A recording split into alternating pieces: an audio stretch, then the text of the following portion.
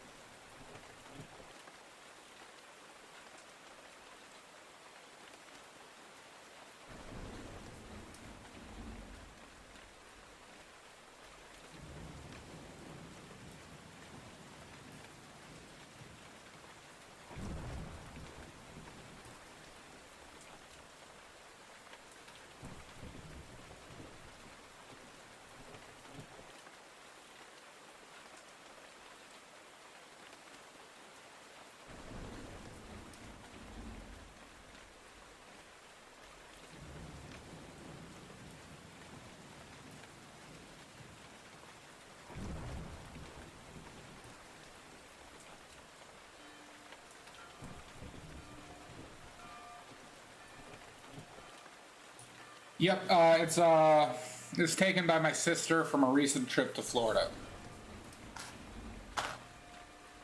Doing it for her birthday. So I gotta paint it exceptionally badly.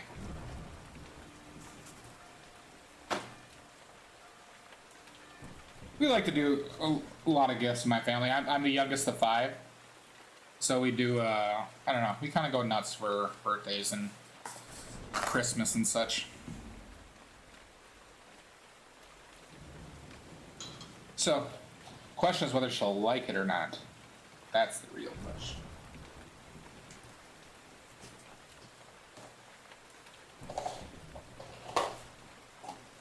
Oh, really?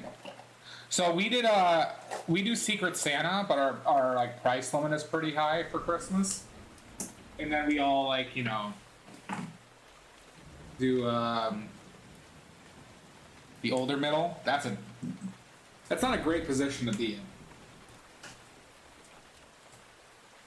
So I sympathize. I am. Oh, you're the only girl too? I have 3 older sisters, and my brother's the oldest, and then there's 3 sisters, then me. That's my family dynamic.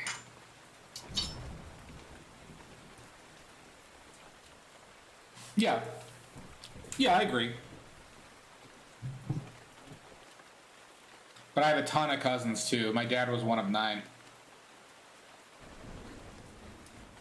They're also all on my dad's side. Because my mom had a sister who didn't have kids.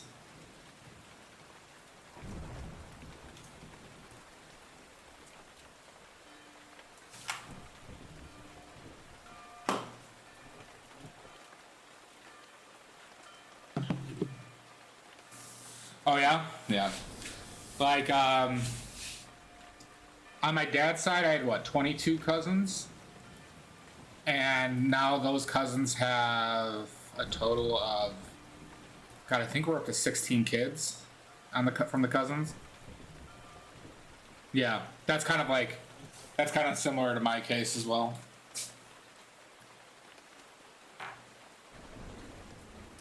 Chicago Polish. That's that side. Yeah,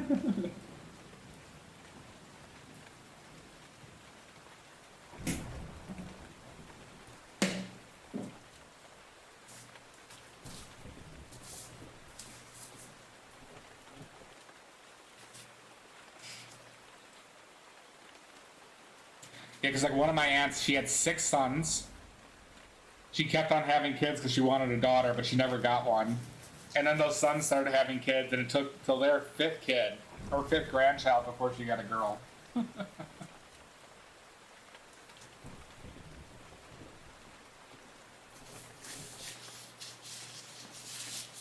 Hallelujah.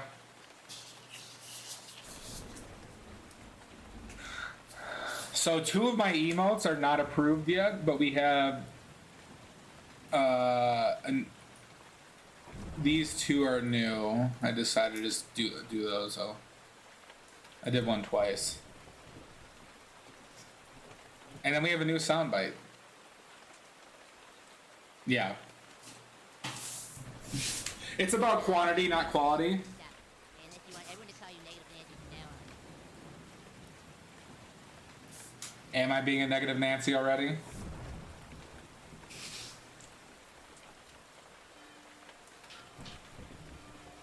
And we got a new, gotcha. Got a new value reference thing. I had the other one, but it's kind of too big for practical use. And they're spread out, so I manually made a new one. So, yeah.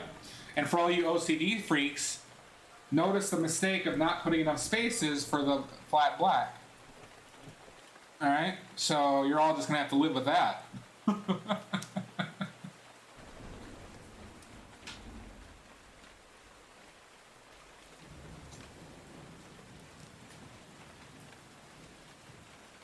Just yeah, exactly, my words.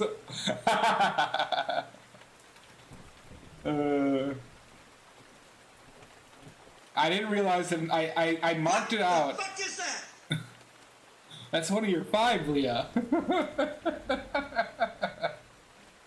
One interesting note about this, though, is this outside is the measured color of my palette. So this outside is what my color of my palette measures to. So I actually went to the, like, back and forth of measuring the palette RGB and matching it. One of them. Yeah, you gotta keep the count going, Leo. But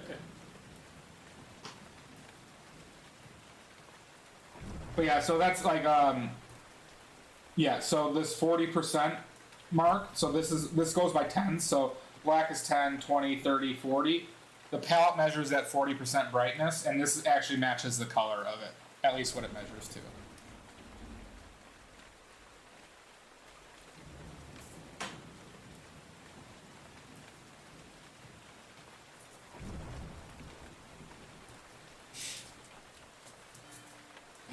Didn't mean to upset you, Leo.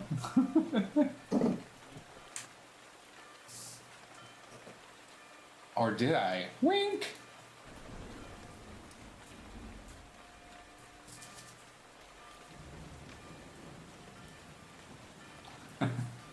Fair.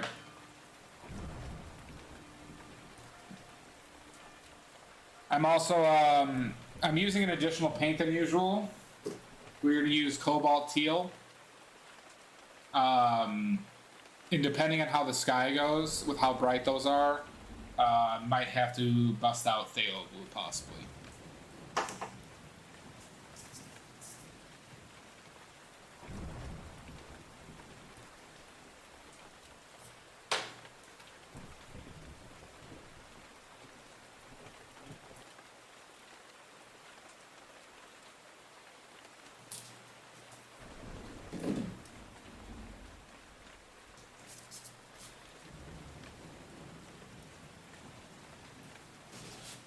Yep. I was watching a Arthur video of his palette. And I didn't know he uses straight vermilion, like the expensive one from Rublev. Because, you know,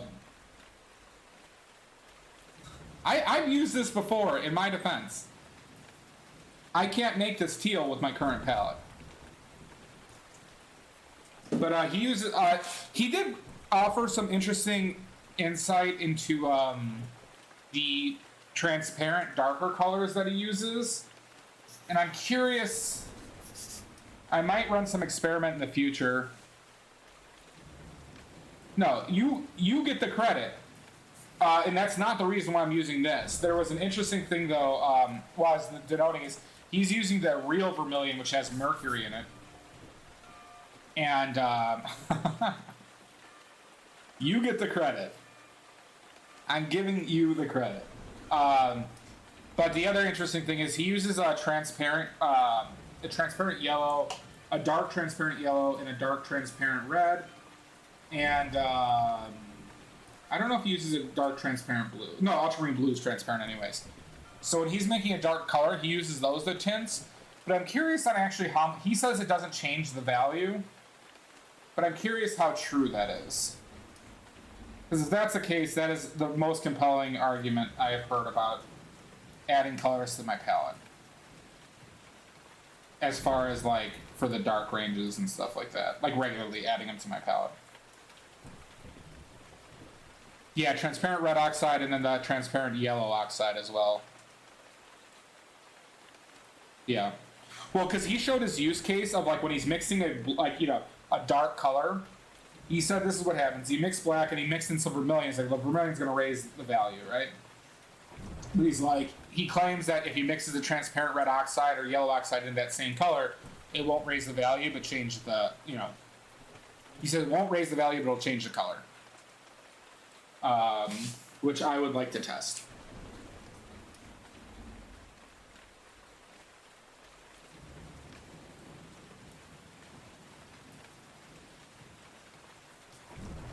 Like, I'm inclined to believe him, but I want to verify.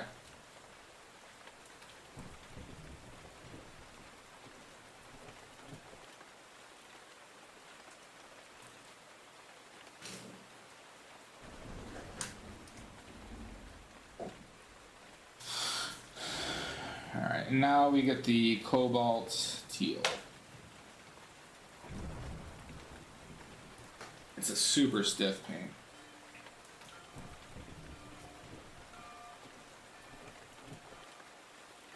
Yeah. The big benefit, though, that the yellow oxide specifically has, though, is the value itself is very dark. Like, if you were to measure it in, like, fully opaque. So, like, that would be benefit. Like, it would make it easier than mixing yellow and then, like, bringing down the value back down with blues and burnt umber and ultramarine blue like I do. But alright. So we should also probably put out some oleo gel.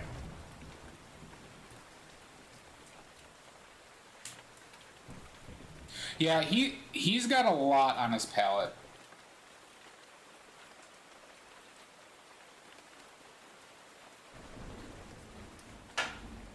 Let's put the oleo gel right there.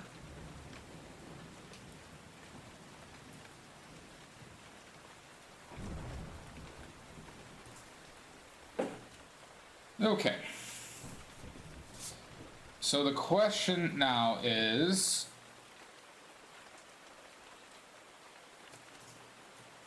how do I want to approach this value sketch? It might be too light overall to do what I did last time. Okay. Hey, Biggs. Hope you're doing well.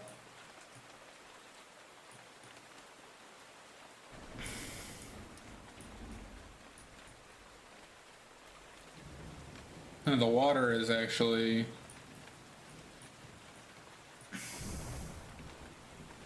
doing well. I am doing well. Okay, so that measures at like it's still above black. Okay.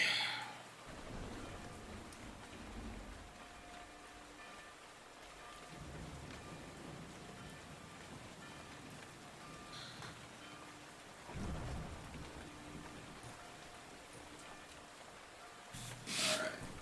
We'll try it this way.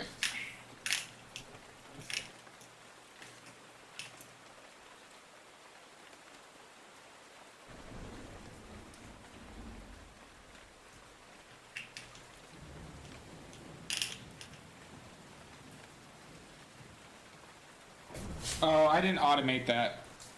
I should automate that.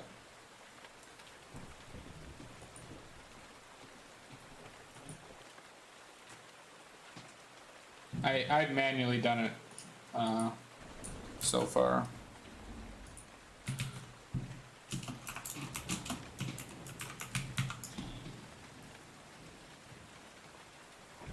Thank you for the reminder. Never mind, I'm not thanking you for anything.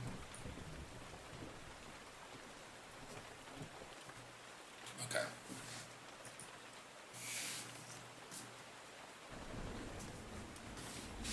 So, what's a good way to do this?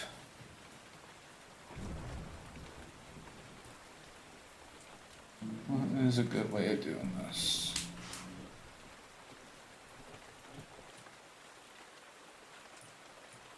Those are all still mid-tones.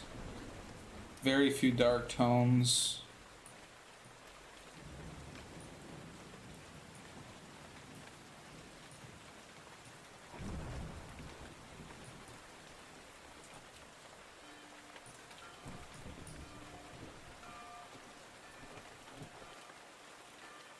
Okay. So let's...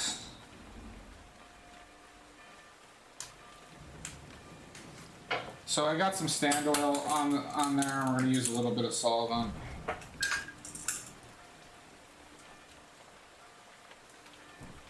So we'll just use burnt umber again.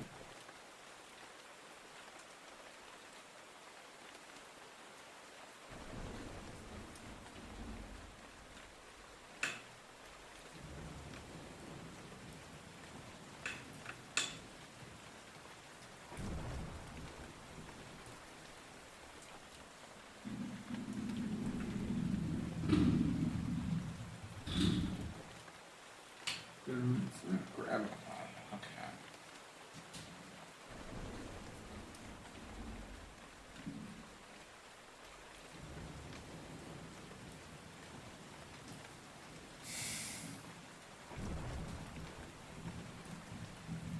So let's draw the shapes. Let's do.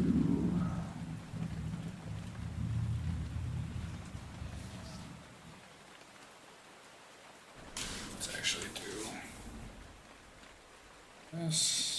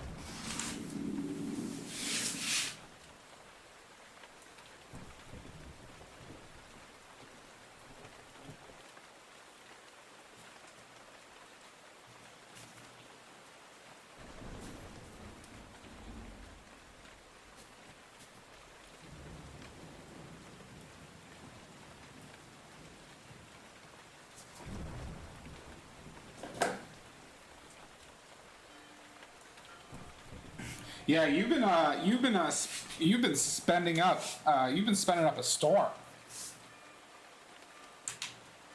I can't lower my prices. Stack up, stock up. Both work. It's stock up.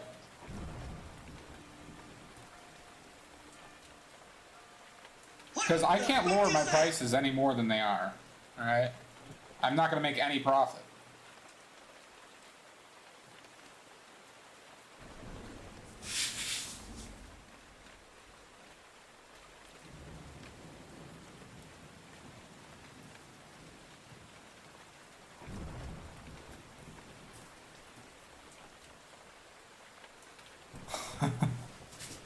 Come on, Biggs, what's your problem?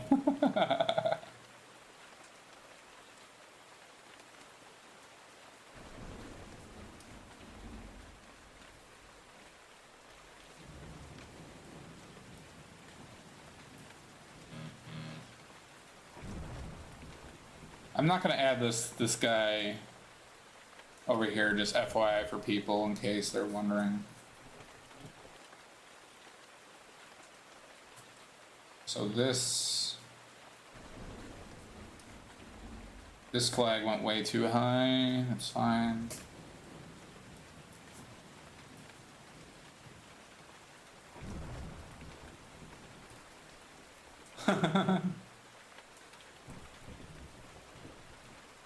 It shouldn't, no.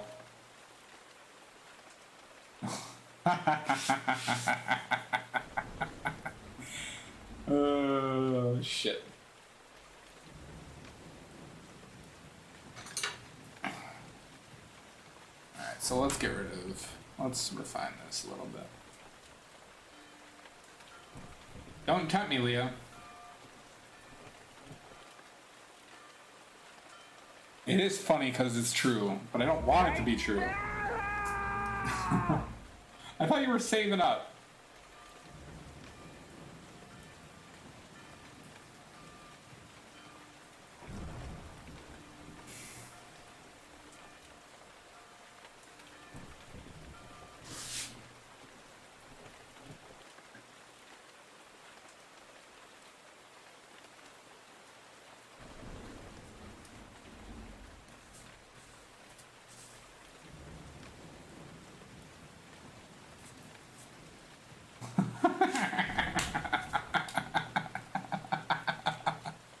All right.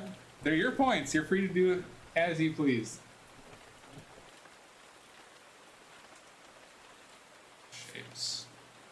Remember shapes.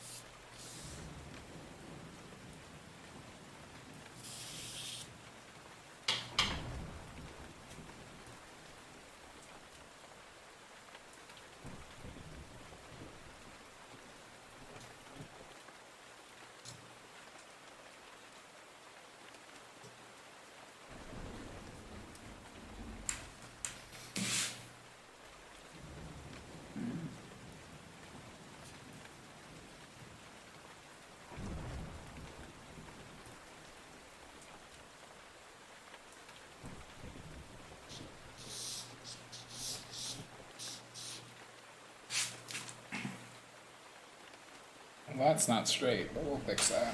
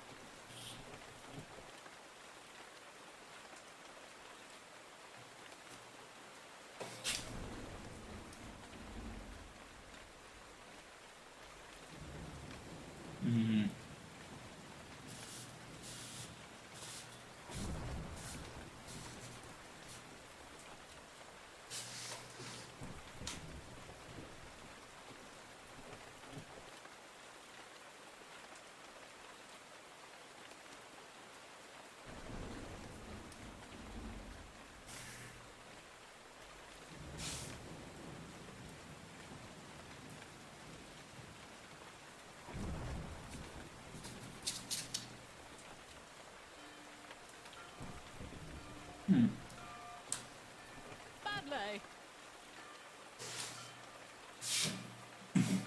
Hi, iShark. Nice to see you again. Made it to an early, or you might have been here early before. I know you tend to lurk.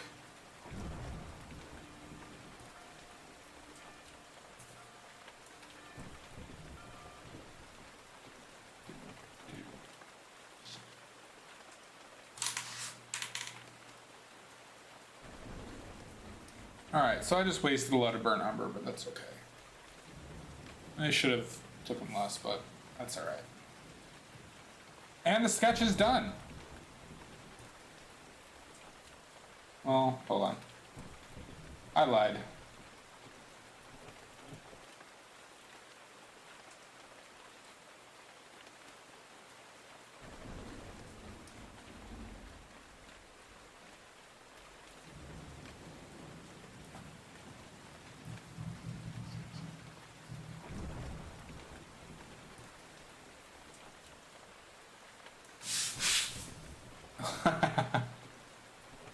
As do a lot of people.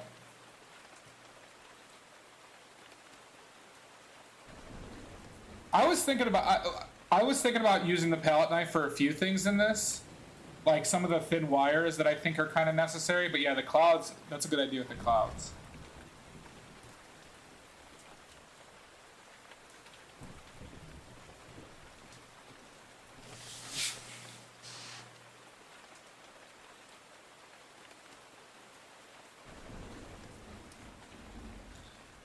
So she claims. Hi, Shark.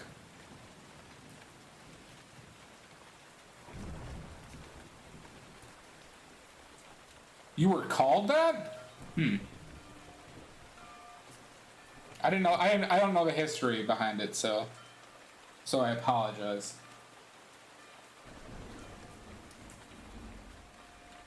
All right.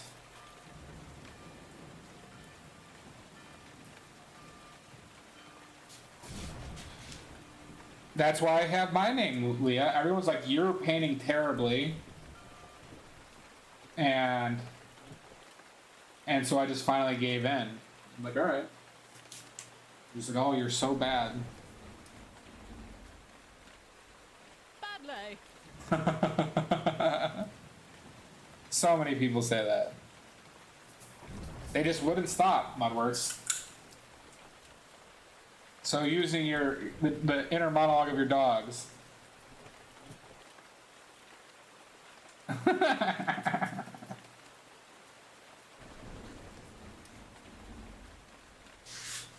Okay. I'm painting badly.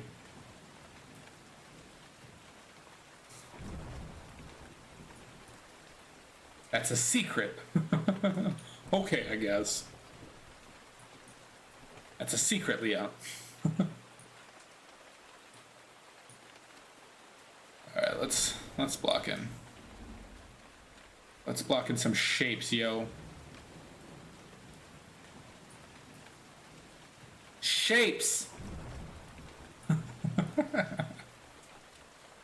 Shapes.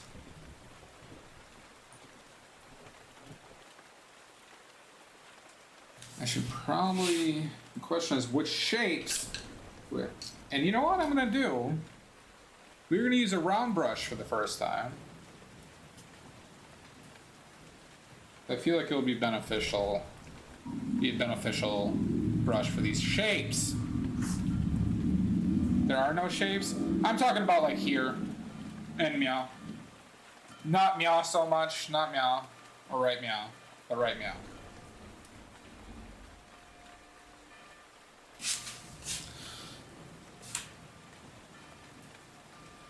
There's the red on the boat, and there's the flag. The flag is full of shapes.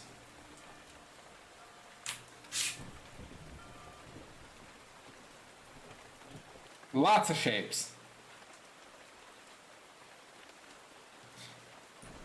This is time I would be good if I was a painted very expressively.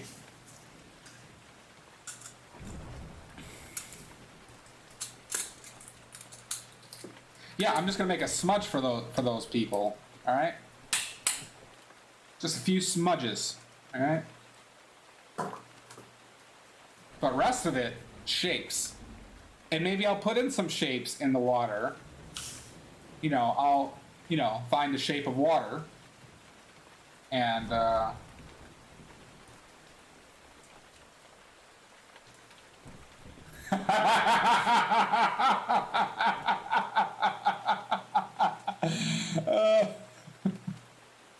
Mudworks got it.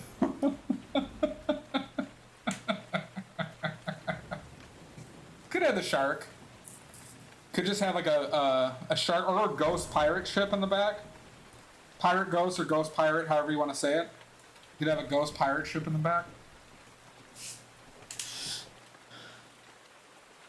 And then fuck it. I'm shocked that she made it through Automop for once. Oh, that's funny. Good times.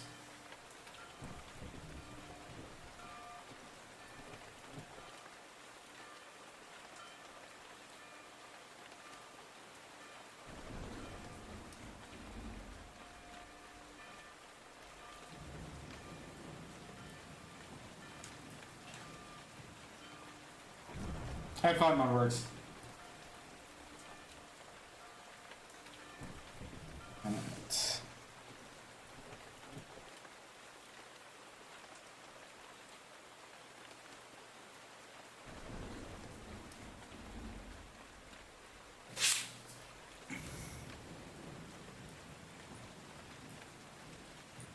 Those are brighter.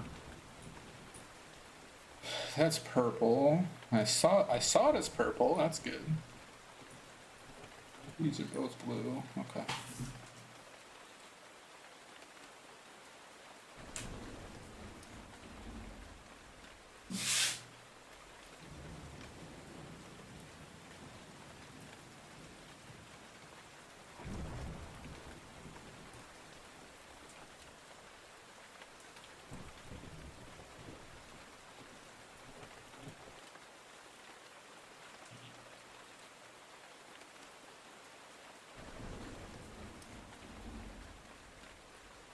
All right, so remember, smudges, not shapes. Smudges. No. I'm painting shapes, Leah. Through hell and high water.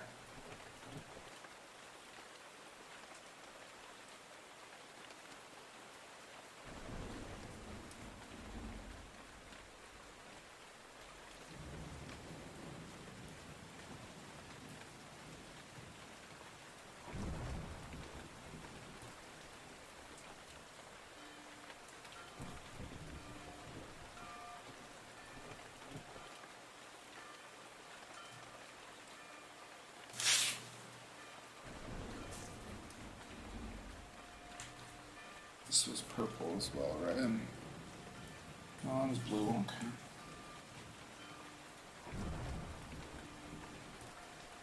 Pepper.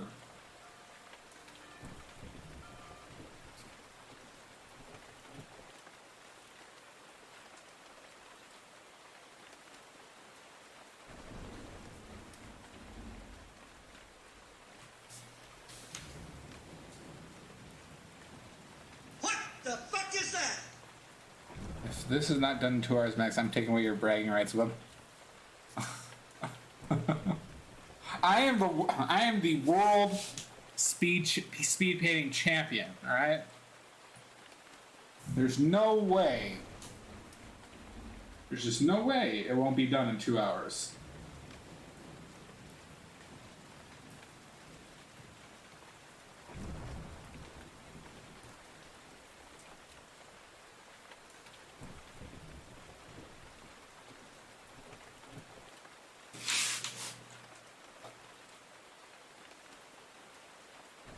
Shapes.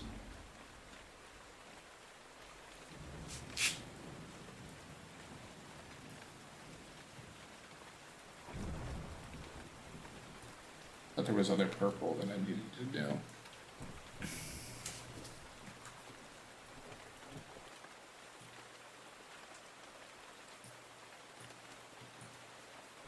That's desaturated.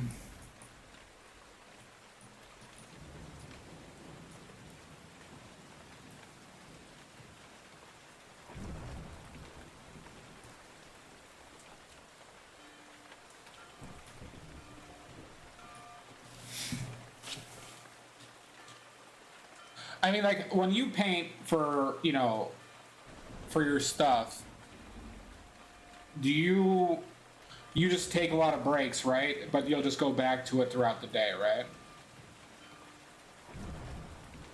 That's how I take it you do it?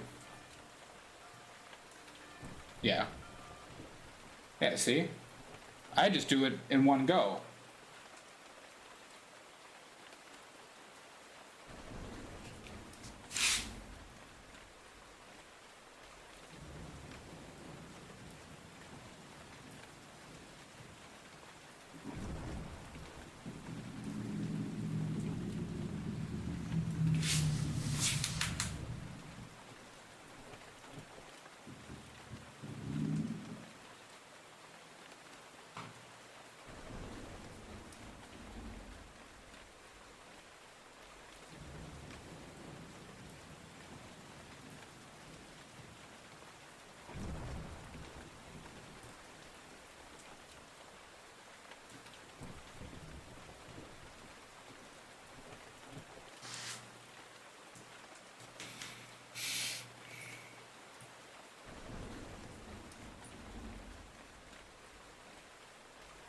Yeah, I bet. So you're not that far off from me.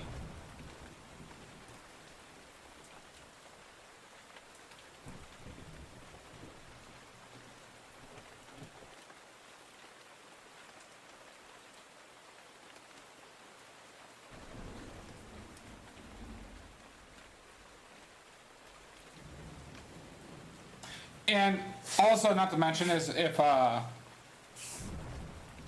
was doing this professionally, where I knew it was like my own source of income, I didn't have to do other stuff, I would paint a lot differently than I do, I think.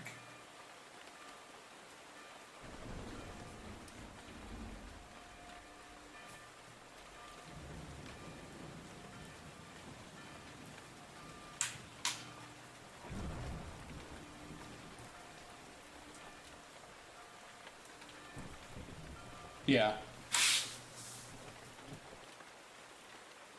No, that makes sense. I don't understand though when people say that they have like. I don't understand how somebody can take like 200 hours on a painting. I like a normal size painting, I should say. I'm curious what they spend their time doing.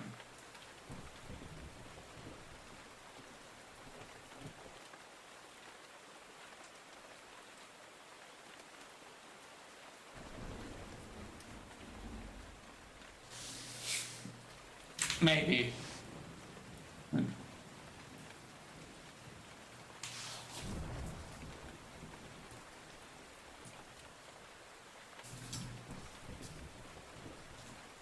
That's pretty saturated.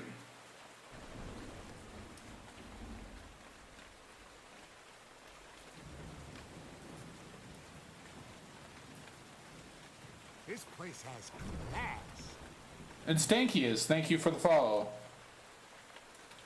Yeah, I agree with that.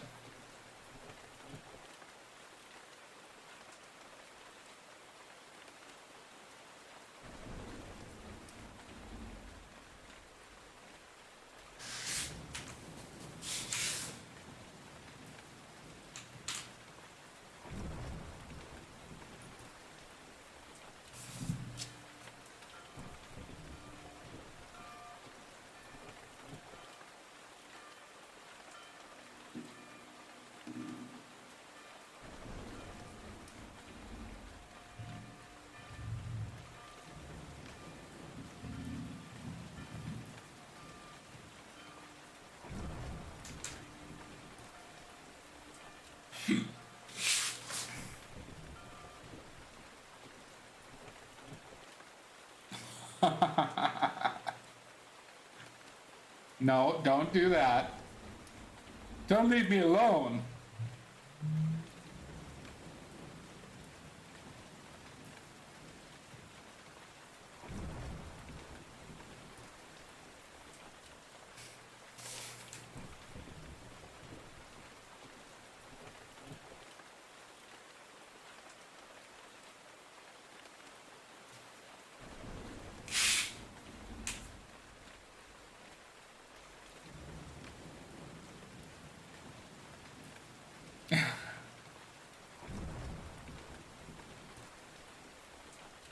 Do that, leave me alone.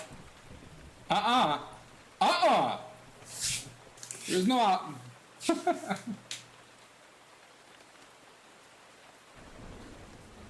It better not be.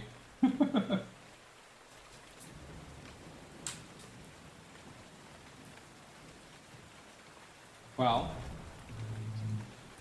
you gotta do you.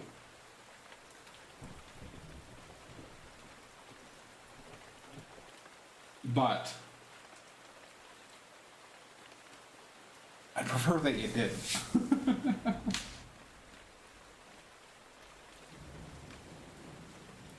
What's the best way to desaturate this a little bit?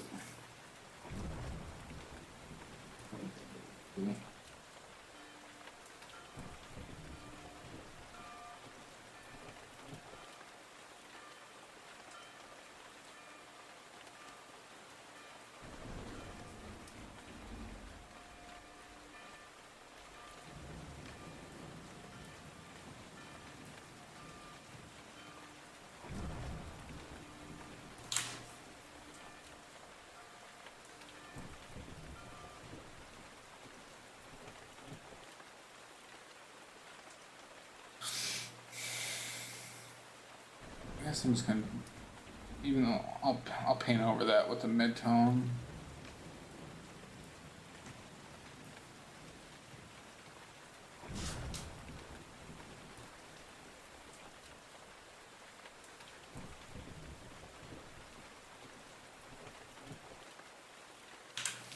What is that color?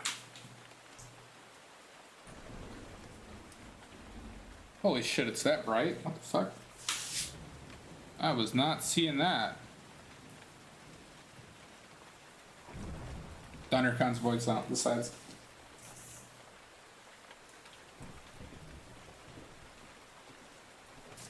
Balls. God damn it. I don't know, I think you should decide for yourself.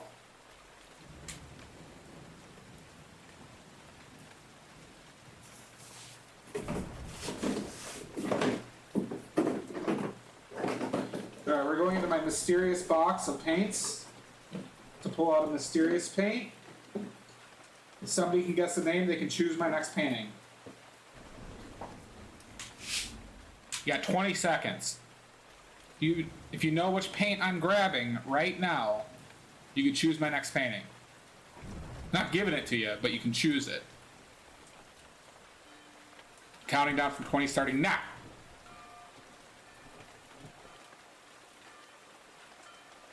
Let's see if we have any participators even.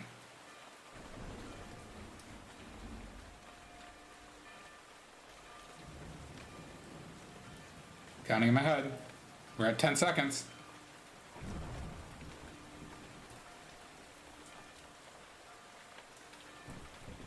Nope. 5 seconds.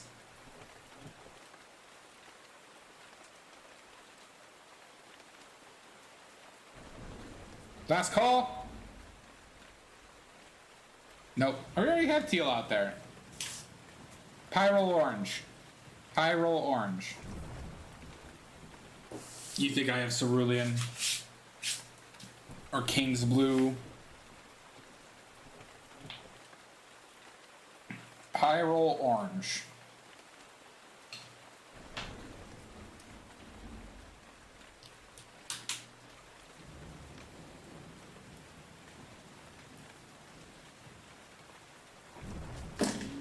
Correct.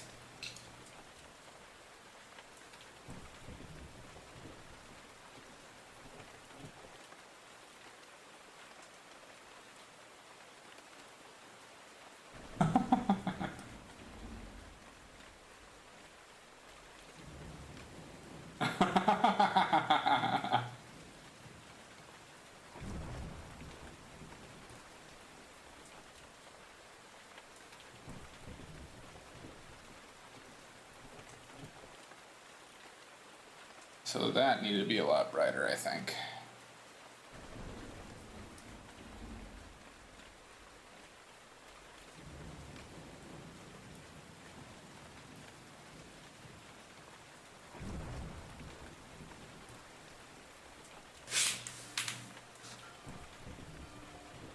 Apparently, he really does.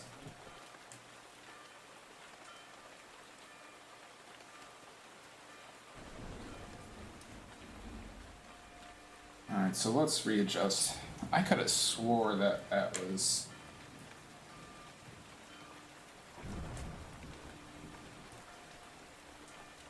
My values are bad. My values are bad.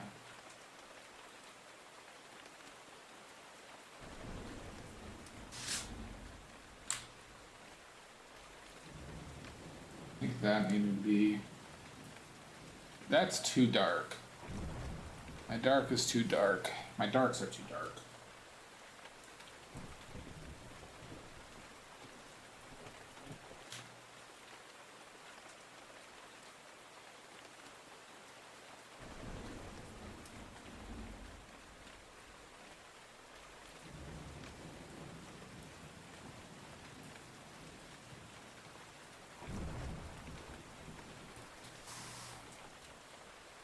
I mean, the name is. I think the name is a. Even if it's a joke, can be a little severe.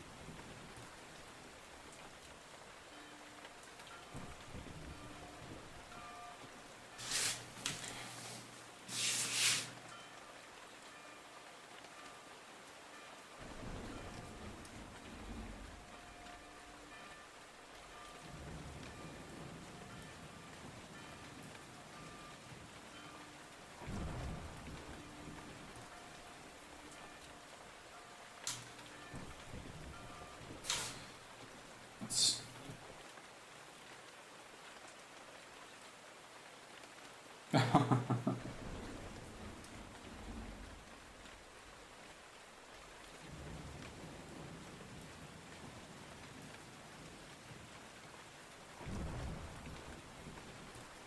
I mean, that's just like based on, I guess, if they know you or not, right?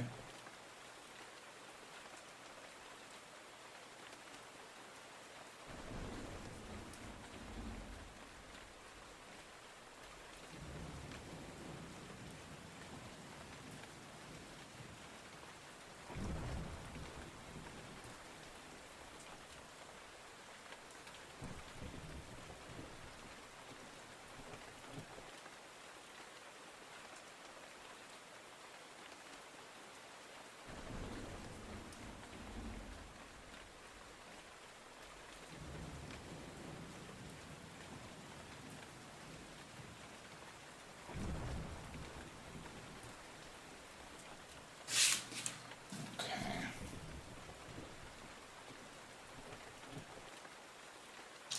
I don't know if I like this round brush.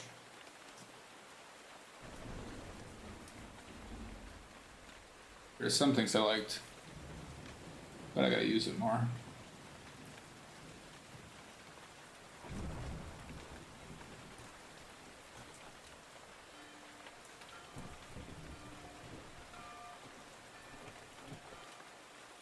And I think these colors are off a bit.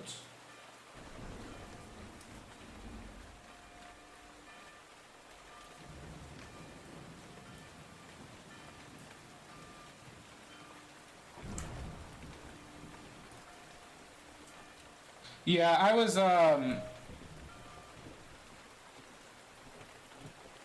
testing them out in this case.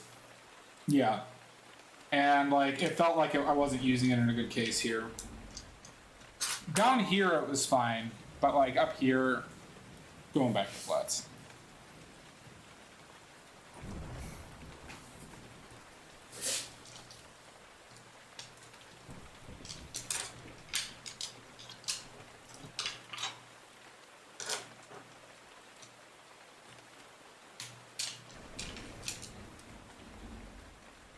Yeah, yeah.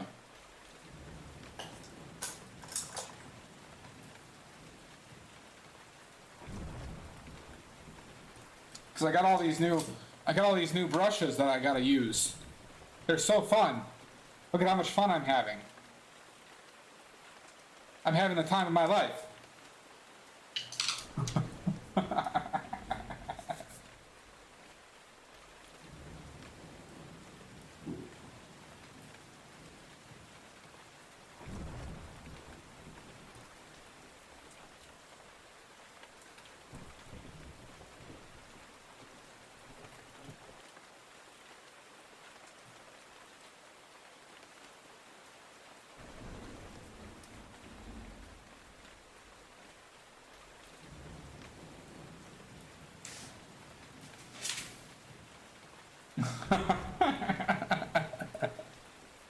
I don't know.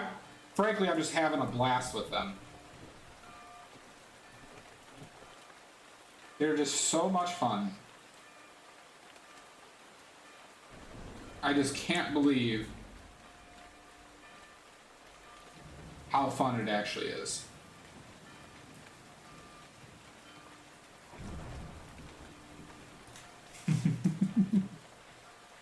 All right.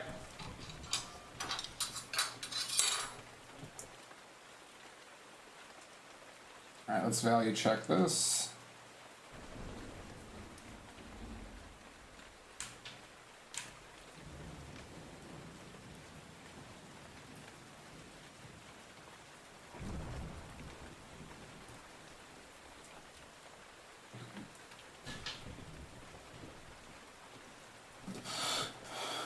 Take a touch of my ball.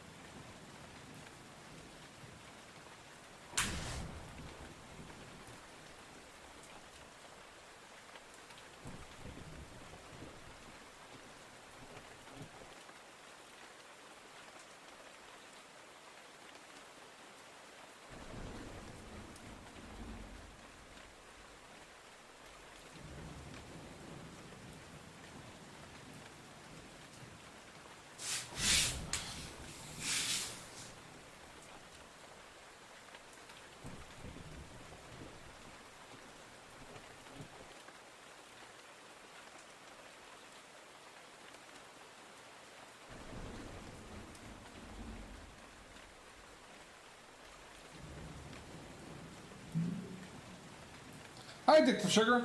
How are you doing? Nice to see you again.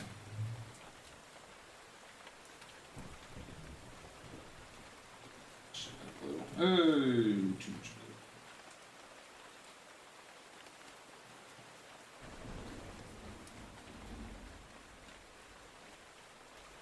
Hope all is well. I'm doing well. I'm doing well. We are painting this picture for my sister for her birthday. So we'll see how this shall go. Oh, fantastic.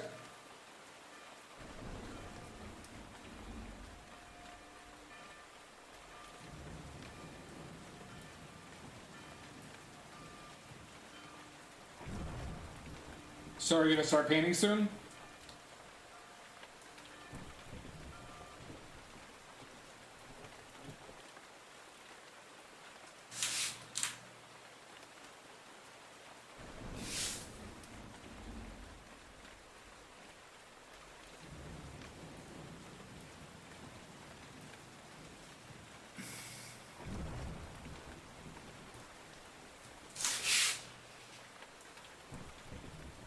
Oh, nice.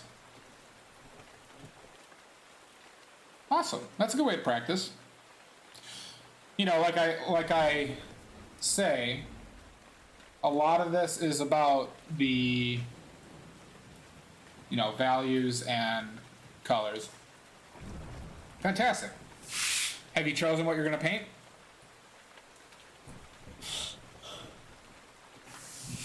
Once again, the big recommendation being that, you know, it's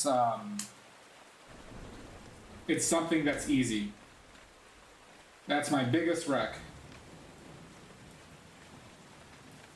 Make it too easy.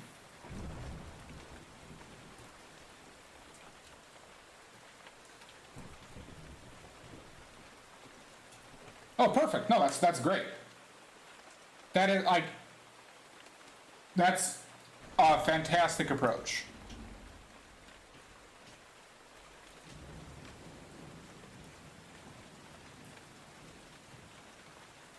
One 90, 80, 70. It's roughly 70.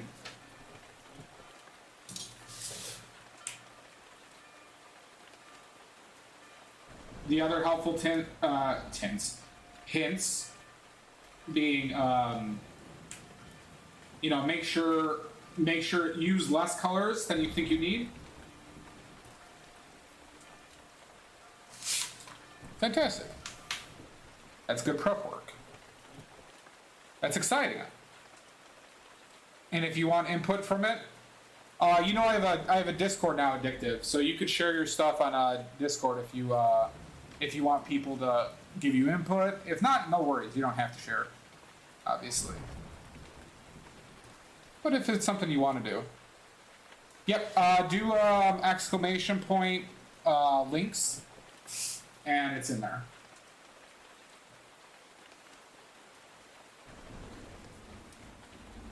Oh yeah, iDiscord too, yeah. All right. Forgot I set up iDiscord as well.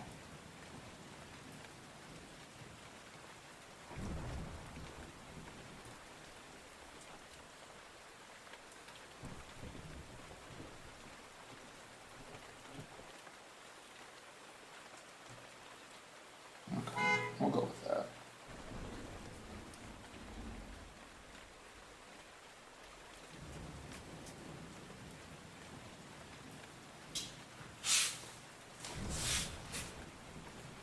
Wait, did you hear the beep? Oh, that was outside. Yep.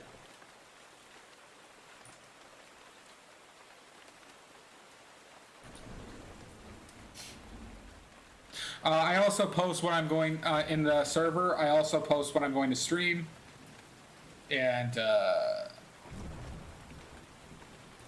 like the reference I'm gonna do. Yeah, I had to figure it out.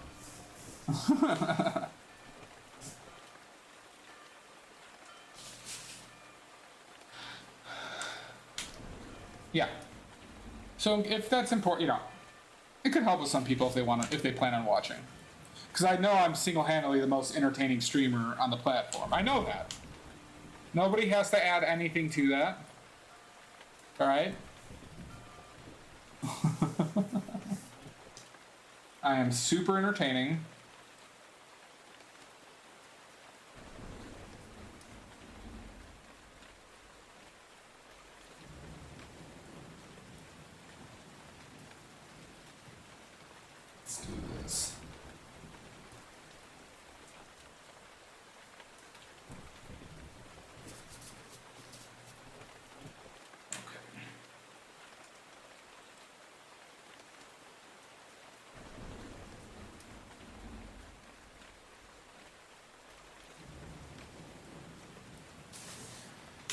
touch of teal. Let's do a little bit more.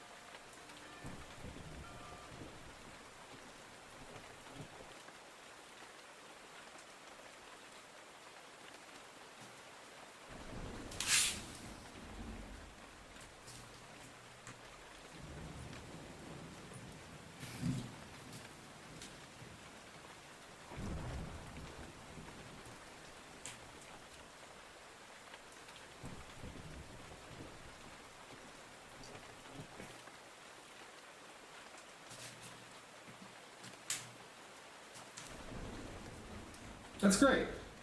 It can teach you a lot, like, at least looking how other people approach certain things, right? There's a lot to be seen, you know? And so, like, you don't necessarily have to do other things in other styles if that idea. How are you? But it's good to see other styles, and if you feel compelled to try it, you might like it. You good? You good. She good.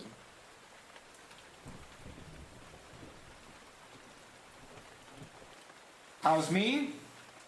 Eyes be doing fine. Doing this painting for my sister for her birthday. And, yeah. So this one shouldn't take me 12 hours.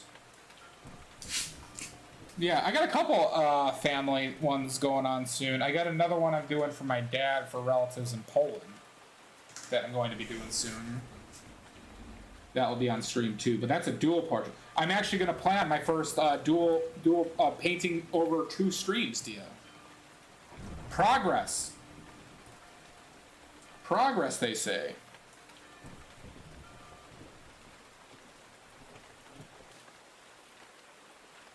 Wowie, wow. Yeah, it's mostly because there's 2 people there's 2 people in the portrait, like it's a husband and wife standing next to each other. So I don't think I'll be able to do it in one. Or I don't feel like spending 13 hours on one. Plus, I'm doing it on a larger. I'm gonna be doing it on a 16 by 20.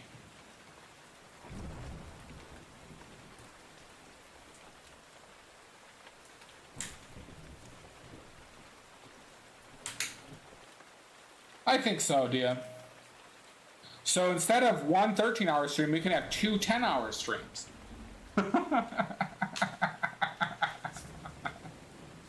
No, it'll be like 2 6 to 7 hour streams.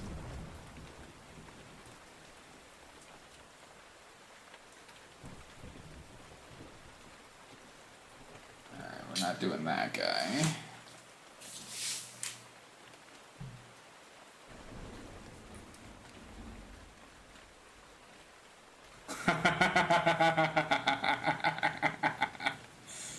Oh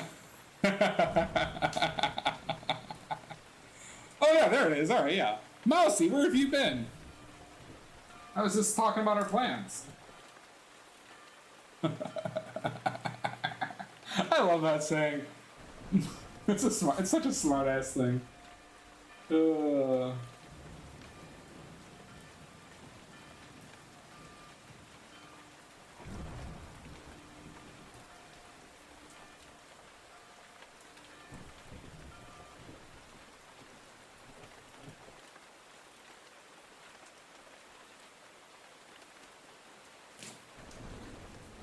Yep, I got it from my family as well.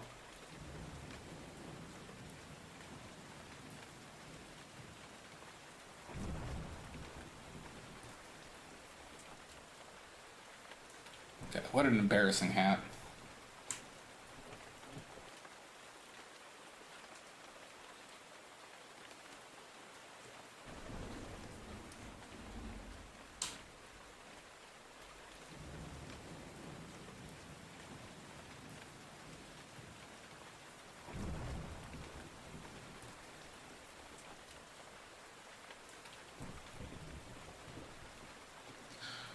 Thanks for hanging out, Leah. You have a wonderful night. Yeah. Always nice talking with you.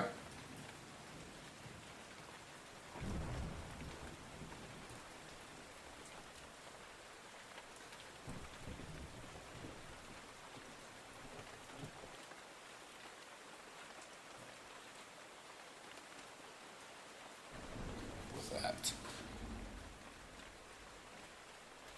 All right, let's see how good these smudges are.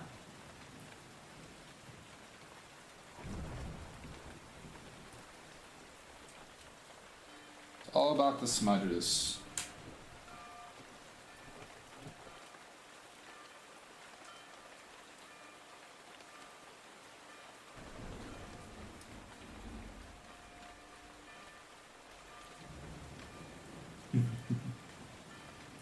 Dia is my favorite executioner. Ruthless and to the point.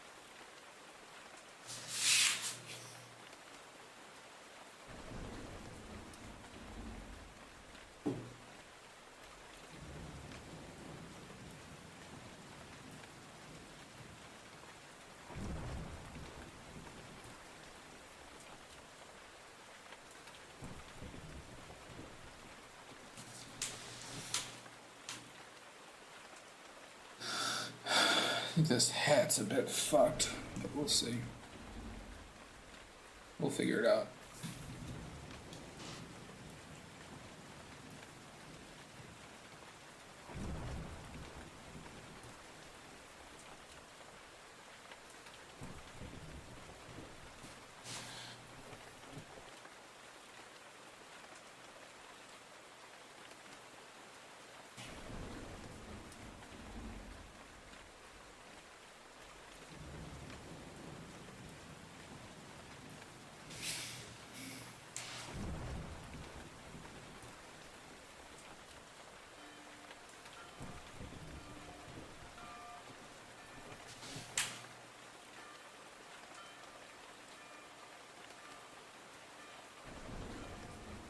This is like very... The problem is I made the head too wide. So I maybe should start getting in this this water before I do any more with this. But let's see.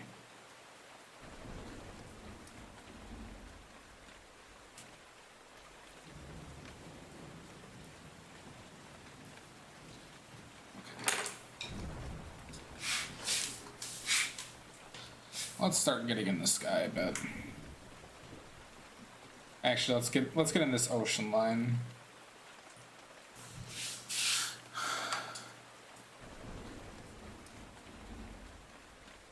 Is that what it is? Okay, it's like 50.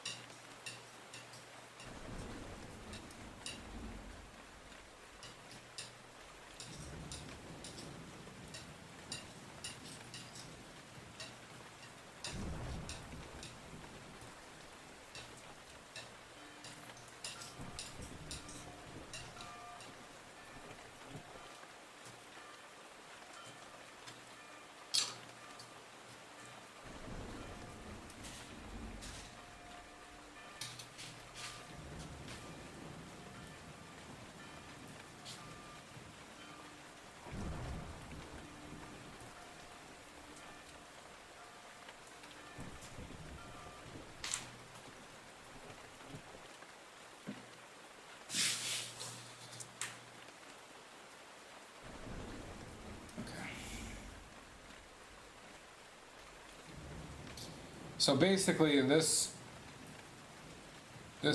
figure is too wide. I think I need to push it from the left a little bit and a little bit from both sides, just a tad.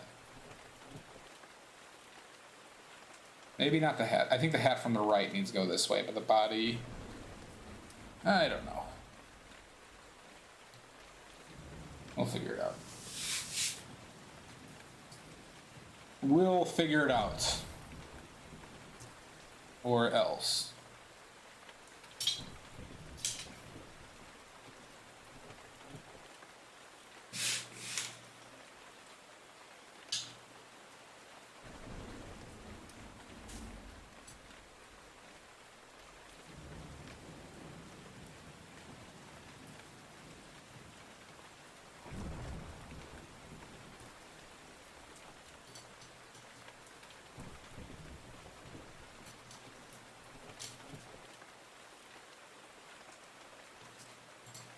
Let's see. I need a 50.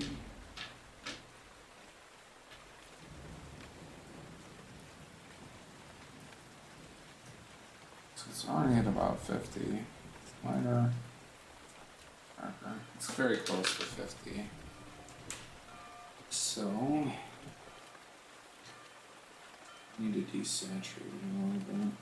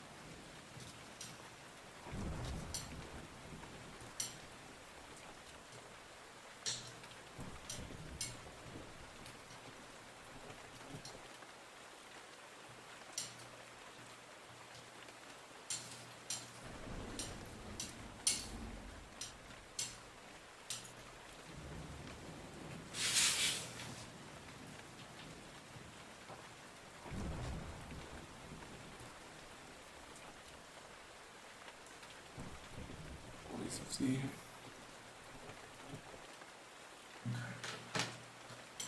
We're gonna go with this.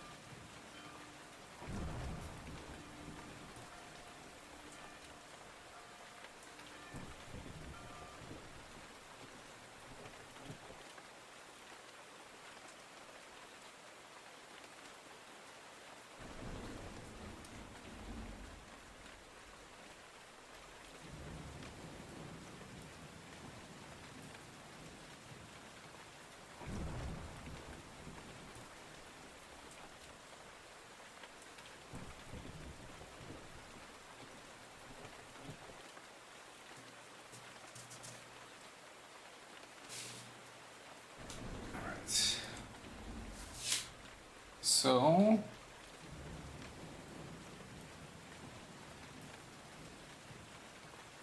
I think I need to raise. Okay, all right.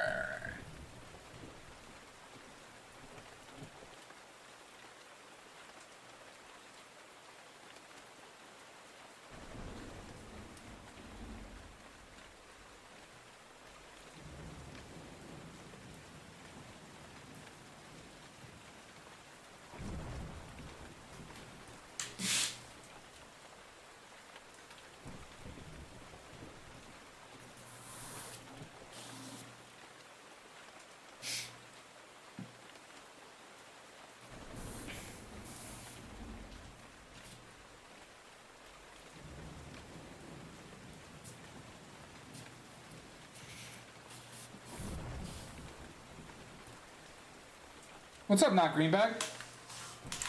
How are you? I'm doing all right. Thanks for stopping by. It is not appreciated. Where is it? You'll never know.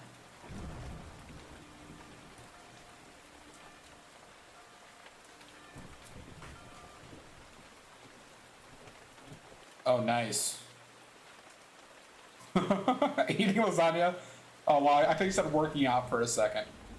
Wait, while working and hanging out? Nice. That's a good use of time.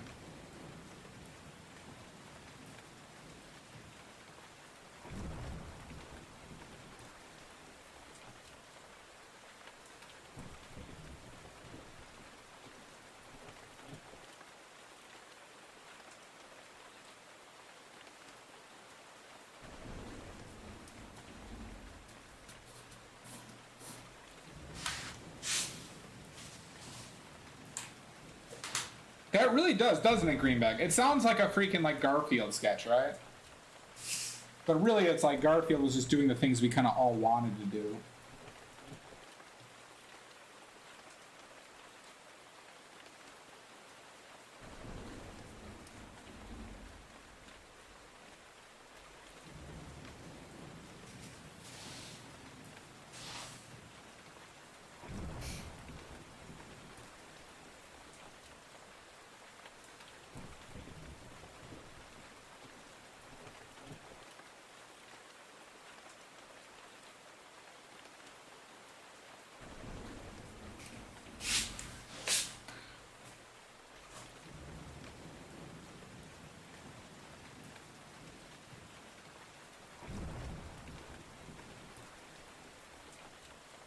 I did not do a good job with the positioning of these stick people.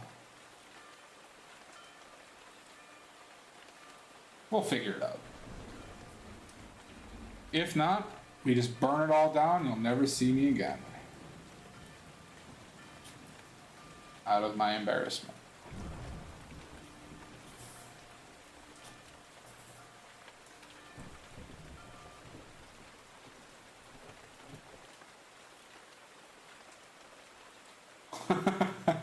I think it's rational, Dia. So I think if I were to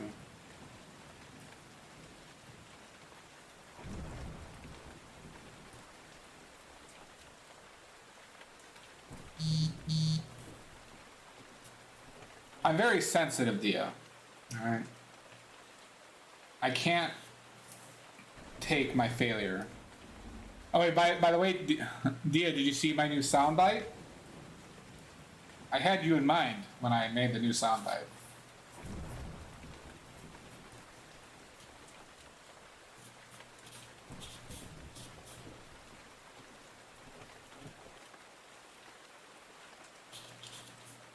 Okay, Kyle, you're being negative, Nancy. Stop it. And you want everyone to call you negative Nancy from now on.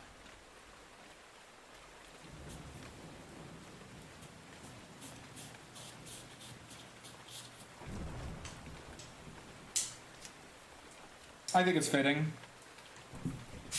I also have these new emotes, one that you might like.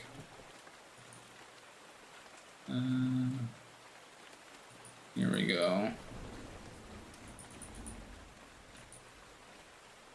I got my first animated one. The other animated one is pending approval. Needs to be louder? Okay. I'll make it louder. I might have had it at its max volume, though.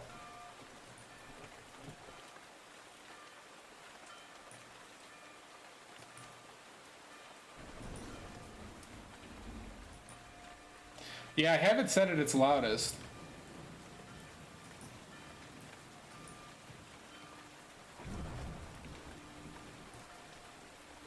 Maybe there's a setting in the stream in the Twitch stream dashboard.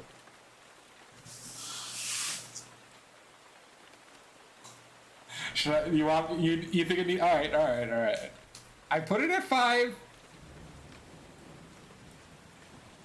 2 minutes? 2 minutes or 1 minute? I'll compromise down to there. It needs a cooldown though.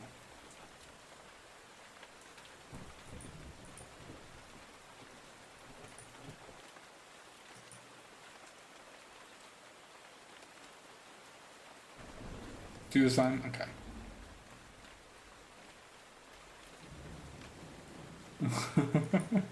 God, I could be very negative, can't I?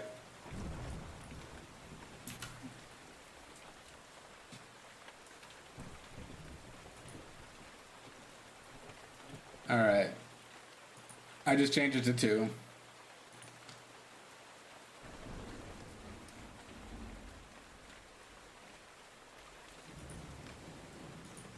Kyle, you're being negative Nancy. Stop it. And if you want everyone to call you negative Nancy from now on. You're welcome. I compromise. I compromise.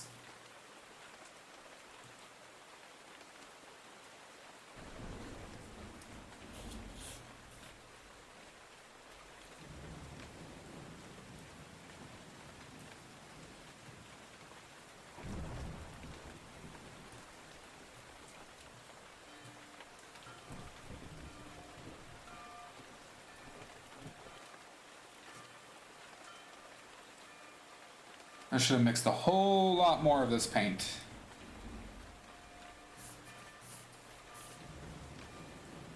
So let's do that.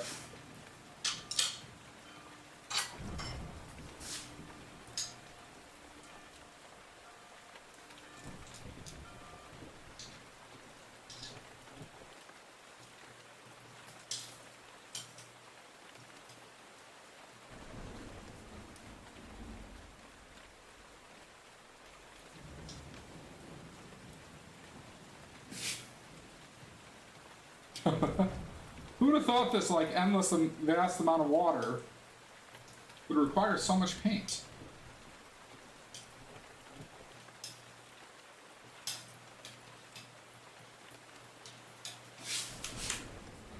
I have a feeling I'm not making enough again, so let's double.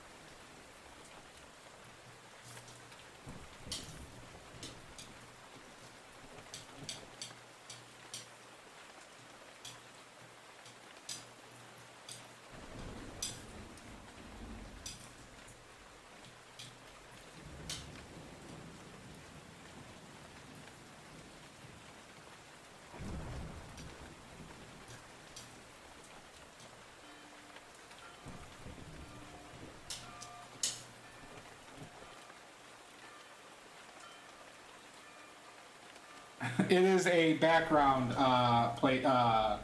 track green bag. For some reason, I like the ambiance that it creates. I like it feeling like Halloween.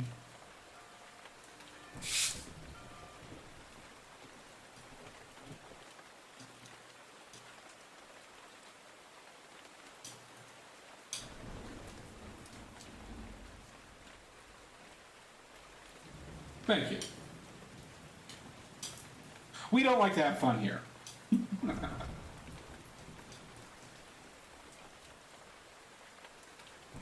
This might be too much, but we'll try it.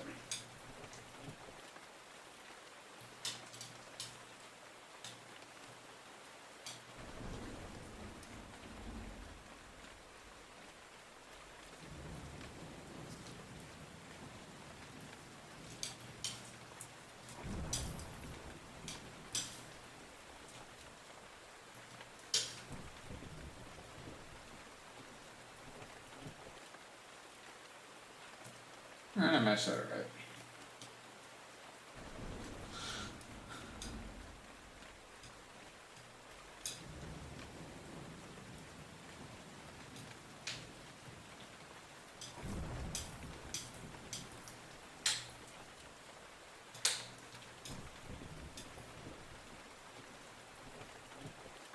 Laughing time is over.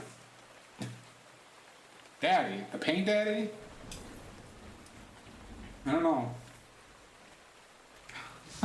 I'm trying to get all this off of this spatula. That's what I'm... But I also like watching paint being mixed, so I apologize.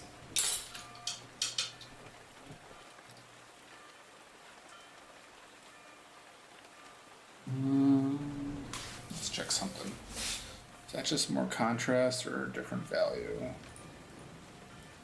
No, it's a tad darker. Okay. We can do that later.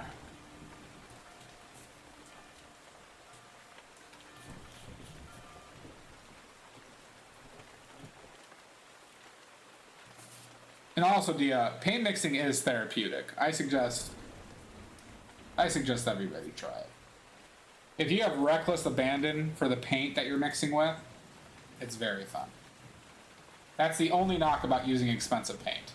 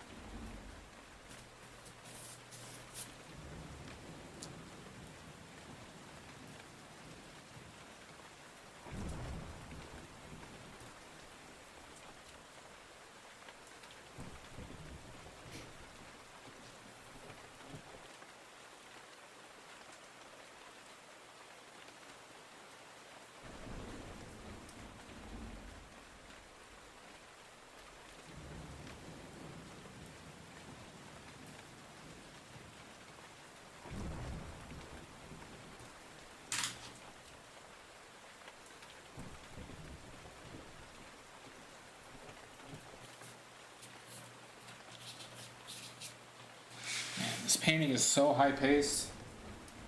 Look at how much of this canvas I already have covered. Unbelievable.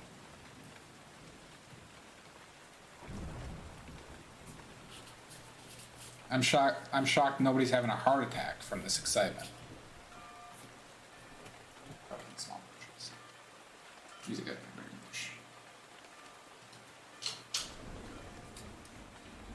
This is not a commission greenbag. This is a gift for my sister. So my sister is the one driving this this boat, and that's her fiance.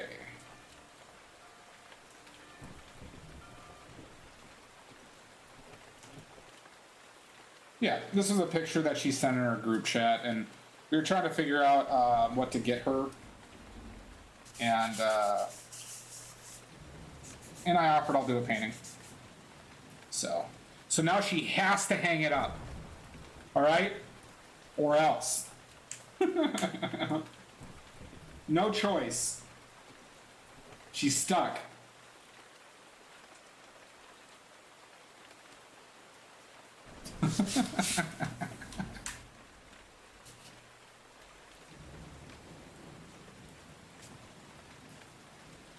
Yeah, Greenback. I've actually never had I've only had one commission, I should say, but it was from a friend of mine. So I haven't had like an outside commission yet.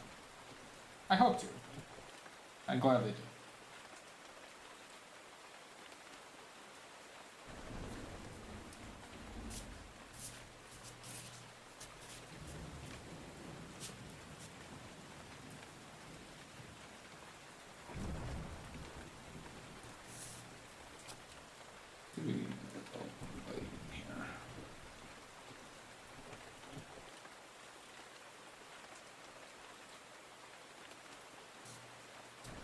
That's kind of the weird thing, though, about giving a painting that you did to somebody, is that, like, they have to feel obligated to hang it up. You know? So it is kind of like it can be an egotistical thing to do. Yeah. Oh, thank you, Greenbag. I'm learning. It just hasn't happened yet. But in due time.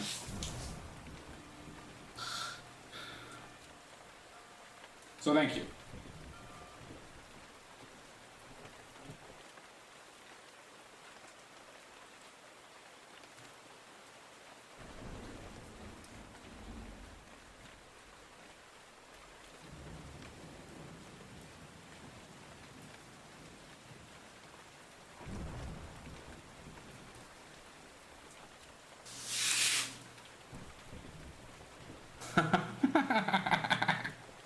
Alright, fine. Fine. I'm sorry, Dia. Please don't kick my ass again. Okay, Kyle, you're being negative, man. Dia's ruthless, Greenbag. She's my executioner for a reason. She enjoys it.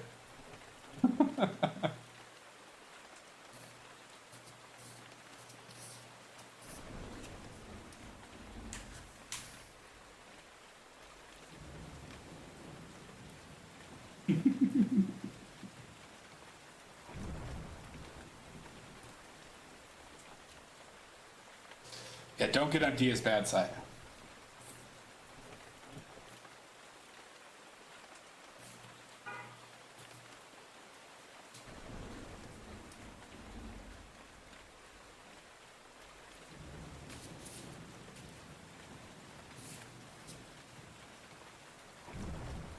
Yeah.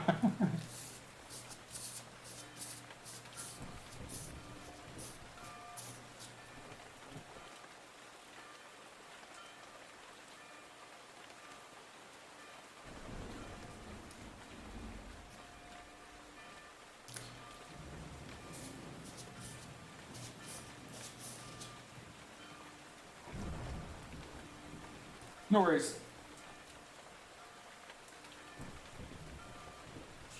Greenbag, you stream, right? Am I following you?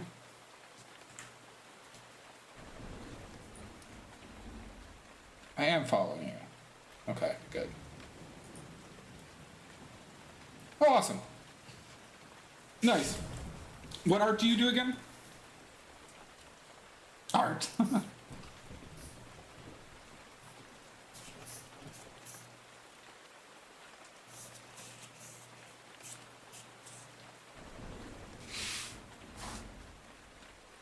That's not stupid, that's super fun.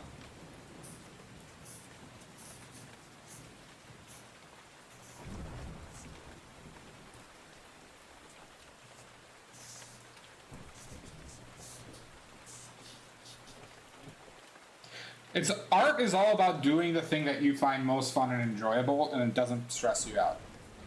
See, I'm a maniac, and I enjoy thinking about all of this. Yeah. Well, I mean, like, Tony Wheeler shade. But, like, you know, if you're doing art that you don't actively enjoy the process of, you are in the wrong business, yo.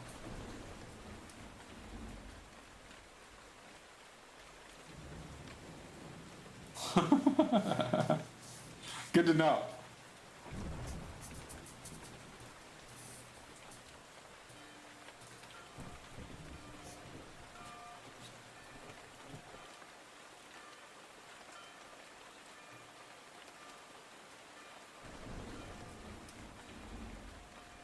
So I see like a little, I'm gonna block this in.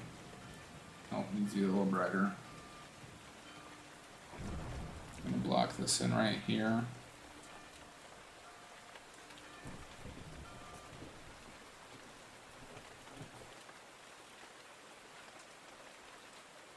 We have to find the shapes of the water, alright? And then as Mudwork says, then you gotta fuck it.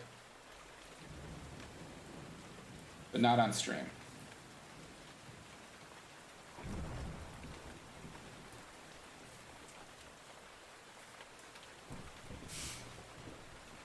I got no intention of turning stream into sourcing yet. I'm mainly doing it to like, I would like people to become like interested where I could sell art and stuff. Obviously there's the brainwashing aspect that I've been continuously working on. And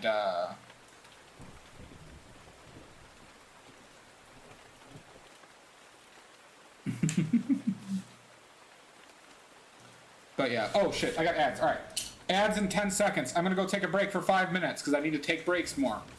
So we're gonna take a 5-minute break. Thank you, Greenback. I'll be back. 5 minutes. Ads starting any minute, so go do something. Run. 1, 2, 3, break.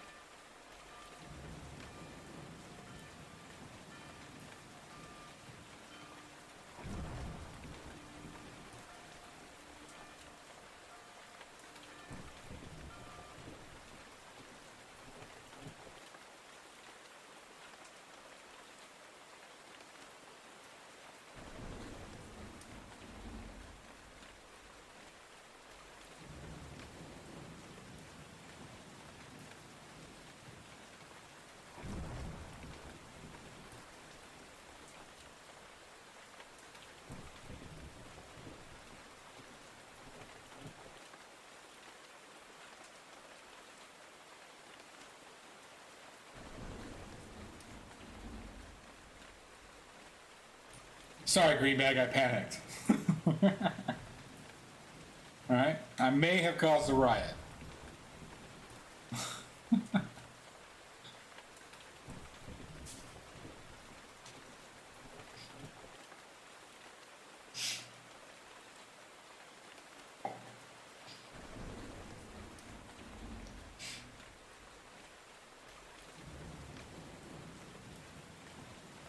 Alright. So let's get this guy in.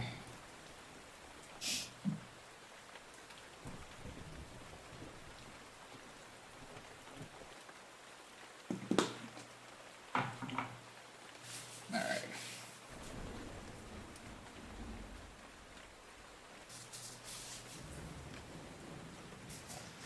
Good.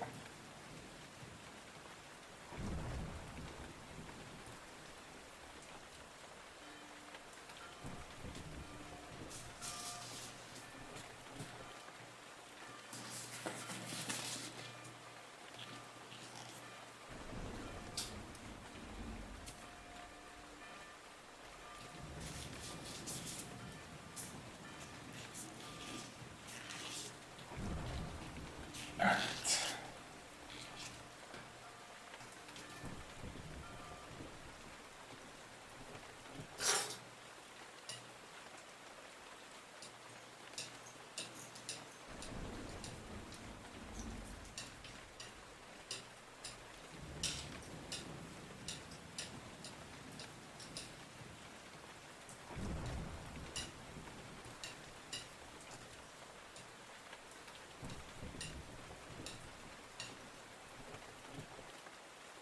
Alright.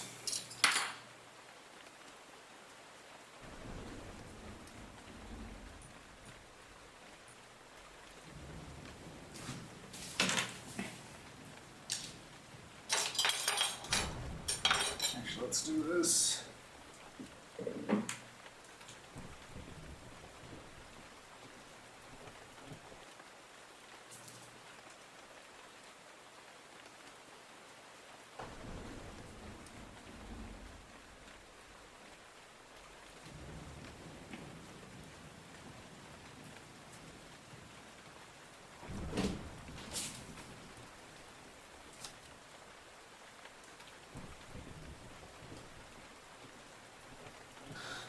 Okay, let's mix this guy. I'm actually kind of happy with the water color we mixed.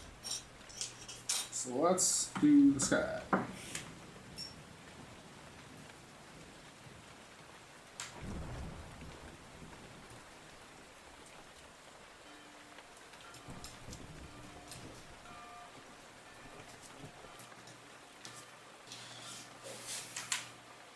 I have to say, the ultramarine blue from Old Holland is it's one of the better shades of ultramarine blue I've encountered. And it's a little bit more opaque than others.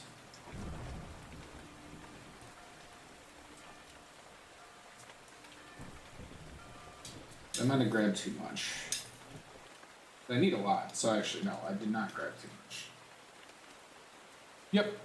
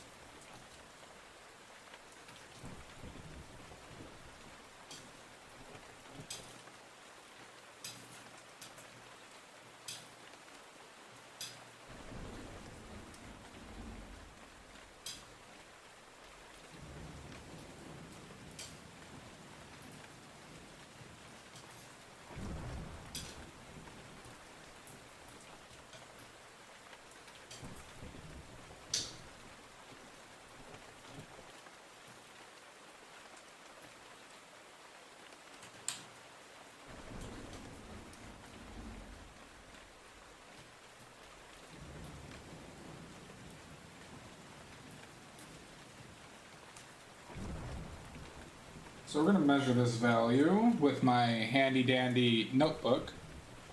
Alright, that's a Blue's Clues reference. For all you people of culture. 70. Alright, that's way... 70, wait, 100, 90, 80, 70, yeah. 70. Alright, we need more white.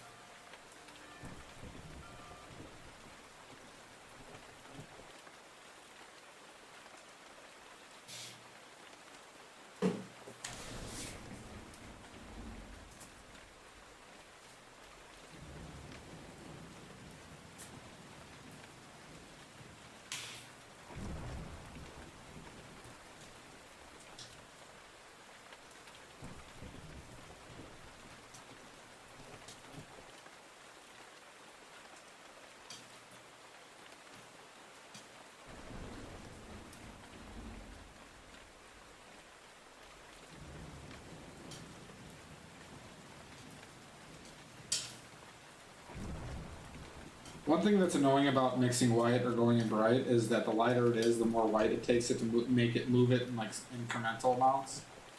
So when you're mixing a really bright color, keep that in mind.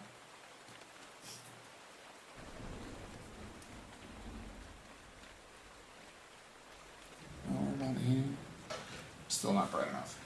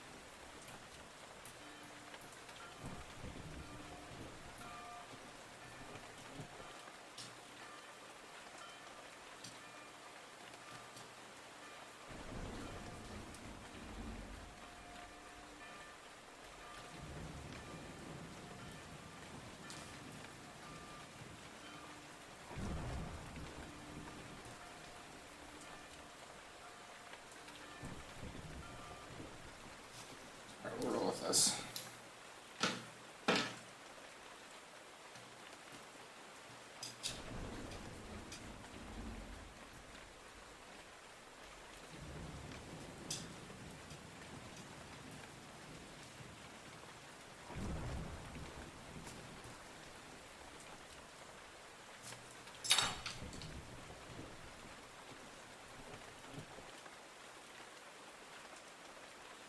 So if you got dirty brushes while you're painting, I don't recommend dipping them in solvent. So the thing that is best to do is take a little bit of the paint that you're going to use next, not from the main pile, and basically put it in your brush and then wipe out your brush. So essentially you're going to be cleaning the brush in the new paint. And that's my one tip of the day.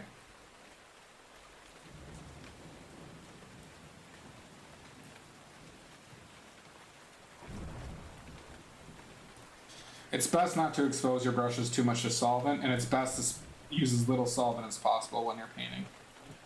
Best in the sense of best practices. So, like, obviously people paint with solvents, and that's perfectly fine. But if we're talking about like health of your paint film and painting, solvent is overall detrimental to the health of the paint film.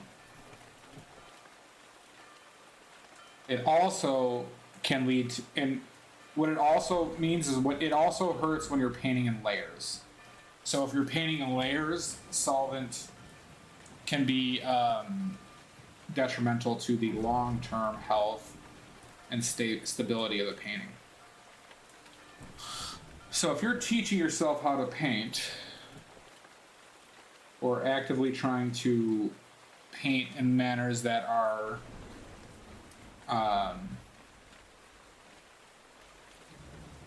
That's the best way of saying this.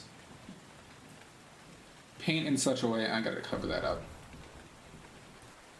Paint in such a way that your paintings are gonna last well. They're gonna have no issues with varnish. They're not gonna have issues with like doing next layers of glazing. There are other mediums that are available that can do the same thing that what you are using solvent for. So keep that in mind.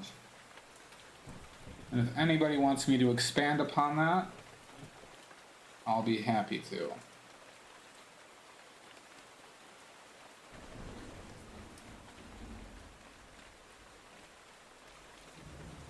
And that's like, this is with regards to like what happens when oil dries and how solvent affects it when it dries. Fuck.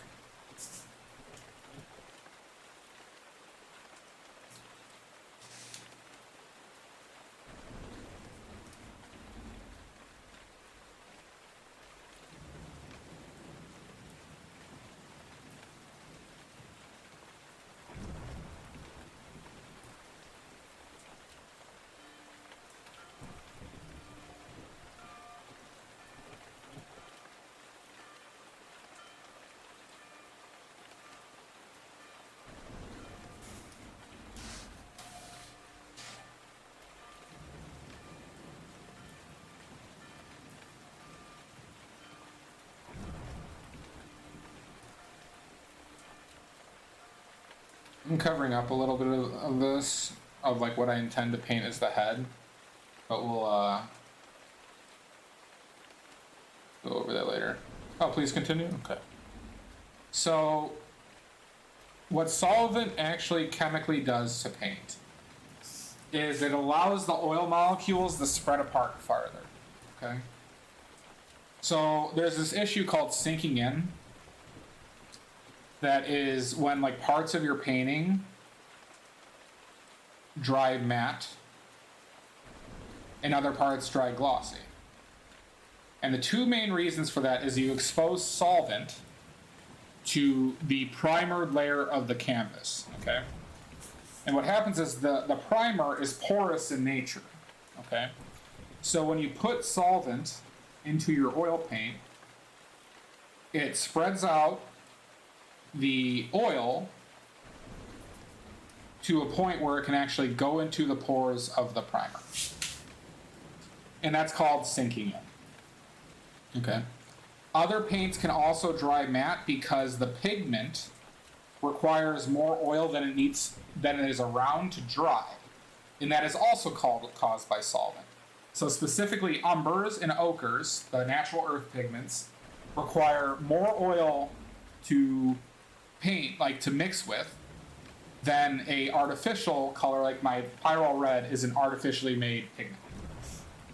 So umbers are literally mined from the ground and then refined, and the other ones are made with like chemical processes. So solvents basically change the manner in which oil dries, okay? So when you're painting in layers, what can happen? Yeah. So when you're painting with oils and layers, if you're using solvent on top of layers that have an inconsistent oil film layer, you risk issues such as delamination. So for example, if I were to paint this entire thing in solvent, paint mixed with solvent, right? And I did a layer and I let it completely dry and did another one, that is a much riskier long-term health like painting thing than if I were to do a really thin layer of straight paint. Let's say I took brushes and I just like spread it out as thinly as possible and let that dry completely. The one with the oil and no solvent will physically last longer as a painting than the one that is used with solvents.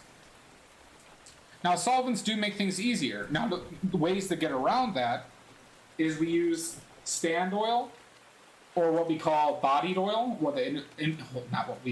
That mouse in my pocket again. But what the industry calls bodied oil. And what that is is it's linseed oil that is processed in a manner like either introducing heat to it, like basically, now it's usually a fairly large amount of heat, but like, somewhere in the range of like around like almost boiling point, water's boiling point, I should say. And so what that does is it starts the chemical reaction process of the oil drawing called polymerization, okay? And polymerization, so what happens is the polymer strands or bonds within the oil get larger because they started that process through the introduction of heat. There's other methods that do it, but heat being the main way. And so how that prevents sinking in is, if you recall those pores in the primer layer, the primer layer's pores are smaller than the bodied oil. That's why also bodied oil or stand oil dries with a gloss finish. It has to do with the larger polymer bonds that are created. And so these are ways to, one, change your finish and to avoid the sinking in issue. And so once again, like salt, so basically once you have a paint layer down, you should never, and I mean never, put a paint mix with solvent over that. And I've done that before because I just didn't know better. But if you want your paintings to last, I mean, we're talking in the case of like decades at times, but like there's been, apparently problematic methods of teaching art students before that were like a generation of art was lost with regards to like oils because of some of the methods taught. I'm talking as recent as like the 80s and 90s. Now I'm parroting what a company is saying, but it's largely based on their research. Like they have articles written on that. Yep, it does suck. There was actually a very famous Josh. What is his name? Joshua Sanders, maybe? There was a famous painter who was very innovative in his methods. And he was trying to recreate early Renaissance style paintings that had this like thick, like glossy, almost like glass-like finish to them. And so he started introducing like wax and resins into the paint while he was painting it. And a lot of those things to use also required solvents. And his paintings literally fell apart within like a couple decades. And a lot of people consider him like, a wonderful painter. And he was very innovative. Like he was a very skilled painter. Yeah, so like, I bring that up to people because a lot, like, it's easy to not care about it, but if you're learning, I think you kind of owe it to yourself to paint in such a manner that will lead to better success. And it's not like it's like a manner of just learning like different habits that are just empirically better for the health of your paintings and the techniques that you're using,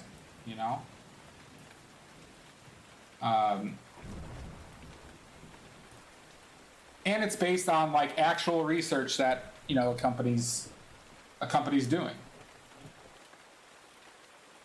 So like, for example, also like not using like, remember that it makes it's practical, right? It's like,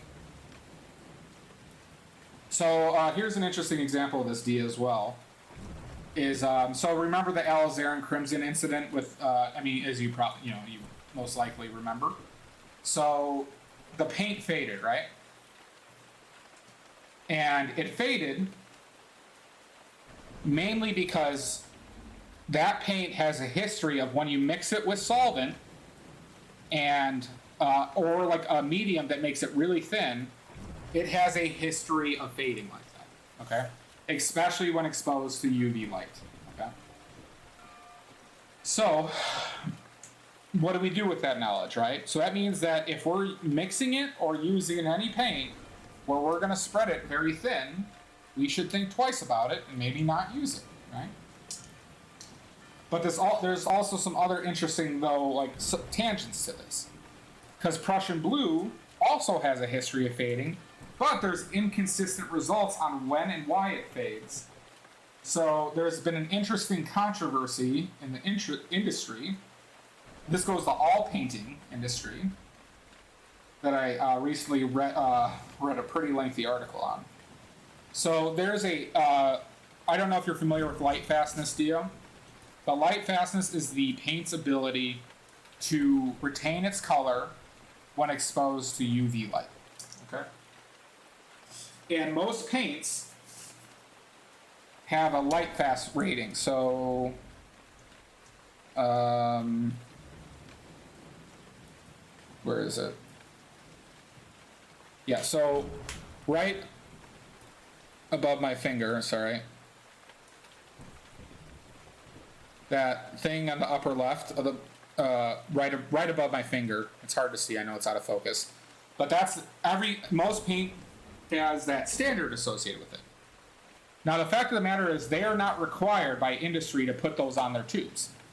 They do it because it's a selling point.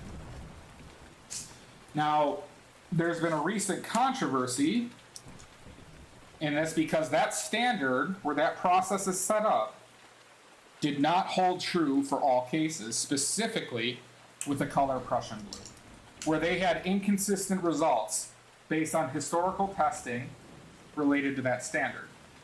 And that company that owns Williamsburg first discovered it, and the company I buy my pigment for, which is called Natural Pigments, did follow-up testings, and they have found similar results where specifically ultramarine blue, and they tested alizarin crimson, do not hold to the predictions of the standards on what the standard rates their light fastness at. So what that means is, like, they're doing more testing. Like, this was discovered in the last year and a half, mind you. So we know that light fast standards are inconsistent at best, but we also have history with certain pigments about light fastness. So it might be better overall to stick with paints that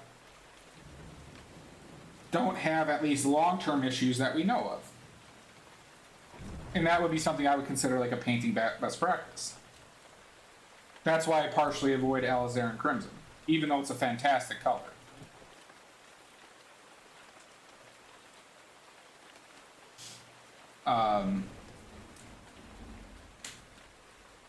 Oh, God bless America.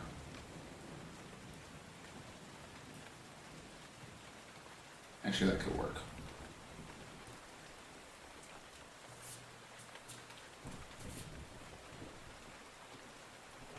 Correct. So, there's also ones, though, that have, like, once again, it's, like, inconsistent, but, like, if you recall, I said don't use paints with zinc in them. So, zinc is a pretty long-term historically used white. And there are paintings that use zinc white that that have held up fine, right? So we actually don't know why zinc white, for example, well, we know that when it dries in oil, it changes that paint film, that pesky paint film that I was talking about, to become very brittle, strong but brittle. So think of, like, instead of it drying like a really heavy duty rubber, it dries like concrete. So once it breaks, it shatters and breaks all over the place. Instead of just like being able, like, so linseed oil will normally dry like a really strong rubber. That's how it binds the paint. But zinc, for some reason, the pigment changes the reaction to act in a manner that is detrimental to long-term health. So we'll see some paintings that were used with zinc white where the paint is flaking off completely because the paint film cracked. So now, but what we have found is when we mix some zinc into into titanium white, like in a ratio of like 10 to 1, let's say, it has remained fairly stable. And zinc has very good properties as far as non-yellowing and other things. So it is a beneficial pigment to add to titanium white. It's also not as cool as titanium white, so it can help mitigate some of that. So if there's a way to figure that out, you know, we can benefit. But partly is companies are not doing necessarily enough research into some of these historical issues. But it's not like there's a huge demand for zinc white either. So it's not like I'm like really blaming them, but.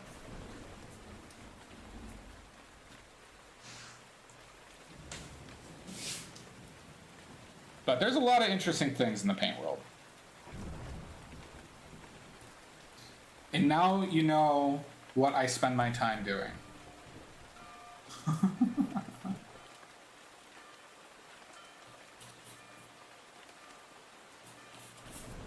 Personally, I find it fun. Yeah.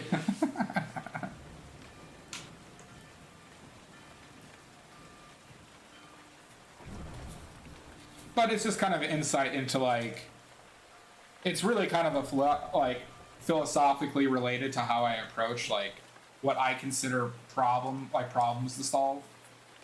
So as I've been teaching myself how to paint, I come across these, not necessarily, I didn't have to deal with like light fastness, right? But it came up when I was deciding what paints to use in my palette.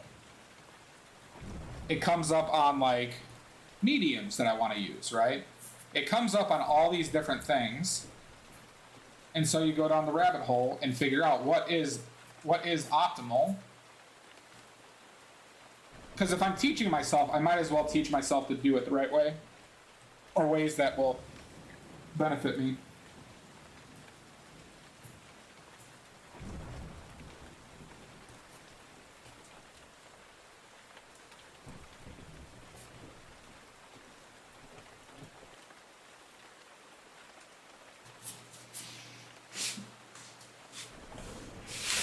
Yeah.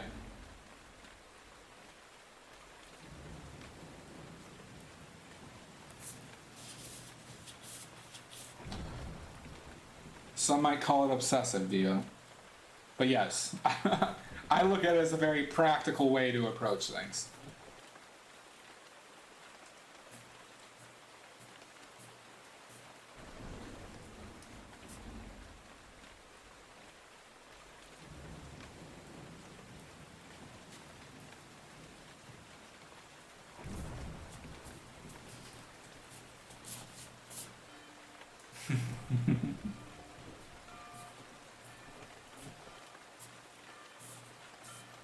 See, that's why like the argument is like, there's arguments to be made where it's like, well, you know, if I hear somebody say I love painting, but but they don't like, or they're trying, I'll say if they're trying to get better at it.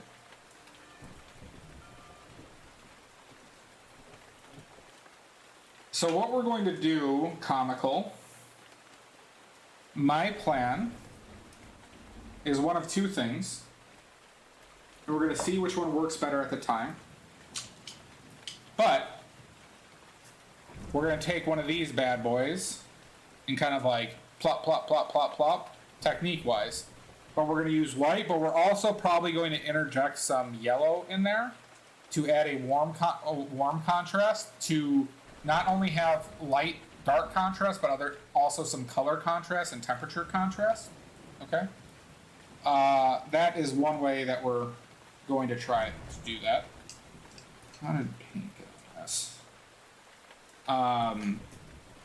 Then other things that we could do. Well, you know, we're kind of doing this gradient, but it's okay if my brush gets a little dirty as well. As you can see, like some brownish tones kind of got interjected in these regions here, which doesn't really bother me, because like we want to add visual interest when we can as well.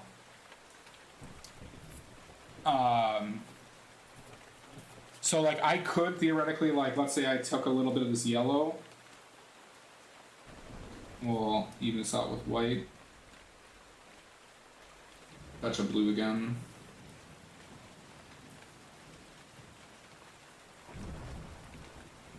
We'll take a little, actually take a little bit of this orange. A little bit more blue. But we can do something like this as long as we keep it at the same value. So one thing we could do to add visual interest is make a slightly different color tone with the same value, right, as the other one. But it's important that it's pretty close to the value, right? So you see we have one that's just like the same light and dark. It's hard for you to see, but to me, it's like a little bit more green. And we can interject it in places to add to like visual interest, right? We don't just have to paint with a light blue. This area is a bit dark, in my opinion.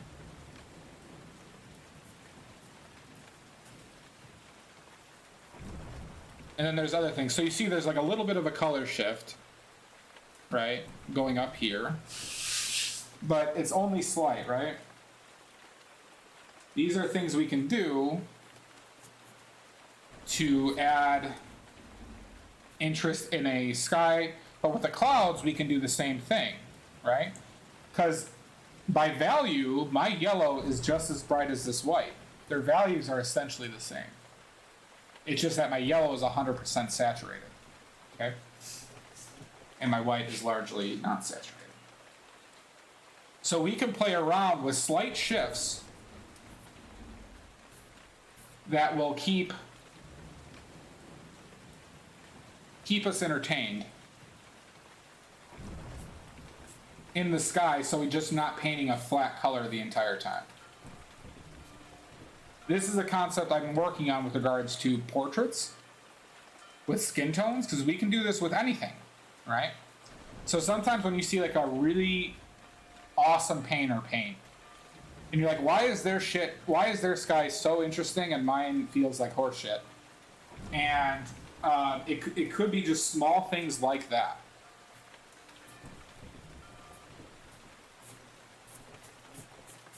And we're not talking about blending, we're talking about laying down color with intention in specific areas.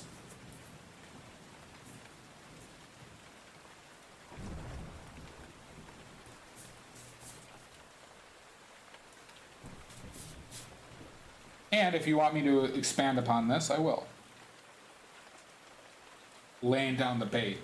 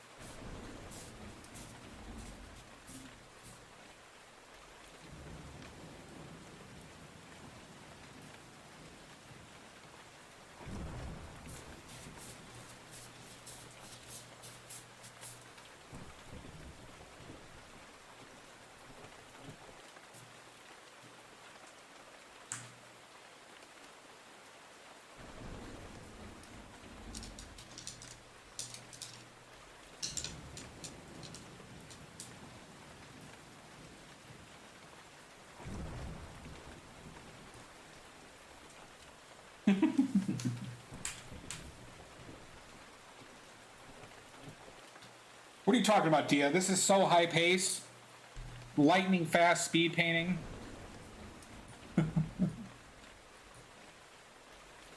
Badly.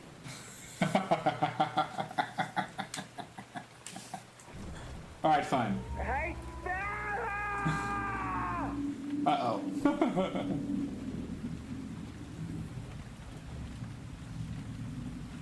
That's his background. That's his background stuff I like.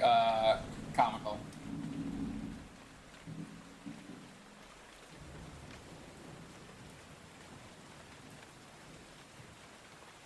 I like the ambiance it creates.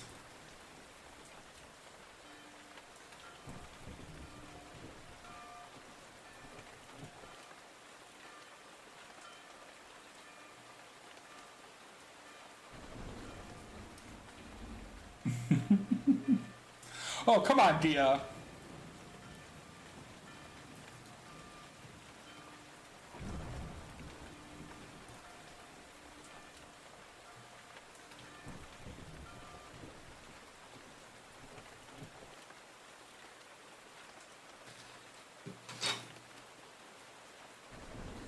Yeah, Dia, I finally have an animated emote if you didn't see either. Yeah, this is a new loop. I like the church bells. Oh, yeah, all right. Let me grab some of my salt water. Yep. Oh god, that's salty. Ugh.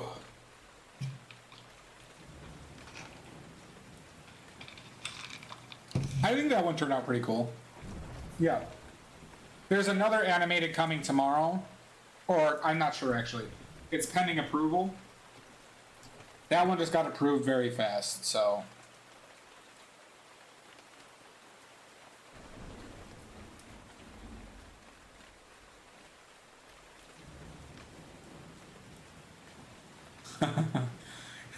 No, please.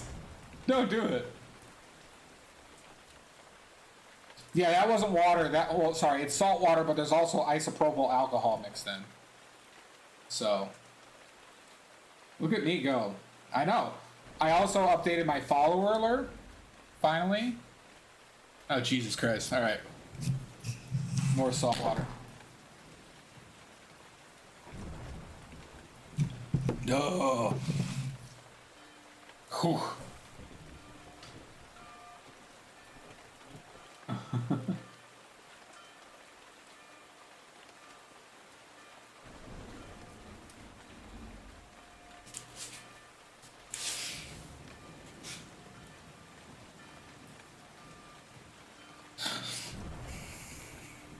Is that like horizon on a bit of an angle? Maybe.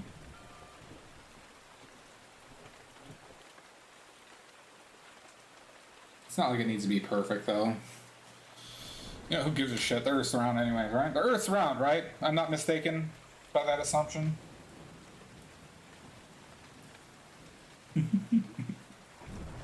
I could have swore I heard the Earth was round.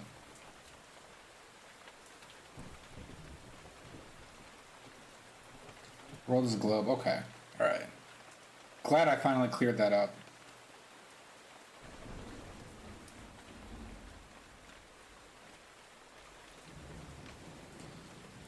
I think there is a little bit of like a horizon curve to it anyways.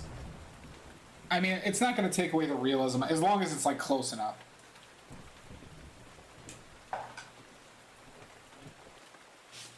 So accuracy, yeah.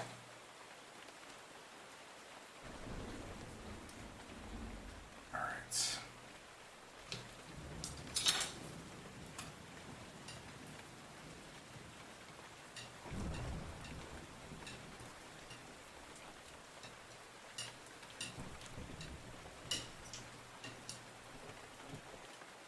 Alright, so now we got that blocked in. Alright, we're taking a vote. Whoever's listening at this point, do we do the flag first or do we do the boat and people first?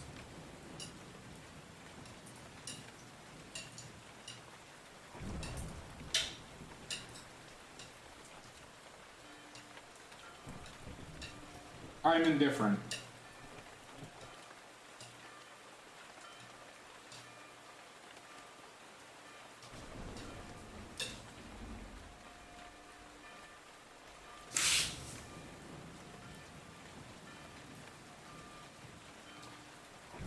They're not done. I'm gonna do them as smudges. All right, we're gonna do the flag first. Dia spoke up.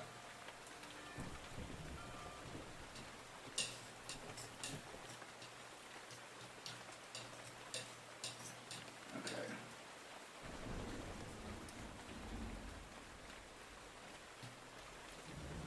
Right, meow. Where is the? As in, like, where was this picture taken, or just in a where in the painting is it?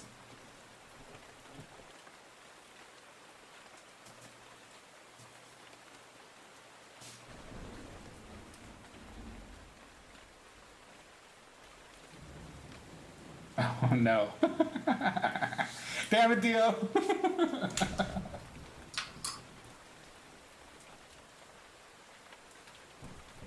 What do you see instead of a flag?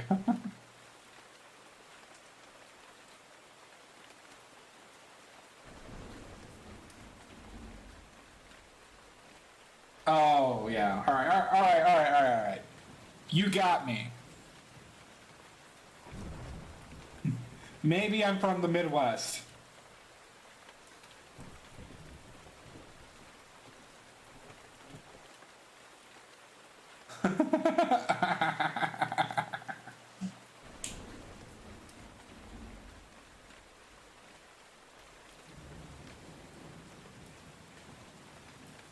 All right, you know I can't read, all right? You know I don't deal with tough subjects easily.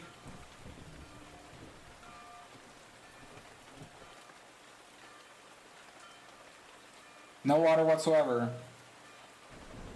Do you call? No, it's called. All right, come on. It is a sailboat, yes. You bastards.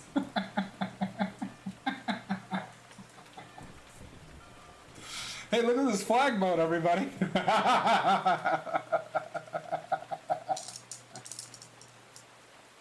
All right, as you can blatantly see, you're dealing with a bit of an idiot.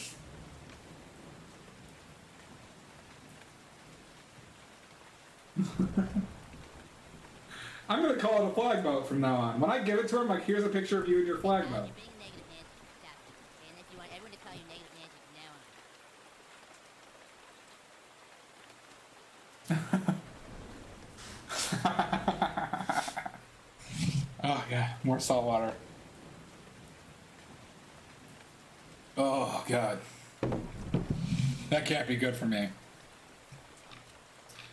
I wonder why that's coming in so. It's on. So I'm doing it through Firebot, and I have it set to maximum volume. I'll take a look. Dia to see. I'll take a look to see if there's a internal setting with Twitch.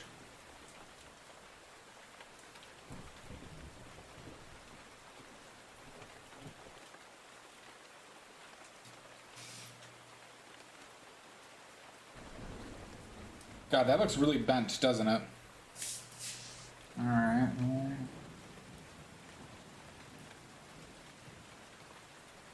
Okay, let's not fuck it up.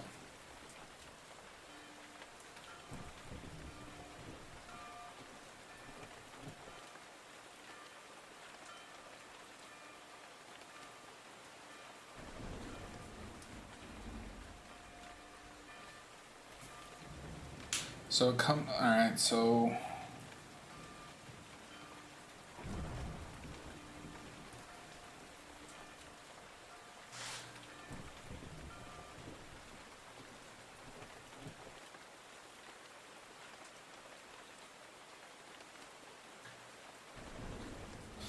it's down here that it's all fucked, right?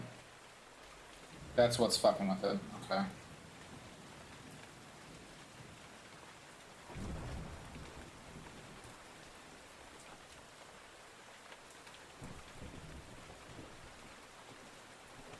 And right there.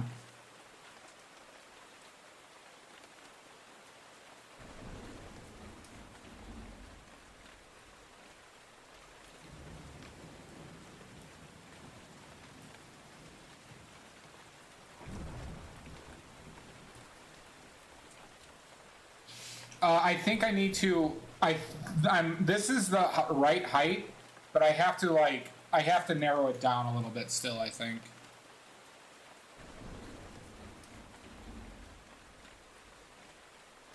I'm pretty sure. It might look better if I made it taller, though. See, I covered up the line from my grid.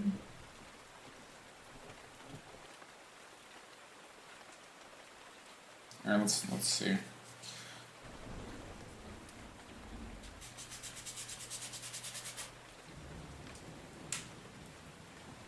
You know, so the grid line is right here. So what it is this is too wide.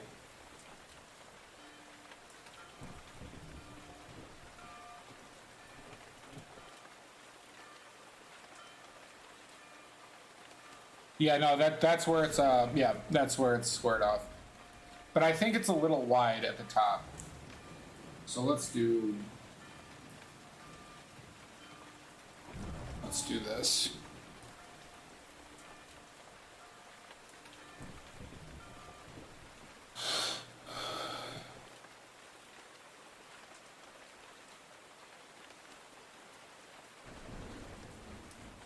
Well, there's a lot of bleed over there. Let's back to you.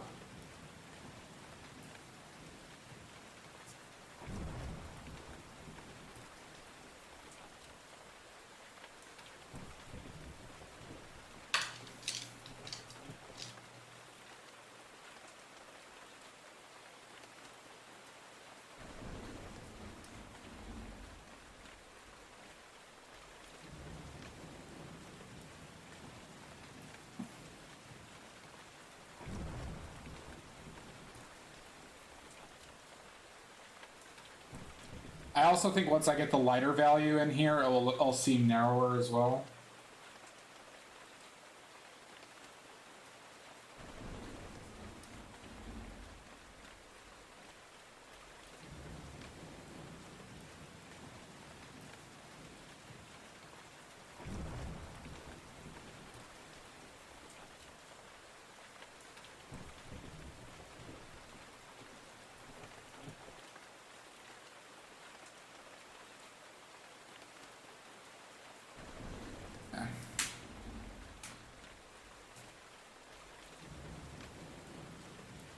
This is alright, this is something else I gotta take care of now.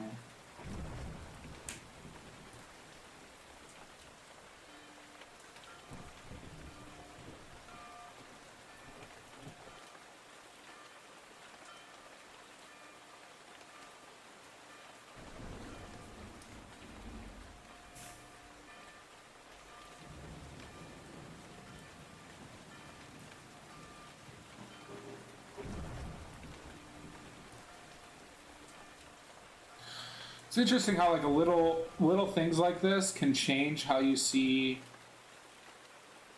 the item as a whole.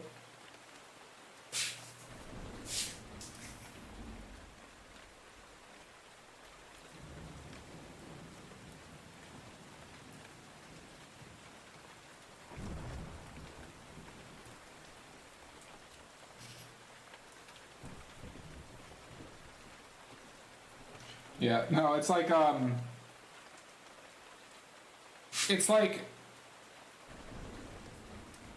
the bottom was more like jutting outwards instead of inwards. And so like it makes me see the flag as like a different than I think, you know, it is. And it's like trying to figure out some of the stuff can be very tough. Especially because these are going to be kind of harder edges.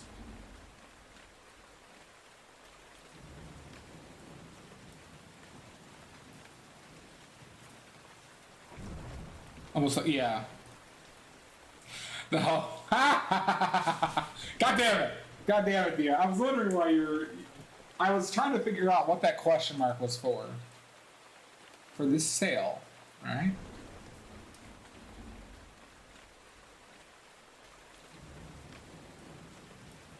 God, that makes it look so bent. It makes a sail It makes his sail look very bent.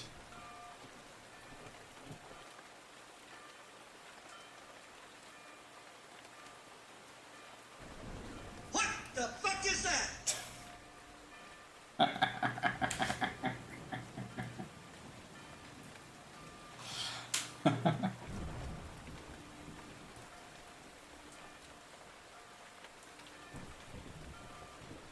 And that's gonna make it look actually not so bad.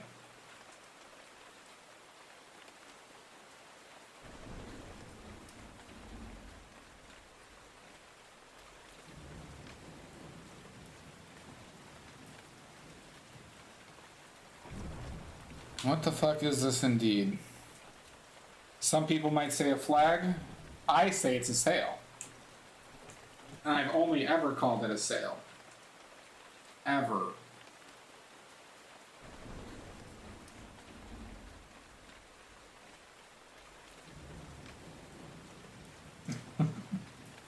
I'm smart. I learn things, Dia. If I've shown anything, is that I try and work on the things I say I'm working on. That ship has sailed.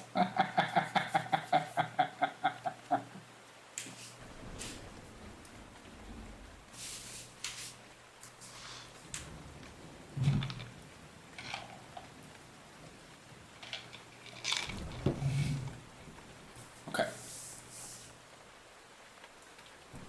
Your snuck-in fart.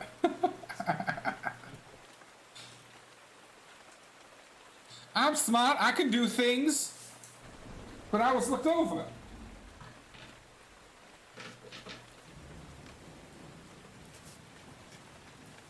Y'all should know that movie now, after the last run-in we've had.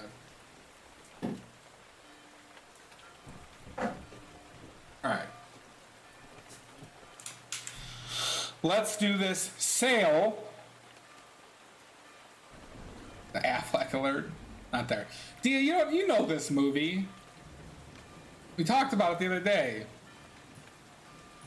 I'm smart. I can do things. Notice how good my acting is, mind you. But I was passed over.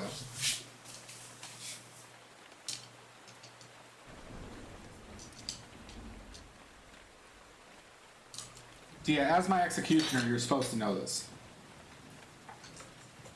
There we go. Thank you. Wunderbar. It is Fredo.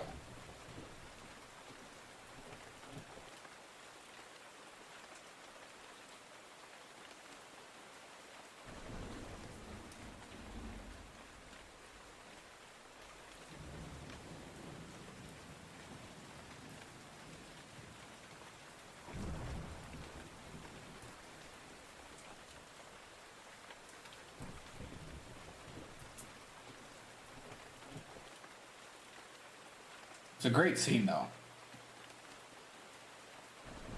And if you haven't seen Godfather 2, you really should.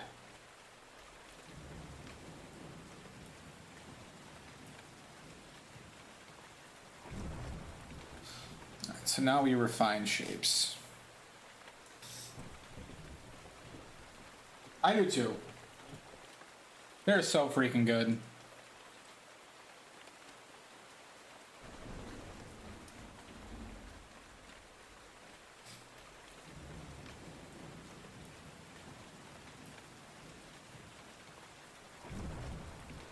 They're definitely one of those movies.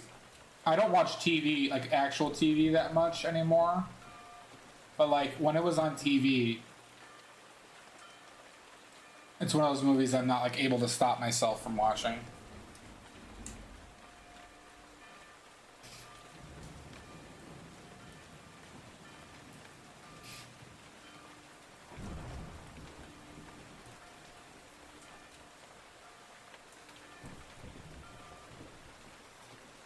Yeah. I also have a soft spot for Forrest Gump for some reason.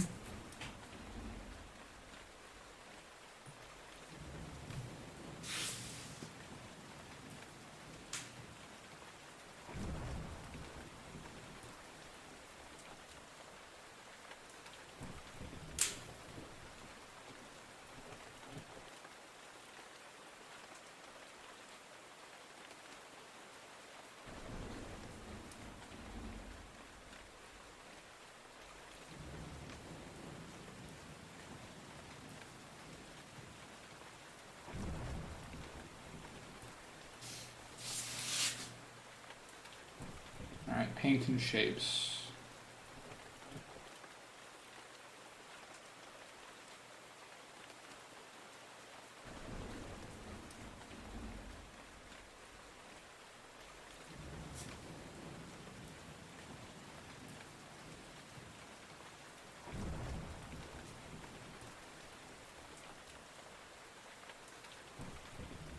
Yeah, Forrest Gump was really good.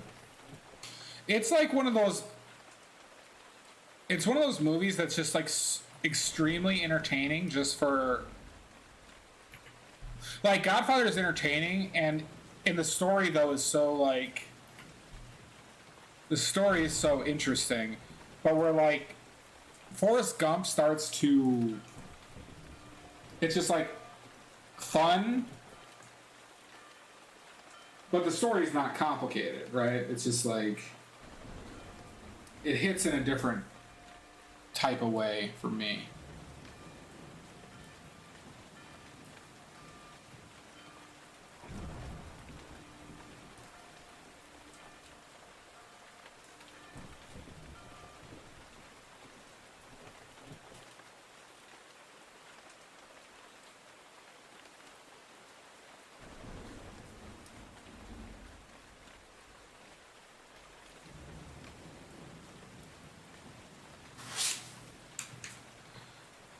What is this coming to?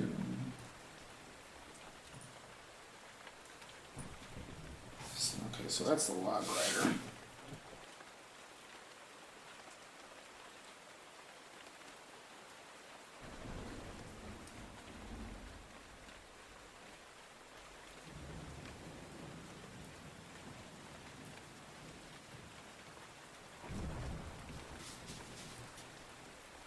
All right, Dia, what are your top 3 movies?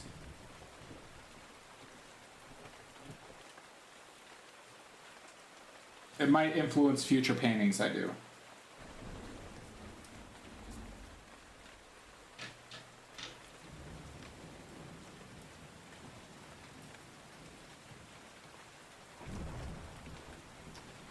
Under 90, 80, 70.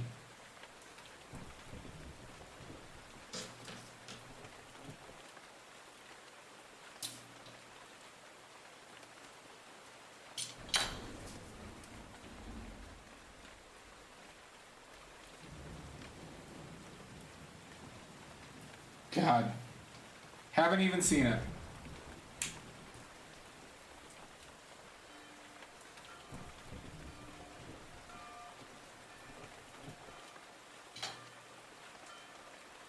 Oh, really?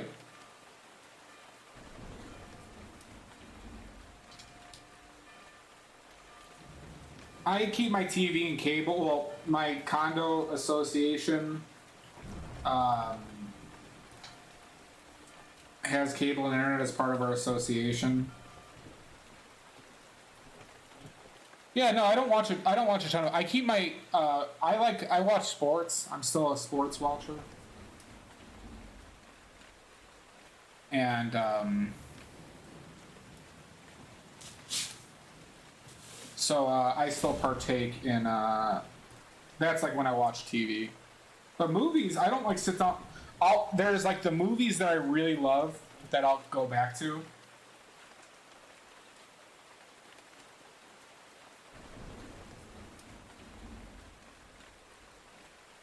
Yeah, I bet.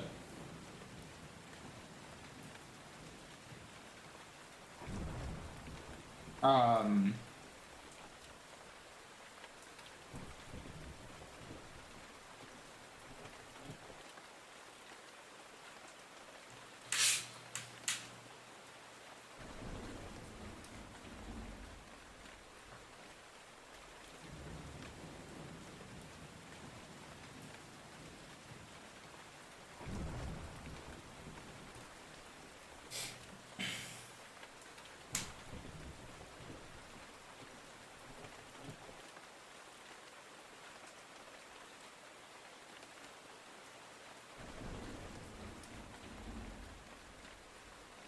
so like my main way of like watching movies is just like, oh hey, I feel like watching The Thing today. So I feel strongly about the movies I like, but it's not something I would say like I'm like expert on or claim to like have a ton of knowledge, but as you might have observed, the things I care about or things I enjoy is the stuff I kind of spend my time doing and enjoying. So I get really engrossed in the things I like and enjoy. If that isn't painfully obvious.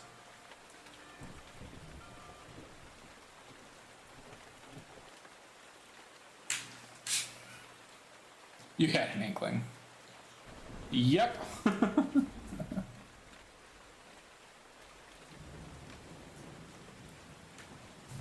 So it goes a little bit more desaturated.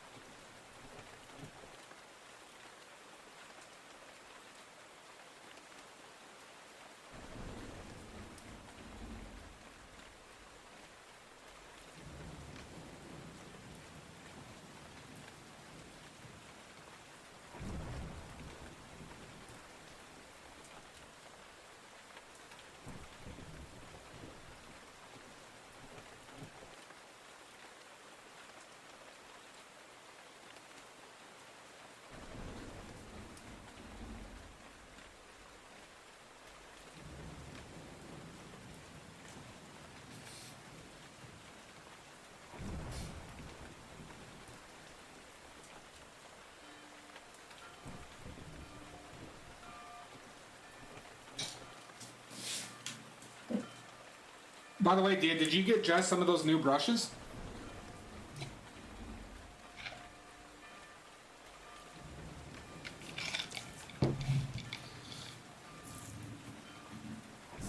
That's nice of you.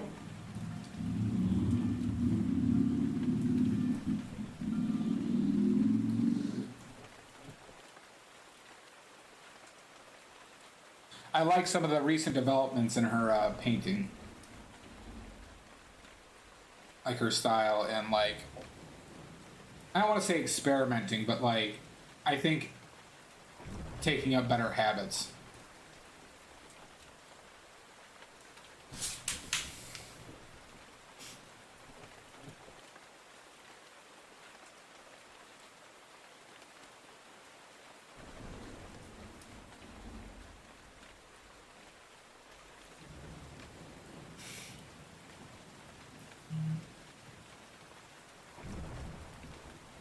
Well, that's nice. They are important.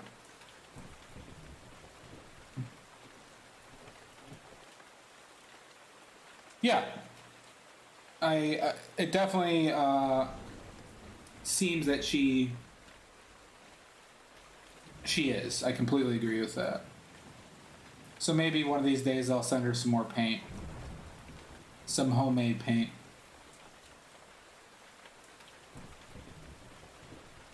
That might be coming down a bit far. See, I think I'm going too nuts with these lines.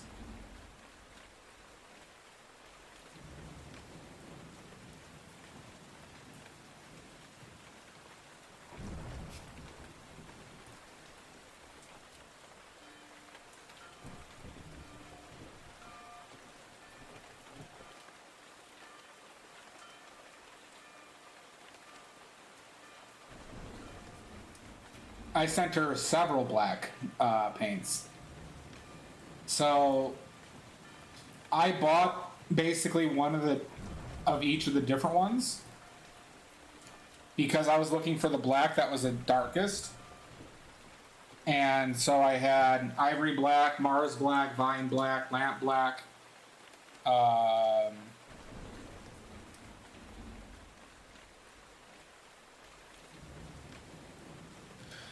Yeah, there is a lot of that in Titanic as well.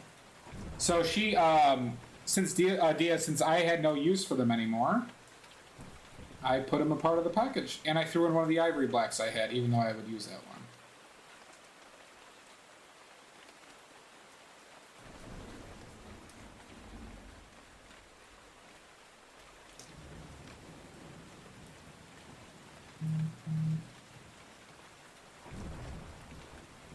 So she better start using black paint.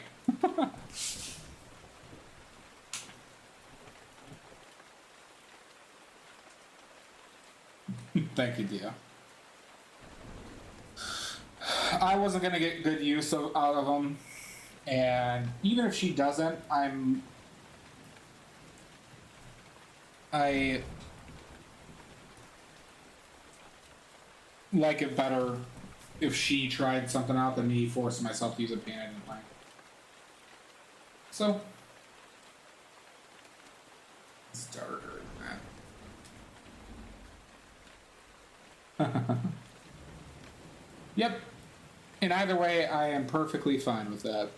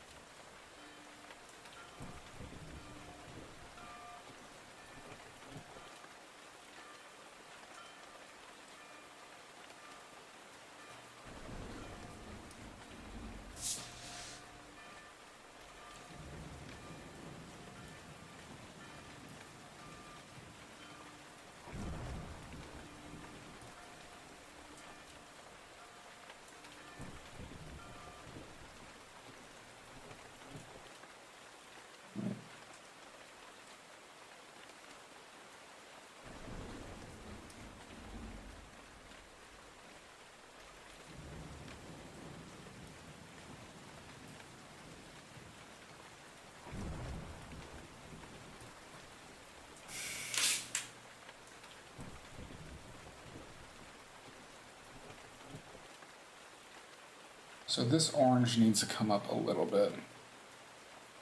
Dizdaz, how are you? That does sound like a great proposition, Diz. How are you? Nice seeing you. Fantastic. Are you gonna share it in the Discord?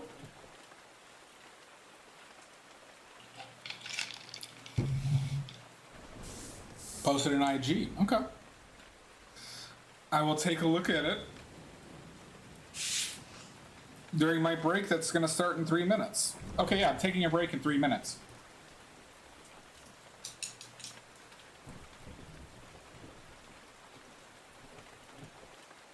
Fantastic. I love cute and creepy.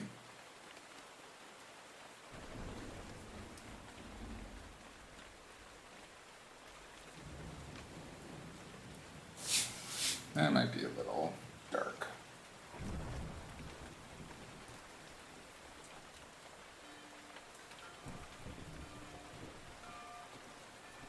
awesome.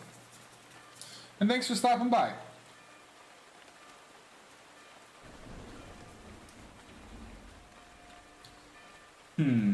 Oh, you did something from the movie Gremlins? Or just a general gremlin? I like both.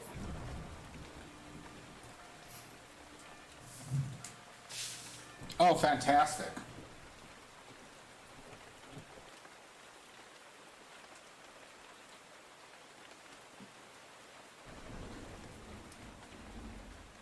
Yeah, yeah. It was the original Baby Yoda.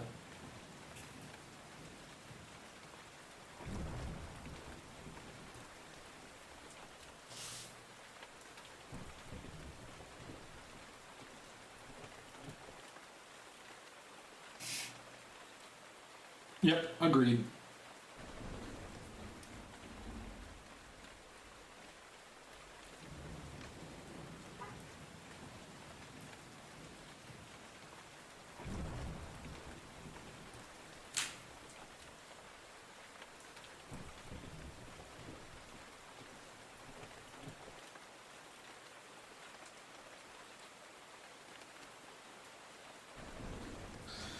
What inspired my piece?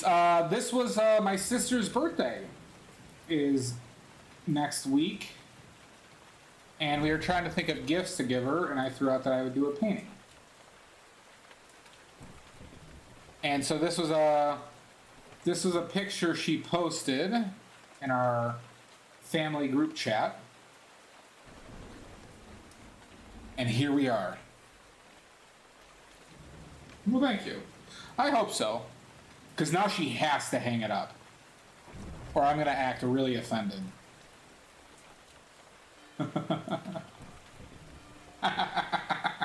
It's all about me. Alright?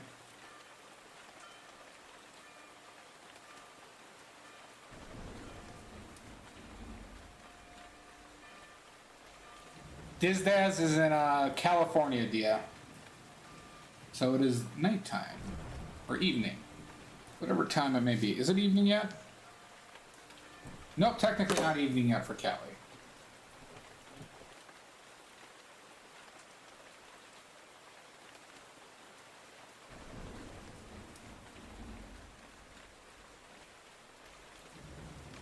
What the fuck is that? Uh-oh. Now we have trouble. Oh, you're a Boston Comical? Nice.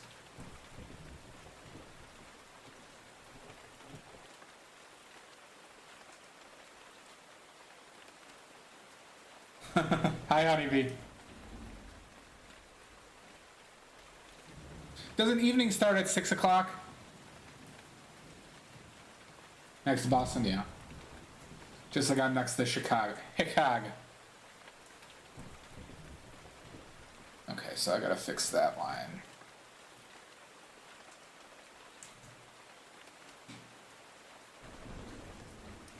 Well, if you know people who are interested, I'm listening.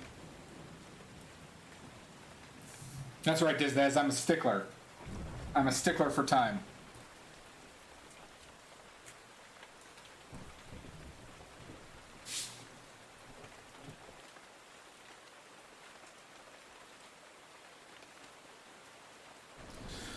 It's a little desaturated and a little warm.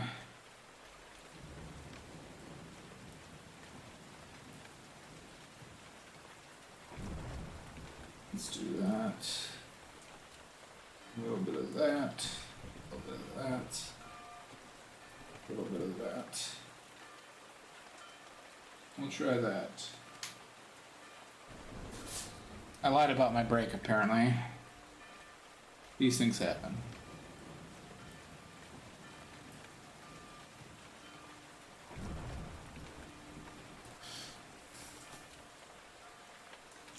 This sale is very important. And I have not called it anything else during the stream. Not once, not ever, never ever have I called it anything else.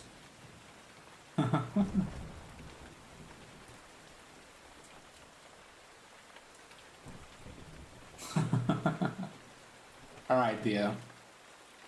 I'm now contractually obligated to take a break.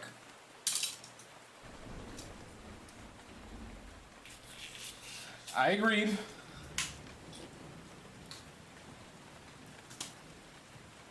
Thank you, Dio.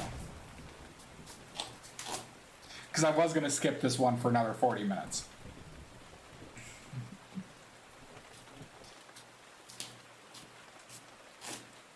Comical. I have to take the break first from Dia. But in 5 minutes, I'll come back with a historical paint fact. All right? So 5 minutes. Everybody start panicking because I'm not going to be here. Panicking is a must. And I'll be back in 5 minutes. Start panicking.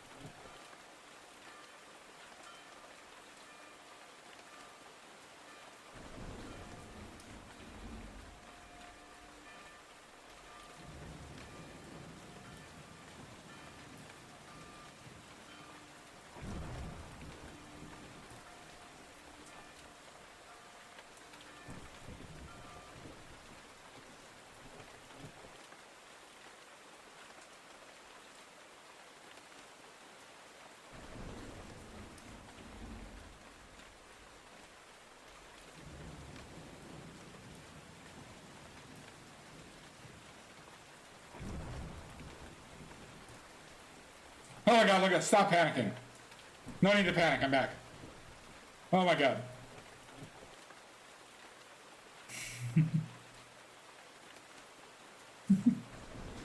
Everybody's panicking.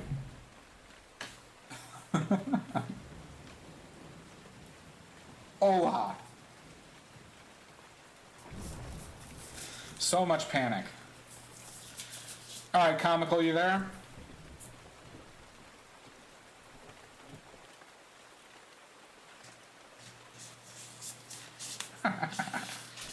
You got quite the collection, Dio.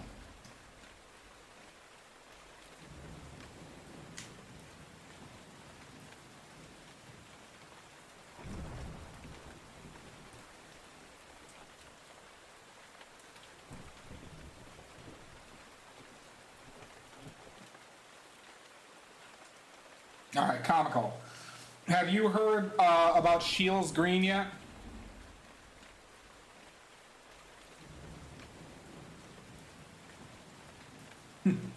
We are the land of confusion, Diz.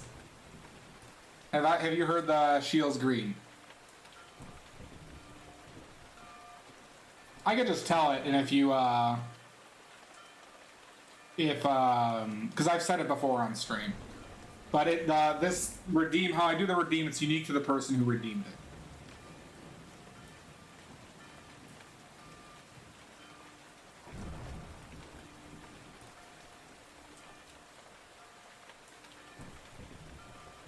Hi, Carol.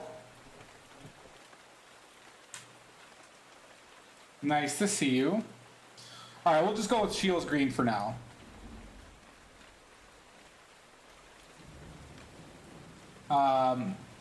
Okay, so Shields Green was a pigment first created, artificially created in the 1700s, okay? It was named after the guy who created it, something Shiel. His last name was Shiel. Forget his first name. Who cares?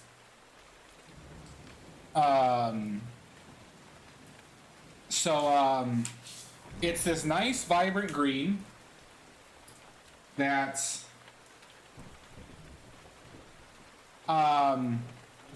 is like a mid-tone but vibrant, okay? And it was an instant hit, very popular. However, it was made with something that really shouldn't have been made with. And it got so popular, it was used in candles, it was used in children's toys, and it was used in women's makeup, or just makeup in general. And it was made with zombies. Nope, not zombies. It was made with arsenic. It was made with arsenic.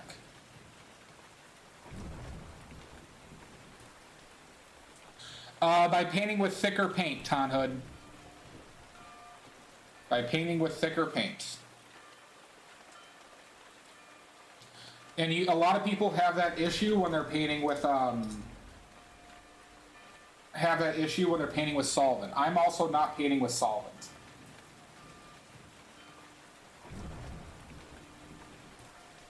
Solvent, aka Gamsol or mineral spirits. Comical Flop, it's different than that. It's that's actually a kind of a, I can get on that topic. It's done a lot of research into that recently. It's not strictly, fat over lean is not necessarily accurate.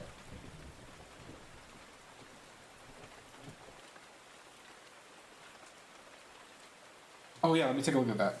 So, all right, but Shields Green was made with arsenic, and apparently when Napoleon, you're welcome, Top Hop, or Ton Hop. When Napoleon died, he was found in his a room in his palace or whatever, and they found Shields Green pigment on his hands and his hair. And the way arsenic kills you is it actually generates fumes. So some people suspect that Napoleon died from arsenic poisoning related to this pigment.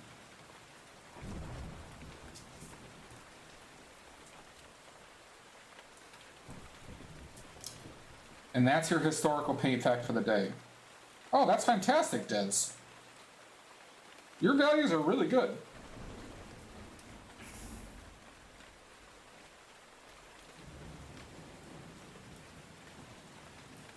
I think it's his love for putting on makeup. You're welcome, Diz. That's really well done. The values are really, really good. Fan-fucking-tastic.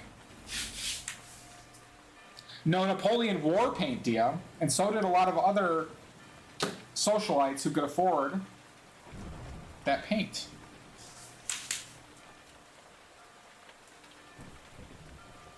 Just like, I'm going to throw this, you know, you guys are getting some freebies here. But a lot of historical pigments were used in makeup. You know, you don't need to blend, though. That little minx. So, here's related fact. I'm giving you freebies here. So, there's a color called vermilion. Tonhood, thank you for the follow. New follow alert, everybody. I'm trying, everybody. A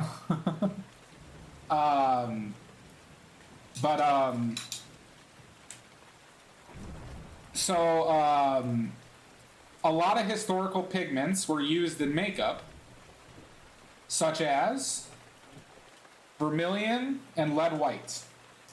Lead white, obviously containing lead, and vermilion is made from the mineral cinnabar. Cinnabar being a bright red mineral that is composed of mercury. And the Romans loved the color so much, it became a very popular pigment to put in their makeup and in the walls. They painted their walls with it, too.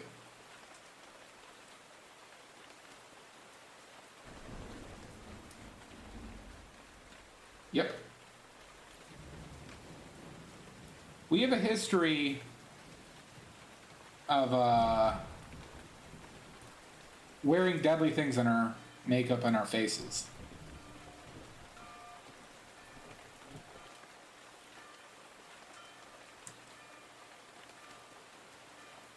That's what they suspect.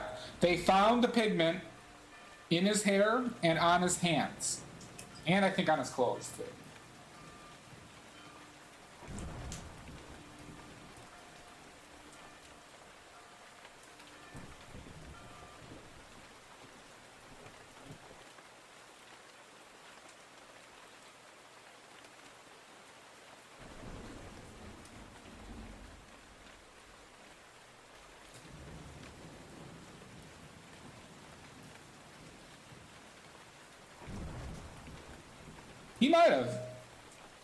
He might have. I mean, it's a lot of there's a lot of suspicions on like painters' deaths, like famous painters' deaths, because a lot of them use turpentine, and so like ones that have like neurodegenerative disorders, that is a symptom of inhaling turpentine for a period of time.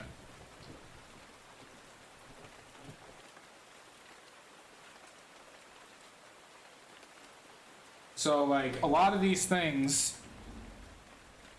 it's not proven.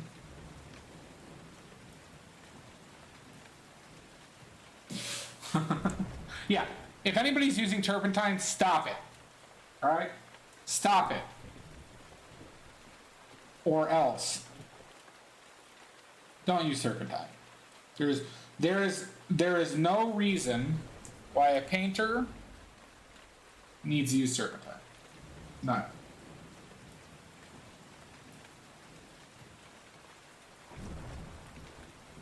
And if you disagree, I'll introduce you to my enforcer, Dia.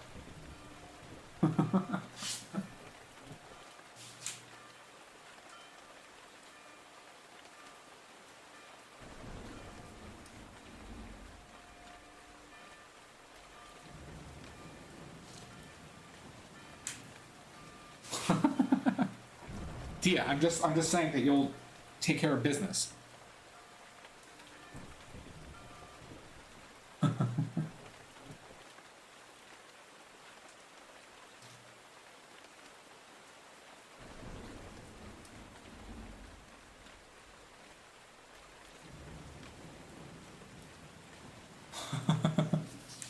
Remember Enforcer?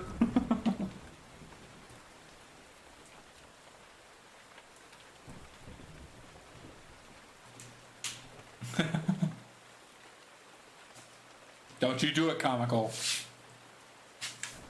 Uh-uh.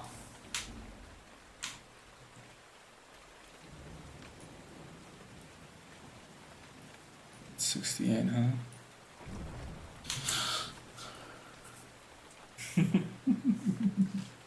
Oh, that's exactly what I wanted to hear, comical. It does work on me. It was proven the other day. Reverse psychology does work quite well on me.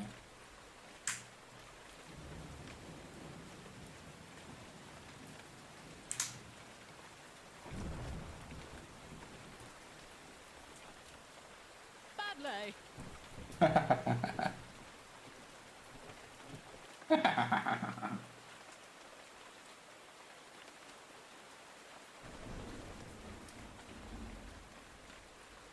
Oh yeah, Diz, we have sound bites now. That might be new for you.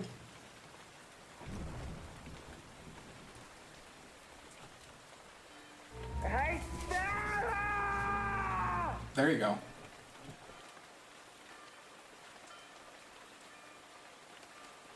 She found him. What the fuck is that? Good trying, Diggs.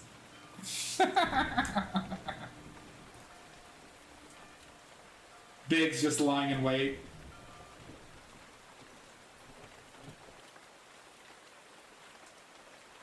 I'm doing things.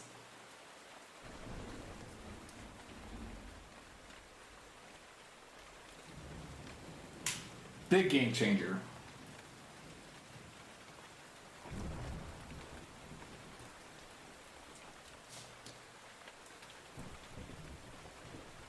Paint and shapes, yo.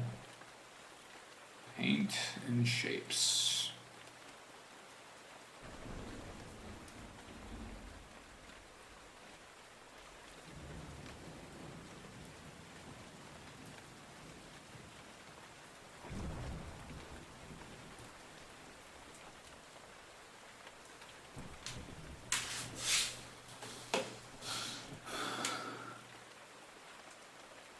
Yeah.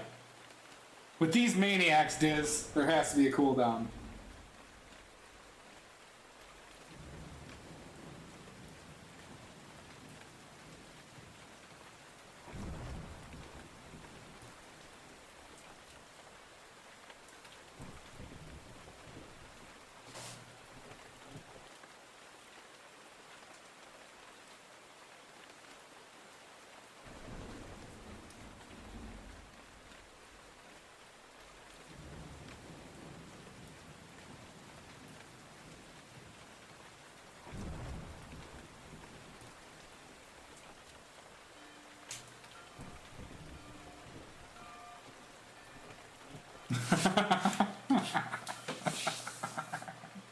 No, not at all. Not at all. Not at all. I'm probably overworking this. Uh-oh. You probably got a lot of points saved up too, Diz.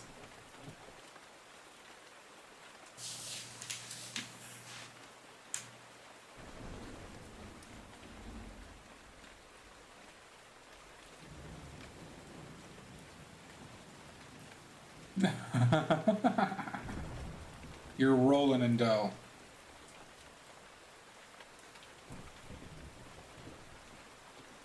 I gotta stop it with these flourishes, yo. Stop it.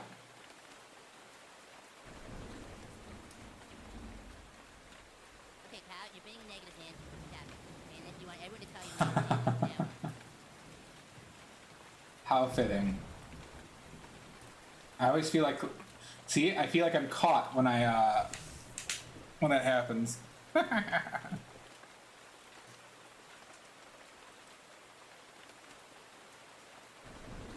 But it's why I created it.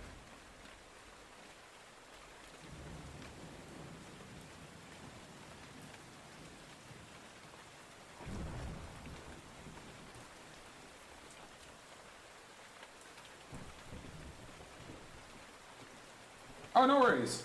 Thanks for stopping by. Always nice when you stop by, dude. Diz.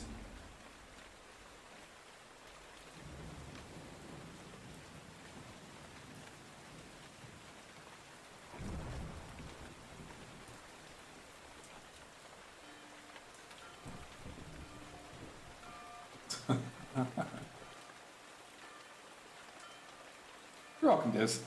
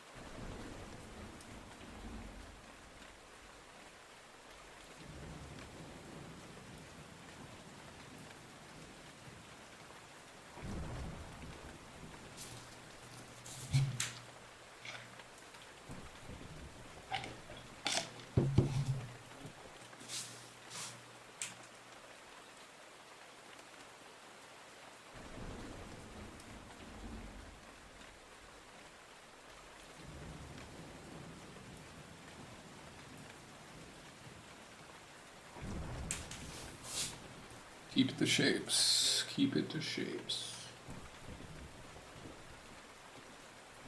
Not just brush strokes.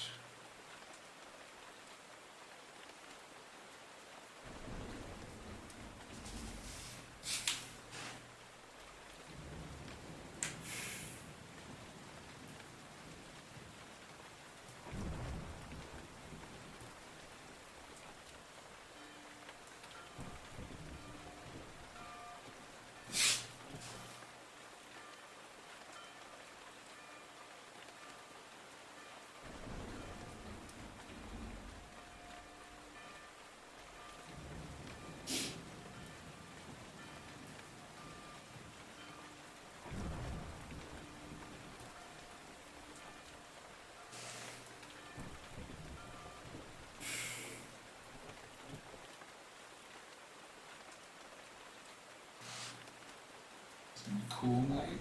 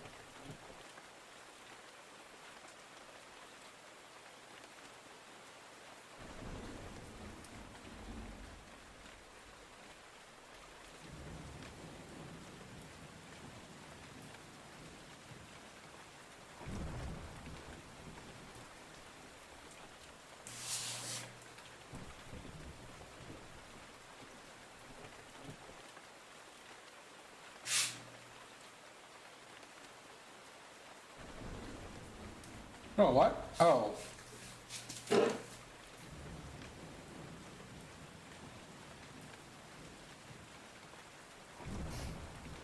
I must have hit it.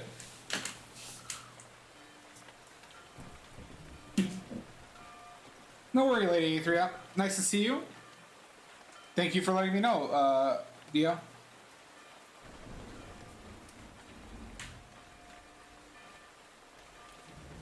So I don't like the contrast that I'm having specifically as these colors meet. But let's figure this out first.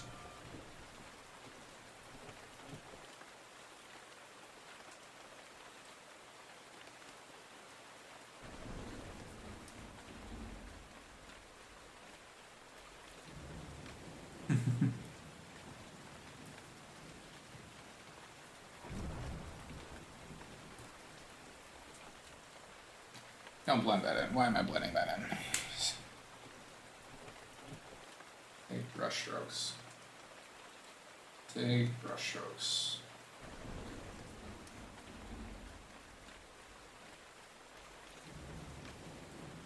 Nice. I'm doing well. Yeah, it's good. I was enjoying your stream earlier, Lady A3. But overall, doing well. Did some cooking today. And now we be painting. Welcome.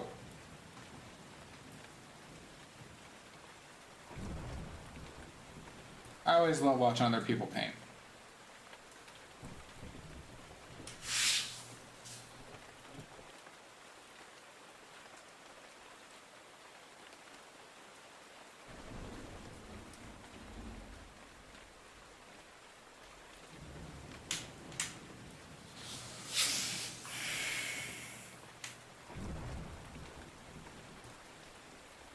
Yeah, I'm going through that a little bit at the moment, Lady A.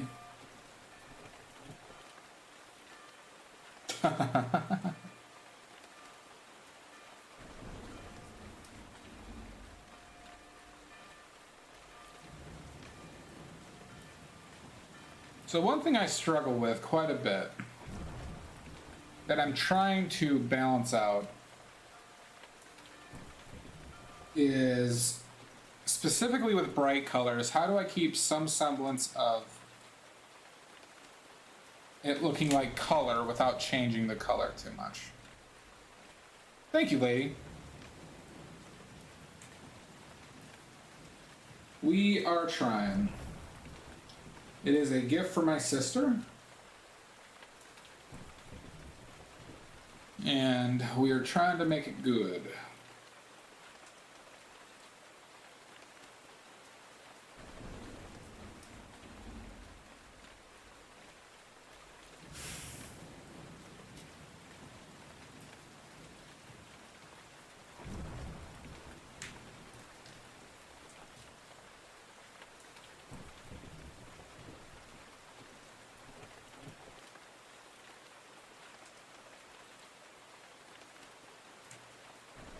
I need more white on my palette.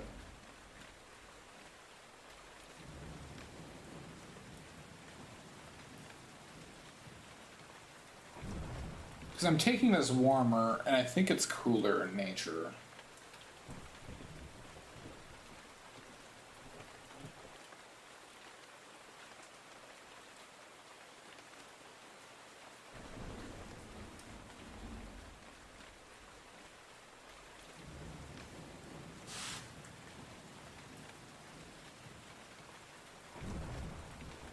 Yeah, she's in the driver's seat, and her fiance is right here.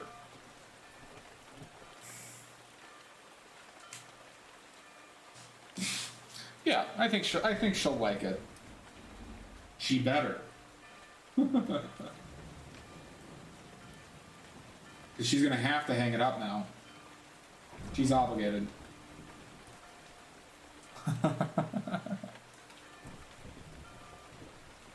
No, I was talking about that earlier, where it's just like, yeah, if I give somebody a painting, they really kind of have to hang it up regardless of the quality. Especially when I'm not asking them what they want beforehand.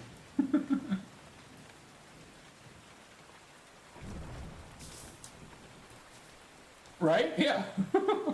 Oh no, we gotta hang up this. We gotta hang this up now, or at least when he comes over. I can make it even more awkward by like, hey, where's my painting?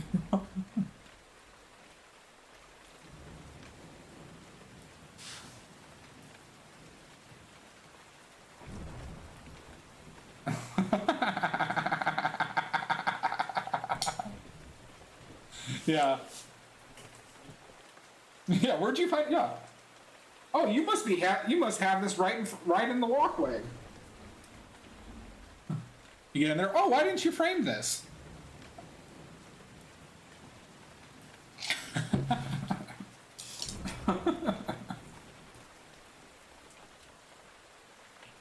Just make it the worst experience ever. I only give away my paintings to my friends and family if they express an interest in it, though.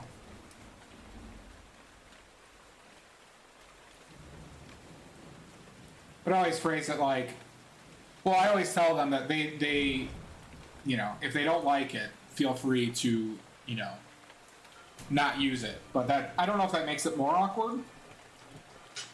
Definitely could.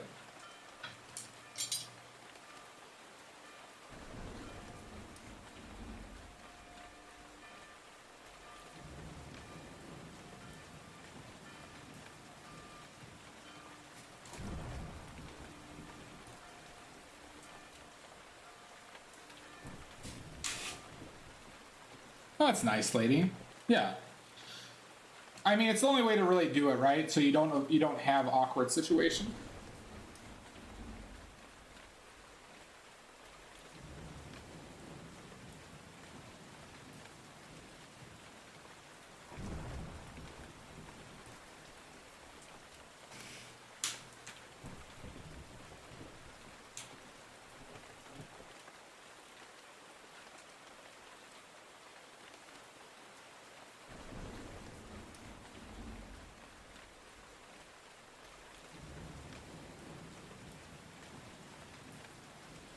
Oh, nice.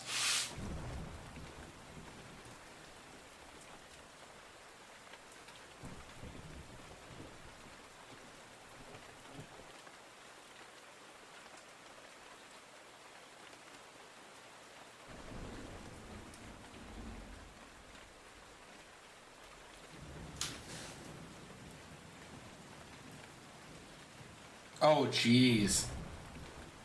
That would suck.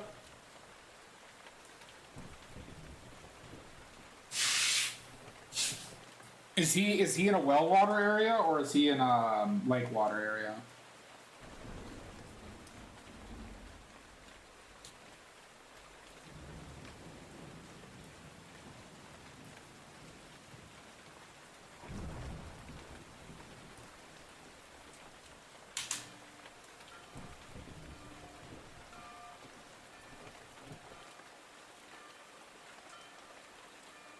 No wells here. So like, I live by Lake Michigan.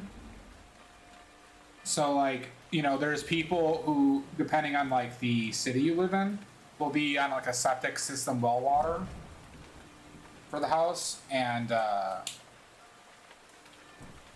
others will be on lake water. Okay. So do you have a septic system? Because if you have a septic system, usually that's like what considered well water.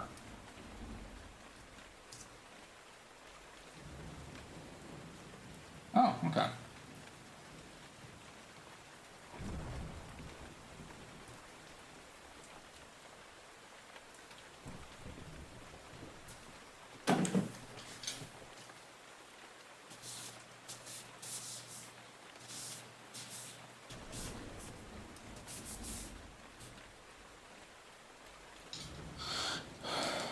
Why don't I like this? Very south? Okay. Oh, okay, it's probably something I'm just not familiar with. Me being a Yank.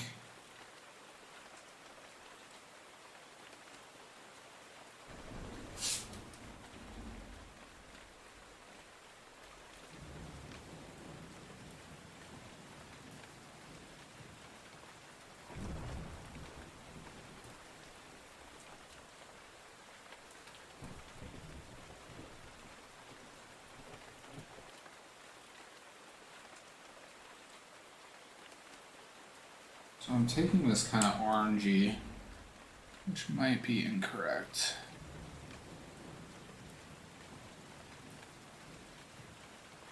Instead of like magenta-y pink.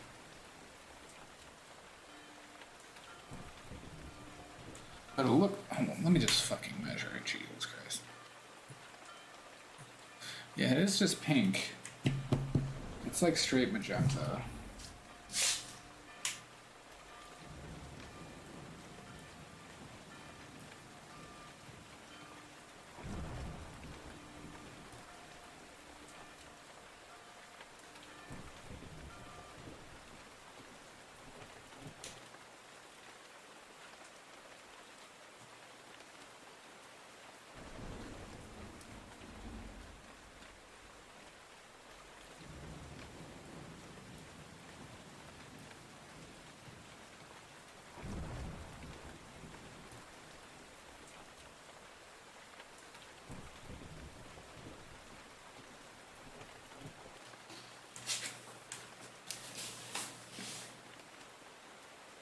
Oh, that sucks, Dio.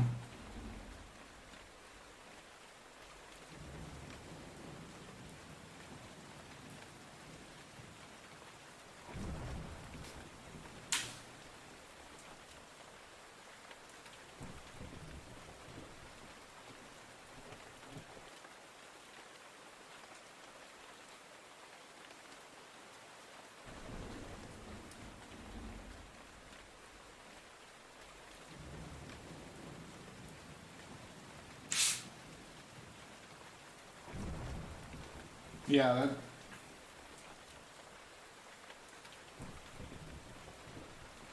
that's tough. I mean, I don't know. My part of like the Chicagoland area, we get tornado warnings, but I have yet to be in my life really gotten hit by a tornado.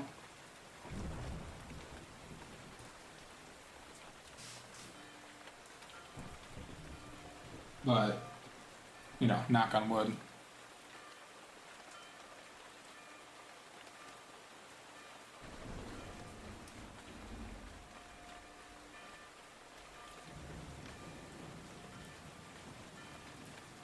Yeah. That's the only thing. I mean, we get snow. So, I mean, we get like dump trucked with snow every once in a while. But that doesn't, like, that's not a huge deal.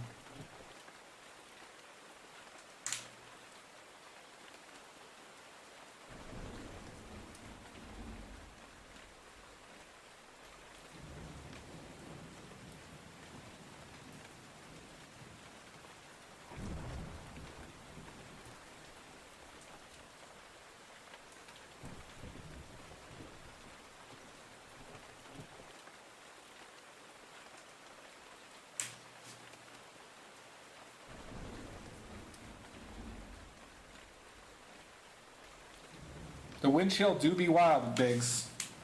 We had that, what, it was like 4 or 5 years ago, we had the wind chill of like negative 30. To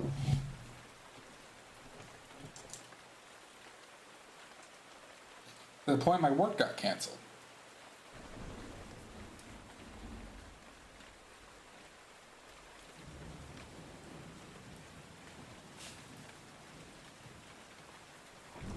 Thanks, not Greenback. You're back from your panicking session?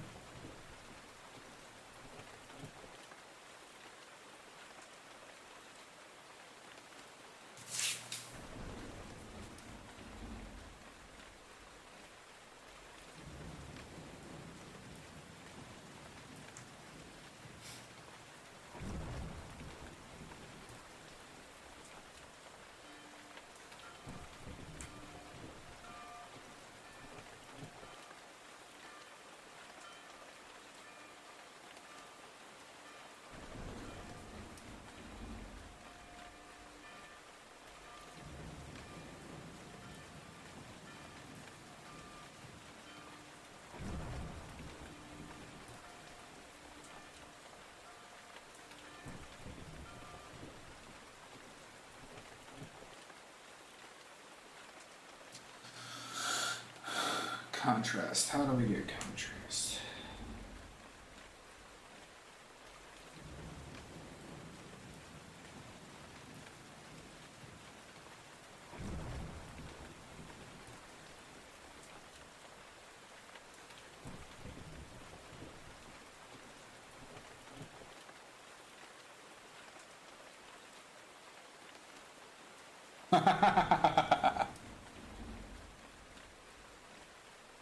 Yeah, you ran into that wall quite violently.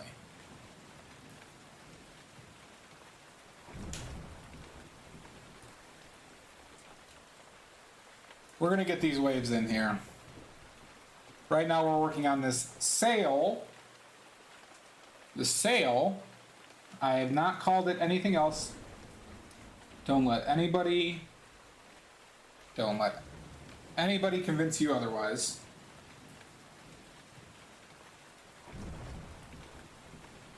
Not one time did I call it anything else.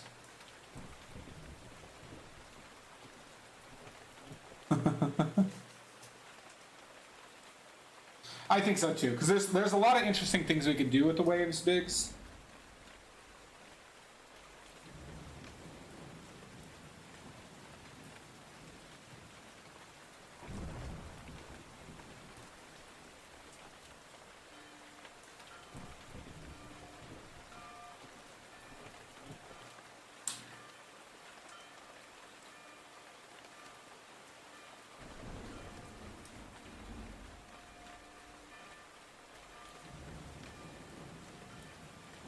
Yeah, I agree.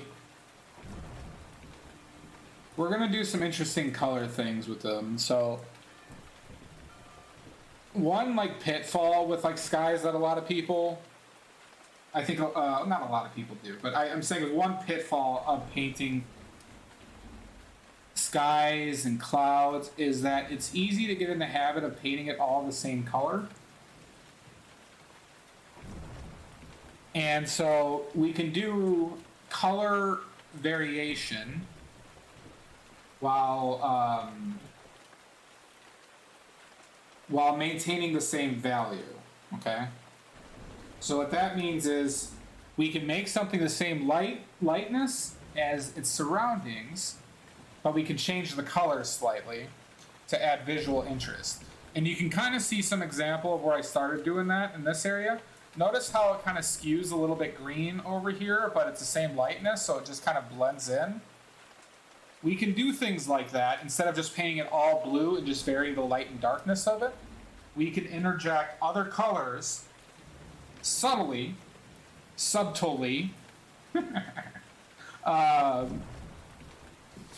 that we can give it more visual interest into something that might lack it.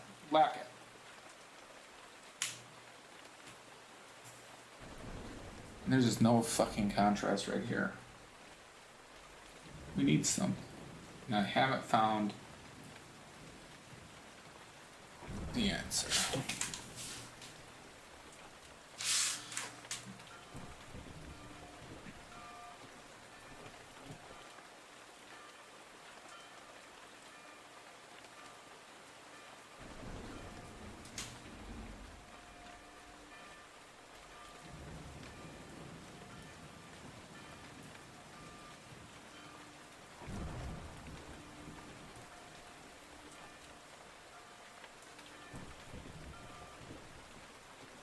And that sticks out.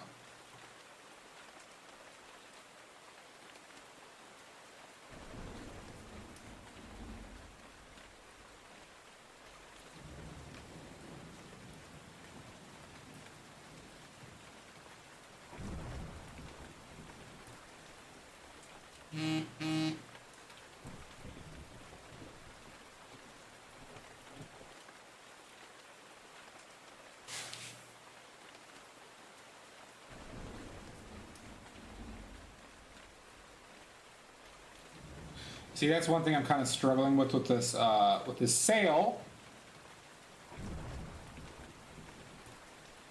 Is the colors are coming across a bit flat to me.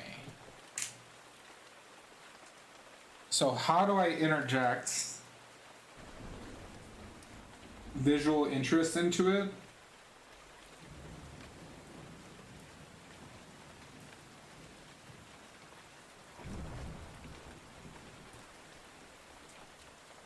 Well,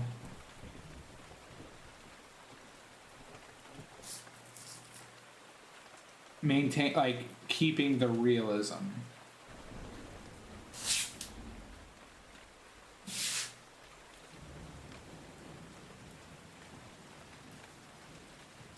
And the option, it might be the opposite of what I'm doing. The what I say the option, but like, is instead of going warmer like I have been, is to go cooler with a color variation.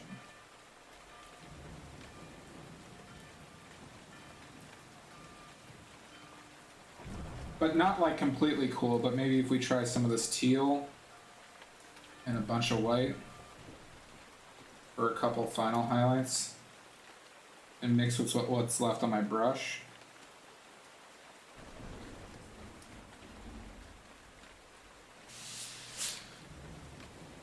This might be like too cool.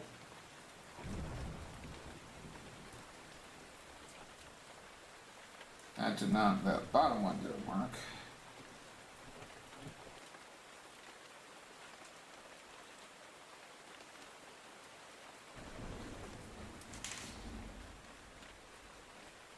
So we get more contrast out of that. Dia, if you've learned nothing, I am way too cool for school.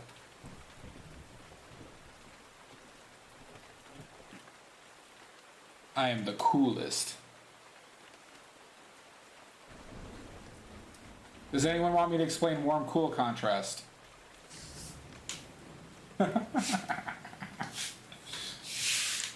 I can explain warm-cool contrast if people have interest.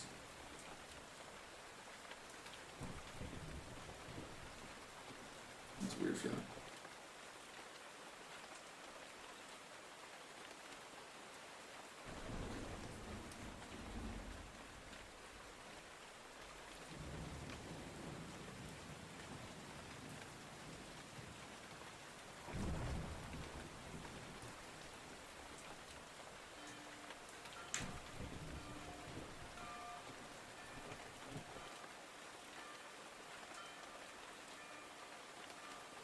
Okay, Ton. So when I say warm, cool in this context, okay, there are 7 different ways of contrast that we see. One of them is light and darks, right? So black contrasting with white. And another way is by color contrast, right? So like the complementary colors, yellow contrast with purple, green and red, blue and orange. The other one is called warm, cool. So warm, cool is, we classify some colors as cool, generally blues and purples and greens as cool, and we can use the other ones as warm, so orange, yellow, and red as warmer colors, right? But you could mix every color, right, in the cooler range of the colors or the warmer. So for example, if I were to take red, a neutral red, which leans neither way, and I add some yellow to it, it's still classified as a red, but it leans a little towards yellow. We classify that as a warm color. However, if we take that same red and add a little bit of blue to it, it would have a magenta-y tone, but we'd still classify that as a red, right? And that would be classified as a cool red. So those warm and cool contrast each other. It's another way we see contrast. It's why here, this is still a blue that I put right here, and in this region, but it's the same light and dark as around it, but we see it and we notice it because it is of a different temperature, or it's a different temperature. You know, you could argue it's a different color, right? But there's an additional contrast to be seen that we notice based on temperature. Okay, and this can really manifest itself with darker colors because we don't see dark that well, and so But like, it's simple ways that we can trick the brain into seeing colors that are not there. So like, I think I see green, but if I were to actually look at the color isolated, it'd still be a blue. And the main difference is the temperature is different. So one of my favorite painters of all time, his name is Andrew Zorn. I can't really show him on stream because if you search his name, you'll see a lot of art boots, which is great, but not for Twitch.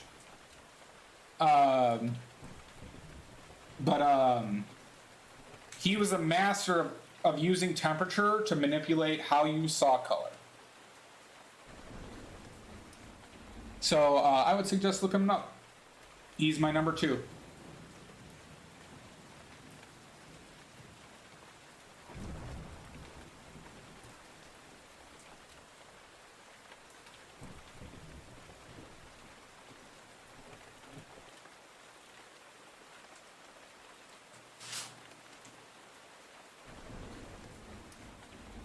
I spent a lot of time on this and I'm not satisfied, but we'll figure it out.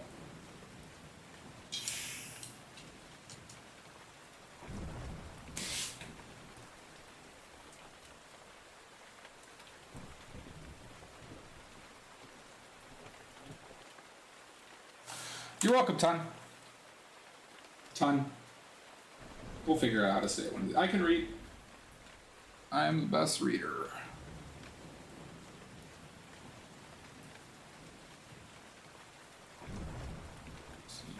Next.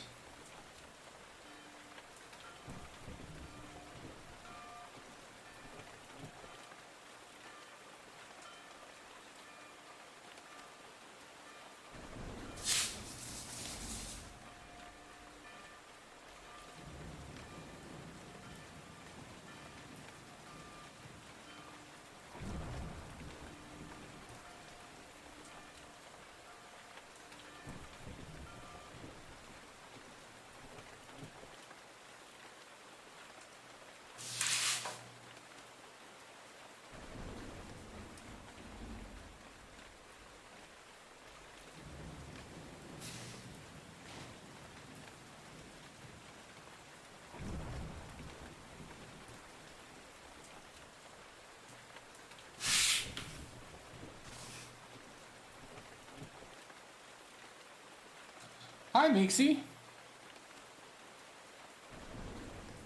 How are you? Have you given rights to Bob yet? I'm still waiting. I'm still waiting.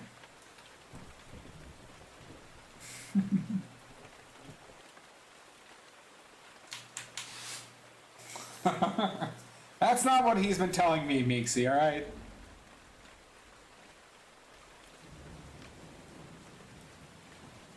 Frankly, your human rights abuses are disturbing.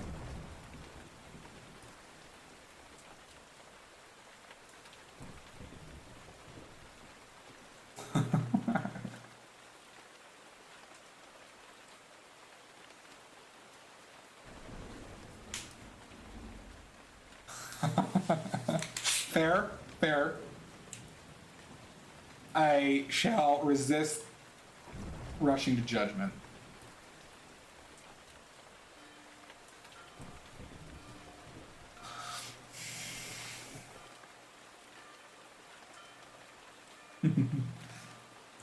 Welcome back, lady. You got a good crowd in here today.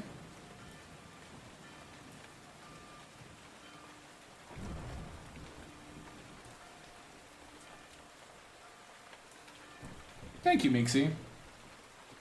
It is a picture taken by my sister, and we are giving it to her as a gift. And she better like it.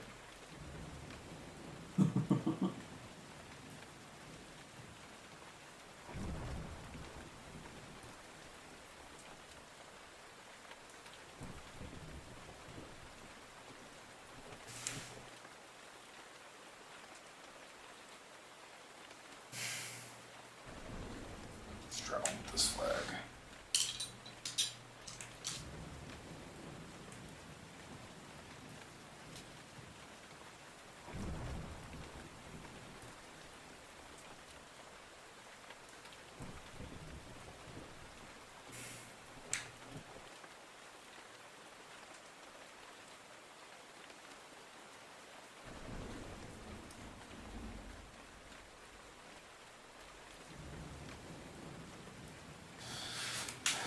I've been really laboring over those lines.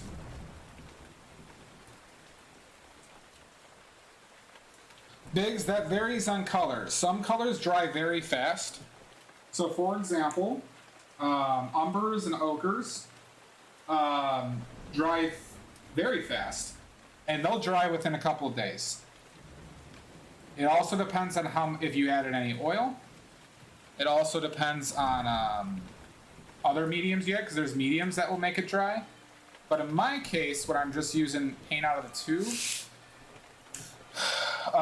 this will be dry to the touch in about 4 days. Thank you, Mixie. I appreciate that.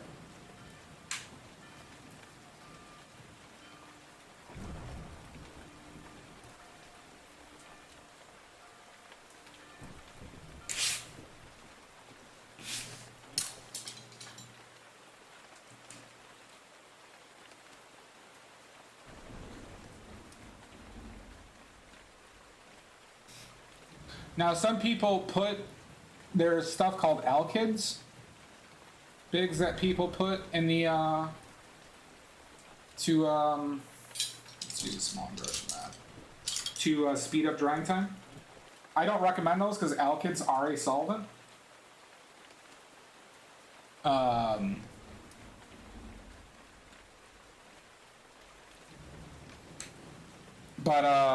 And like they'll have, alkyds have some dangerous fumes, so be careful using alkyds. And then there's like, but basically anything that speeds up drying time will have a solvent, aka is what I'm saying.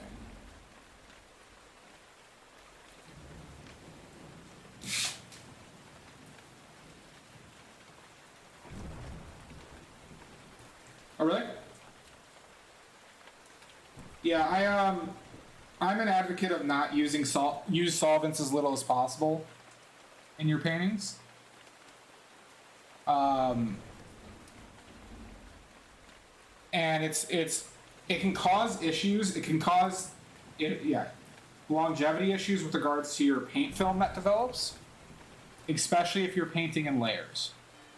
So like if you paint a layer of paint and then you go over it with another paint layer with solvent in it, that paint will most likely have long-term issues with the stability.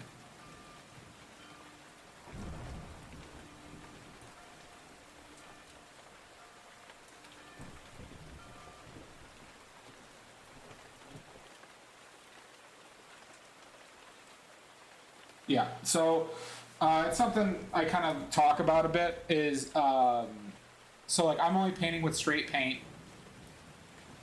And it's also because I'm painting Alla Prima, right? That factors into this decision. But if you're painting in layers, it's best, you can still use solvents in like the first layer, but you will push your luck.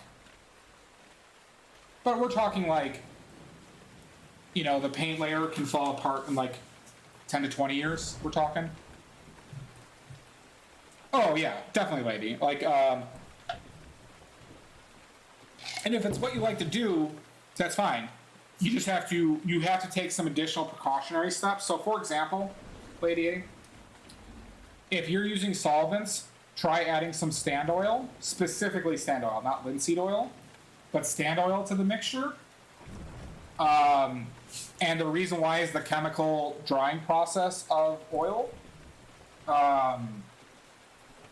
That will help with that process. If you're doing glazing, don't use solvent for glazing ever. That's kind of a hard one though. As in like, that's like a never, because you're asking for your painting to fall apart.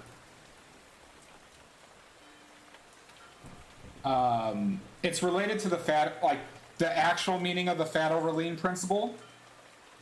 So like, comical, are you here? I can go over the actual fat over lean principle. Unfortunately, people, it's a little bit more complicated than you expect. Yes, so solvents are mineral spirits, turpentine, Gamsol, things that do that, right? They're made from a petroleum distillate, and they're refined to different levels. Gamsol is like more refined. They take out the dangerous stuff for you to breathe in. Turpentine is a more raw form. Okay. Do you want to hear the lean over flat? You were the one who was asking about it earlier, right? Or mentioned it. So, all right. Fat over lean is highly misrepresented in like YouTube videos and content that people create. What I'm parodying now to you is what Rublev, Natural Pigments, their oil paint company, and they do a lot of research into these topics, and I read several articles by them and watched their video for an hour and a half on this. But what it is fat over lean is not using oil over solvents. It is about how much medium you put into your paints. So essentially is the more layers you put on over your paint, the more pigment should be in the paint you're painting over it. So what is it? So it doesn't matter if you're using oil or solvent. It's how much medium. So think of it as your oils have a specific range of pigment that is needed within the oil and or solvent in there to develop a So okay, good. Then you read up on it correctly. So I apologize for jumping the gun. But like there are very few videos on YouTube that actually explain it correctly. So it's not about putting oil over solvent, because if you mix these paints with really oily, correct, good. Yep, that is exactly it, lady. So there's a range where your paints are optimally, like there's a specific name for it, but basically paint on the tube is in that range already, right? So what they actually recommend doing, Natural Pigments, for layers that you want to use transparent paints over, is you use a medium such as I didn't want to throw that in. Finding it. Okay. Something like Velasquez medium or Impasto medium. Okay. These are oil and filler material, but that filler material acts as a pigment. For all intents and purposes, they're just transparent. So this, for Velasquez medium, which was what the famous painter used, named after him, is just stand oil and chalk. And that will satisfy the fat over lean like requirement for a hardier paint film, while maintaining the pigment in the paint. So they actually recommend, like Rublev as a company recommends, that you use either Impasto or a filler material to make your paints, extend your paints for glazing. And like use a gel. Now you have like a line. It's not like you need to do it significantly more. But what they're saying is that you should never exceed more than 20% of medium by volume to your paint ratio. Especially when you're painting in layers, because you will risk delamination. It's very interesting. Because they were actually talking about people who, like, there's been groups of people who lost their artwork because of medium issues and paint layer. Like, we're talking as recent in, like, the late, 1970s and 80s. Because this concept isn't really taught appropriately.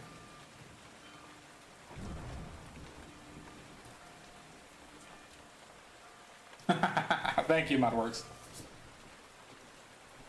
Yeah, they're called here, lady. I'll bring them up again. You can make these yourself, but this one is Velasquez medium. This tube is about $15, I believe, from Natural Pigments, their website. And there's a good amount in here. This is a 50 milliliter tube. This would last you a good amount of time. And then I personally like the Impasto. Yep, Rublev. The website is Natural Pig. Oh, sorry, Dizdaz. The website is Natural Pigments. Okay. and they own this company called Rublev. That's where I got the pigments went from, where I made my paint. Burples. So yeah, if you're interested in glazing, I can reach out to me some more, and I can give you some material that might help you. That could help you with that subject.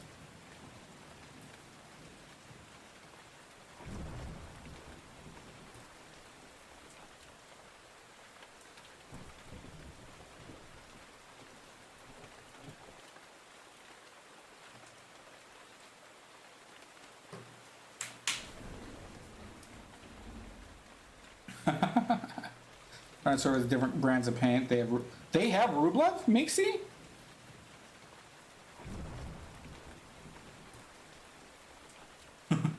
Alright, Mudworks. Wink!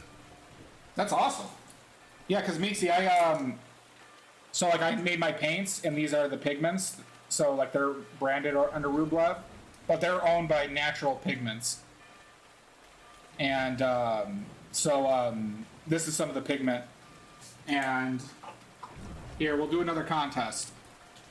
I'd appreciate some integrity if people were here the last time for this. Burnt umber till we die, okay? This is a bag of burnt umber pigment. This is 1 kilogram of burnt umber pigment. All right? I'm taking guesses for cost.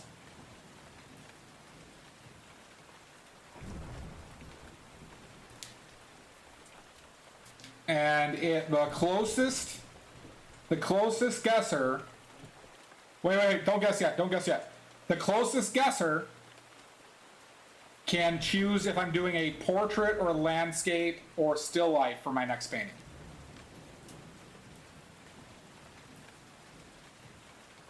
Tree fitting, all right. We have $3.50, $50 from Dizdaz and Lady A. And it's just closest. This isn't price or right rules. It's just closest. This is 1 kilogram of burnt umber pigment. $14.99 from Dia. $120 from Mixie. $20 from Ton. I'm going to give you 15 more seconds. 15, 14, 13, 12. This is annoying, I know. I lost count. 8. 7, 6, 5. Super annoying. $95. Oh, hi, Amelia. The winner is, drum roll, Ton Hood. $26. $26 for this. This will make, all right, here, give you reference. This tube of burnt umber from Michael Harding, okay, costs $40. It's 225 milliliters. It's 225 milliliters. Was $40. Okay, this bag, okay, will roughly make 7 to 7.5 of these. It's all oil and binder. Yep, it's their process and everything like that. Yeah. So this tube, this bag will make 7 of these, 7.5 of these, with just linseed oil. And my blood, sweat, and tears.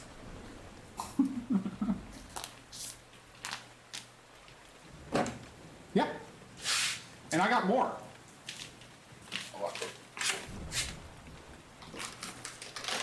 Okay. Not cocaine. This is titanium white. Companies charge about the same price. Not cocaine. All right, we're not talking about drugs. Empty tubes DR $1. But lady, it's not that bad. I did it on stream. Not drugs. Not drugs. I promise. Wink. All right. Titanium white. This bag was $50. This will make, I save more on the burnt umber, but not, you know, but not by much, right?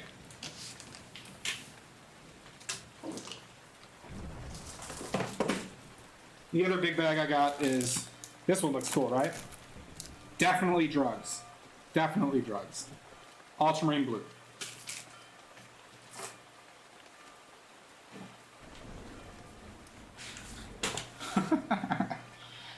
They're not drugs, berry blue. And then I got these little tubs, right? Because the Pyro Red is, this one I save very little money on.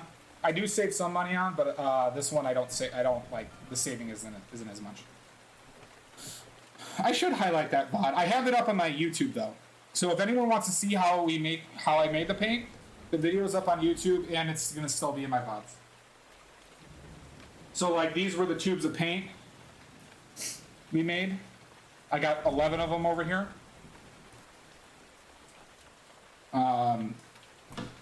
And here, Dia, I'll show you the tubes.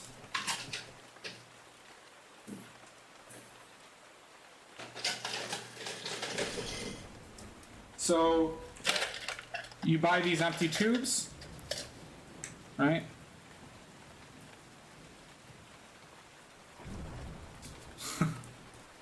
Maybe. That would be a good thing, lady, possibly. But yeah, these empty tubes are $1 a piece, Dia.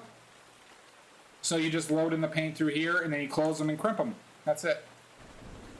So the material cost is not high, you know. There is some initial investment on like the grinding plate and the molar, but that's like, we're talking like 50 bucks. Yep. But one word of warning.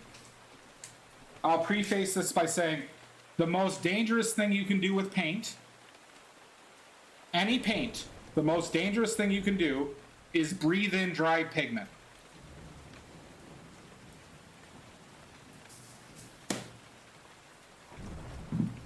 Yeah. No, Dia, breathing it in is more dangerous than eating it. So the most dangerous thing is breathing in. So if you are making your own paints with exposed pigment, wear an N95 mask.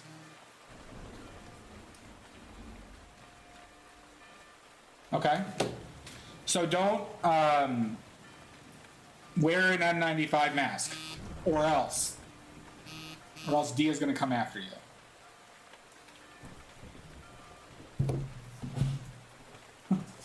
She enjoys it.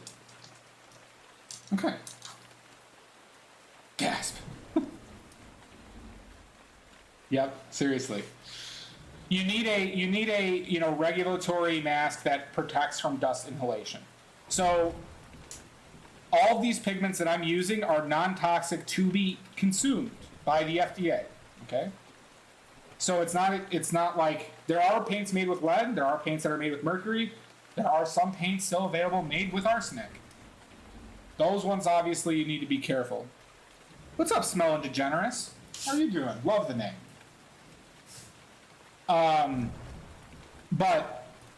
For example, burnt umber, which is not dangerous to consume, will kill you if you inhale it because it has manganese in it. It has heavy metals in there. Yeah, if you have pets, it's better that you don't. Or unless you have a place that you can like keep, if you had a shed or some place where you could realistically keep pets away from. But yeah, point being, I have no such thing comical. God damn it. We all have our secret paint shed.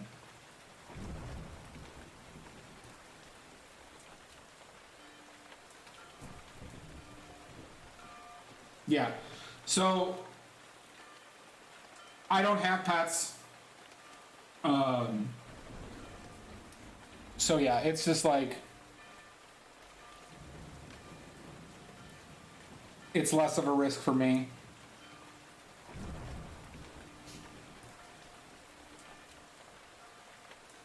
But yeah, but it can save a bunch of money.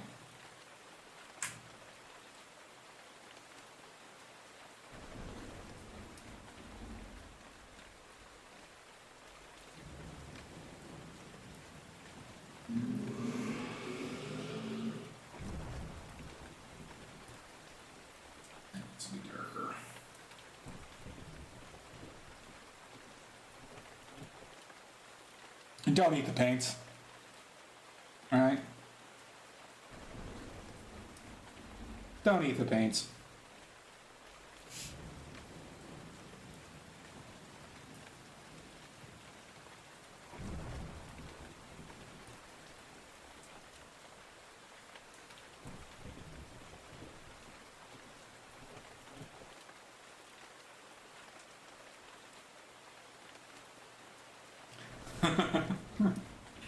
Damn it, comical.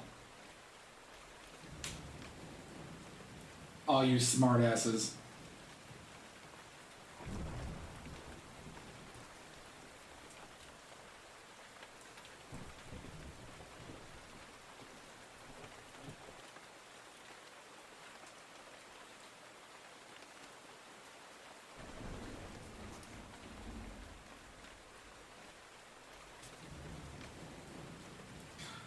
So, you know, with, oh, there's an ad. I'll wait a few seconds.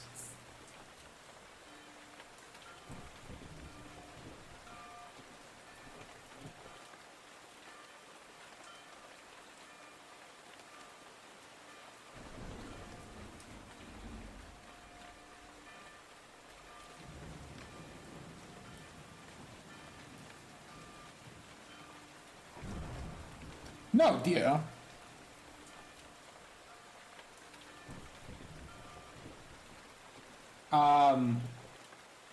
So one note with regarding to consuming paint. Oh, thank you, Lady A. Thank you so much. That's really kind.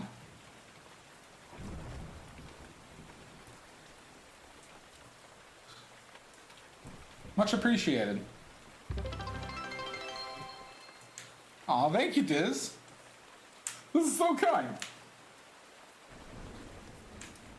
Everybody's so nice. Thank you so much, everybody.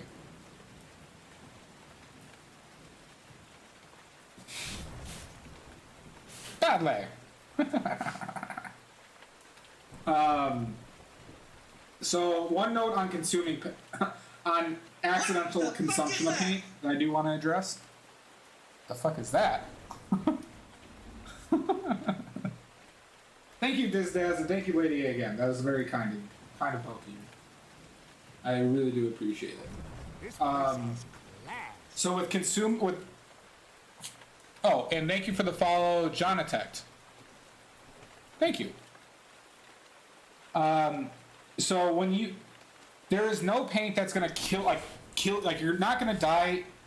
There's no paint that will kill you on the spot from eating it, except for one that you're not gonna get. And that paint is called Orpiment. Don't get it. There is a company that sells it, but I'm not going to tell you who. Comical.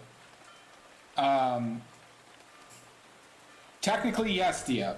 Even cadmium. So cadmium is a big one that people have issues with. So cadmium sulfate is, you know, the main ingredients to make the cadmium-based paints, all cadmium-based paints, okay? So there is a study with cadmium paints that is linked to cancer, but that's on the basis of inhaling the pigment. So the inhaling of the pigment has been proven to cause cancer in animals.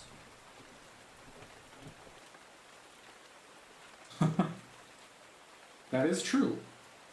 Okay, so and there is actually studies that show that the current solubility rates of cadmium paints prove little issue with consuming. However, that doesn't mean for sure that there is none. So it is better to practice safe painting hygiene and don't eat your goddamn paints. Now, there are still plenty of paints available that contain lead. They are readily available. Lead cannot absorb through your skin. Yeah.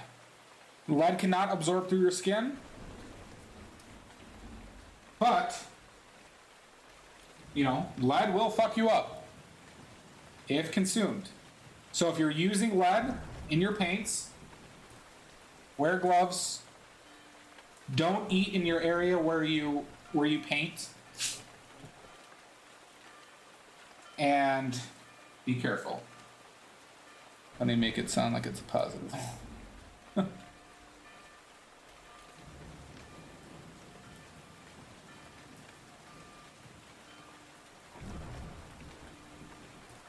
Well, lead, you know, lead is still a lot. If you don't know, so I have worked in manufacturing, and I used to work for a company that made pipes for water and water softeners, and lead in some amount is still allowed into our pipes because there is an amount that they are comfortable with. Almost every water pipe in this country still has, well, not everyone, but like in areas, there is still lead in. The reason why they put lead in there is because it makes it easier to manufacture. It makes the pipes a lot cheaper to make. That is the sole reason why.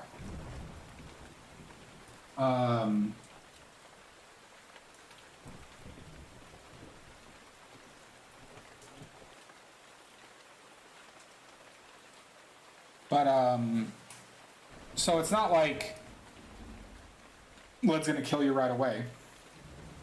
But there is a significant correlation to violent behavior and lead consumption.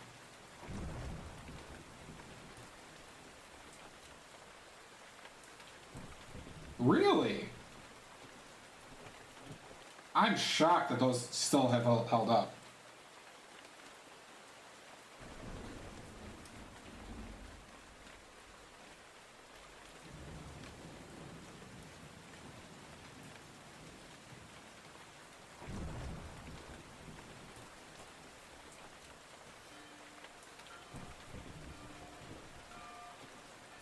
Oh yeah. Well, clay is so fragile with regards to stuff like that because they're porous. So, well, like you could only pull that off in areas that don't freeze.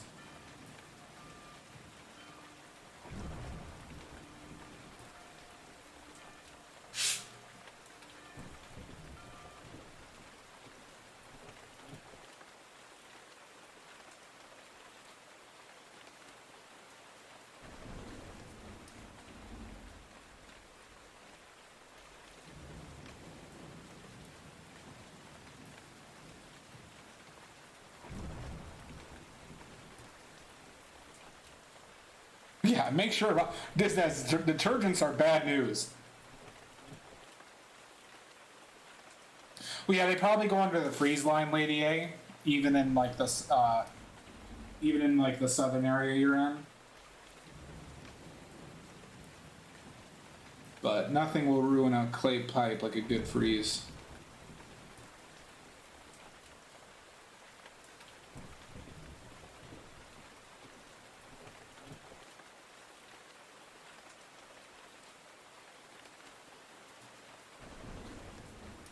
Don't eat the Tide Pods. All right, everybody. Oh, I painted that in the wrong spot. What am I thinking? It needs to go. Okay. Mess up.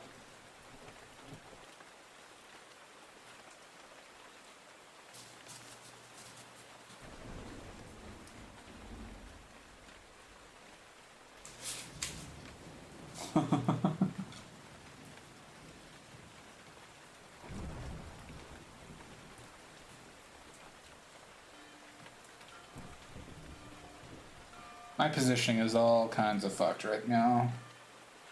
Is that guy just like way too big for this painting?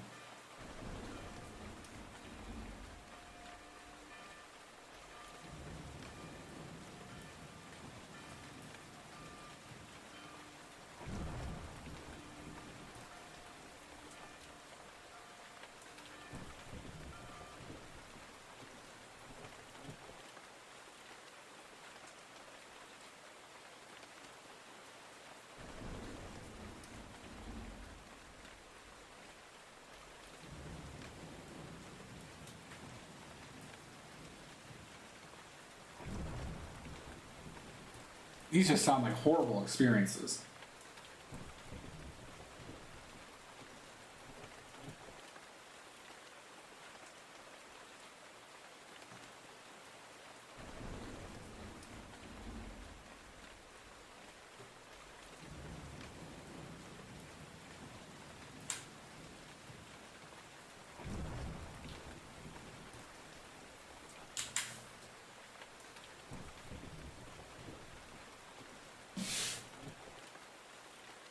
Yeah, I think so too.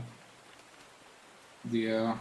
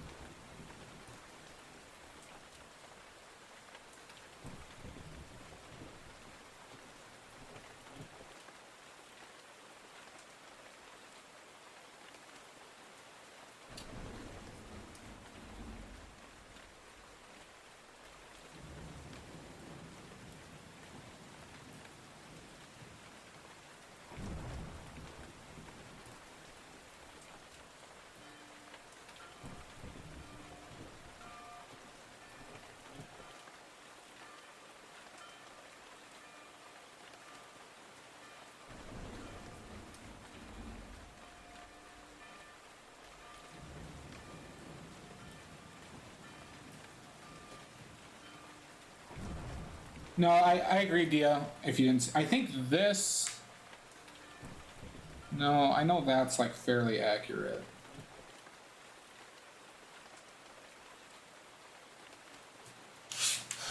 So what is fucked about this? Let's figure this out.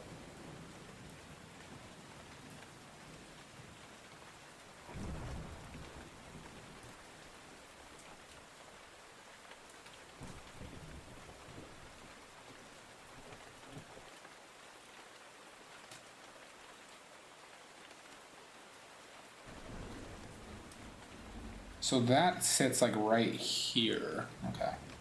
I think I found the area that that is supposed to be at.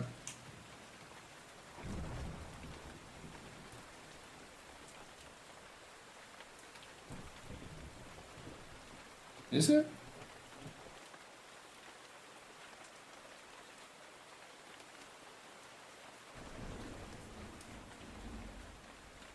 I'm a bit of a sailor. I'm like Mudworks with my language, unfortunately.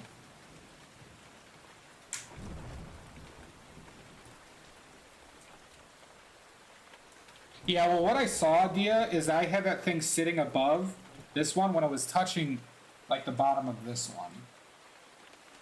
So it's, like, kind of, like, right there. But there's a little red showing...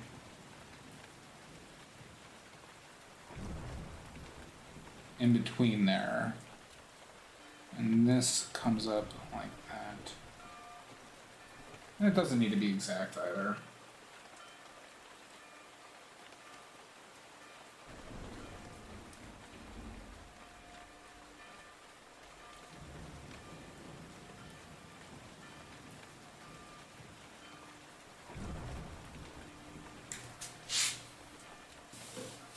Nope.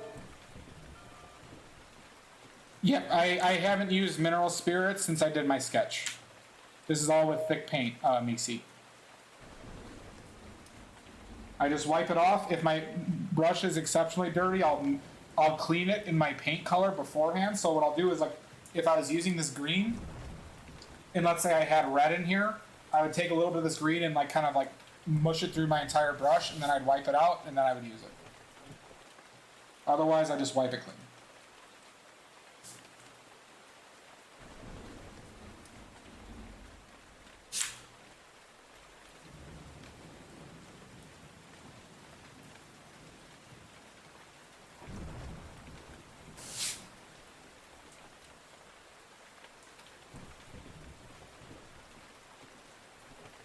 I also am using bristle brushes, Meeksy.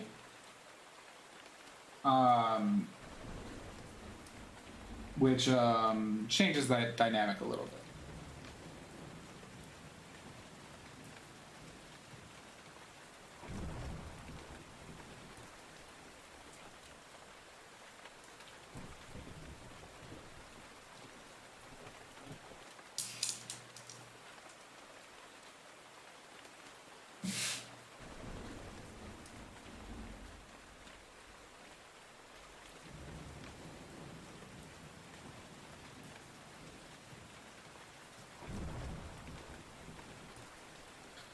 Paint and shapes.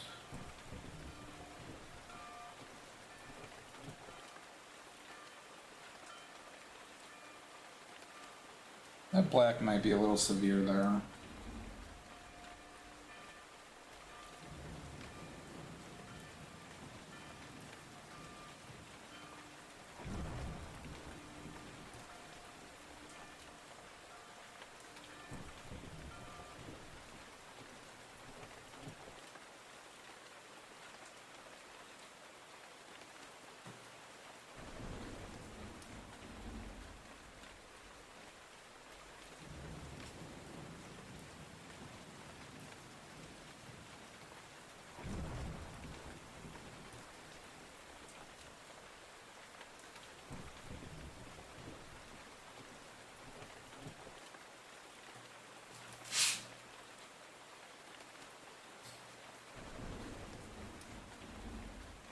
Thank you, Mixie.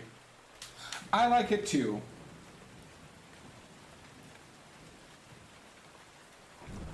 Because we all know, we all agree that Halloween and fall and spookiness is the most wonderful time of the year. I will not be taking questions.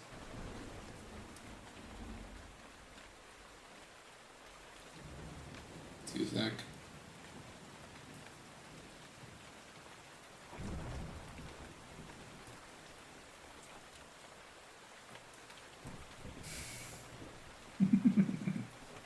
What, dear?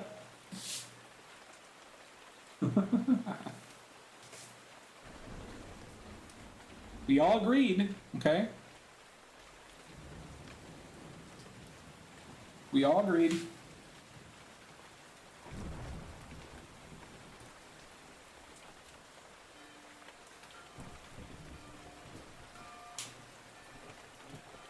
All right, good. All right, yeah. And as it should be.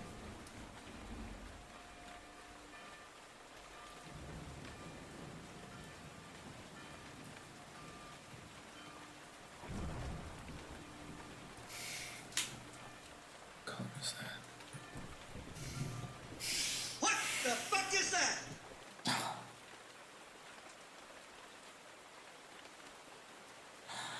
Thank you, Dia.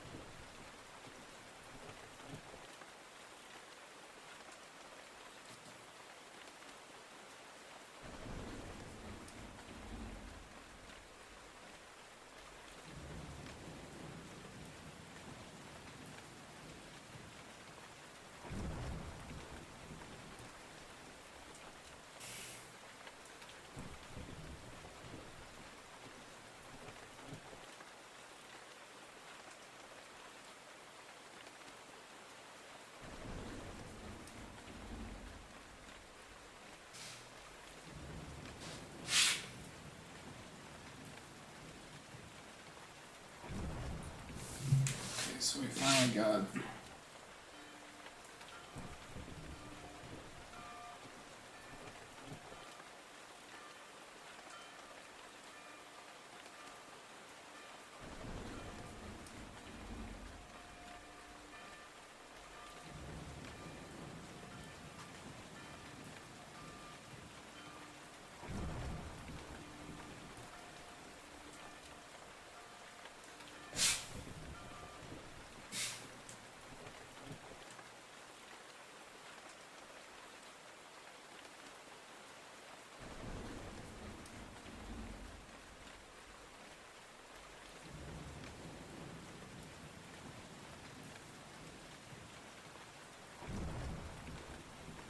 Okay, that's a little. I made her. Yeah. Okay.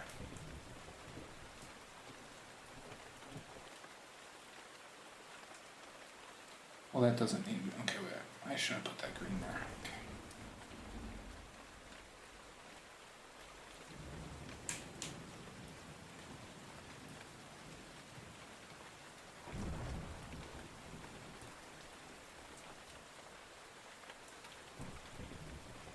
Oh, that's. Wait. No, that's. That's correct. Correct-ish.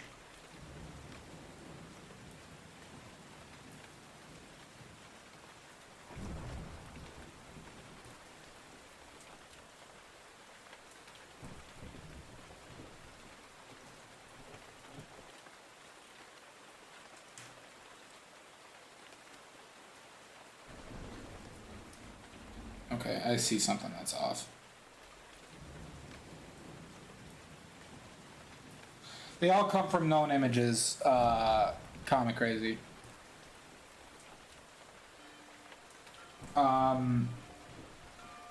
Yeah, I just enjoy doing it from a reference and interpreting the reference in a manner that's entertaining to me.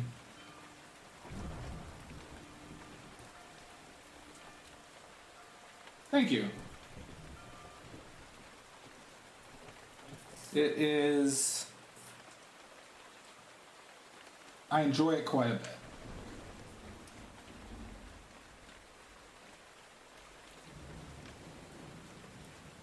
It's the entire, like, the execution of techniques and artistic interpretation of the reference is what I enjoy the most.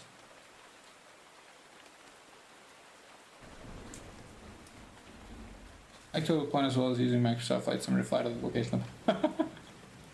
That would be a fun stream. Which part of it is, just out of curiosity? Like coming out, like just doing one from photos, or just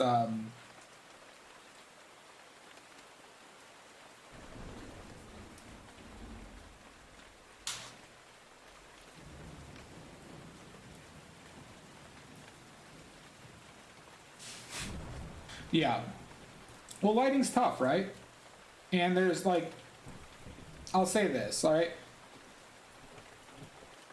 We will all do what we enjoy to paint. And we should all do that, right? Yeah. Like, personally, Diz, I don't have any interest in it. Like, that's not where my passion for it lies. Yeah, there's no rules, and okay, so that's what also is fucked up. It's okay. We're figuring this out slowly but surely. Surely I can't be serious.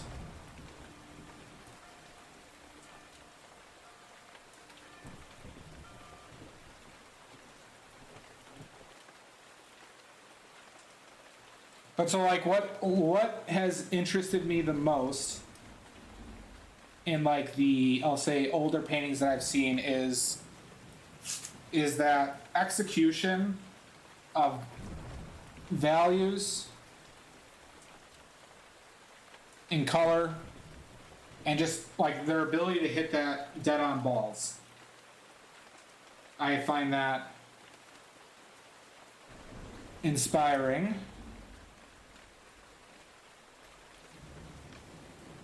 And what I want, what I'm striving to do. But everybody has their own wants and aspirations, and that's just mine.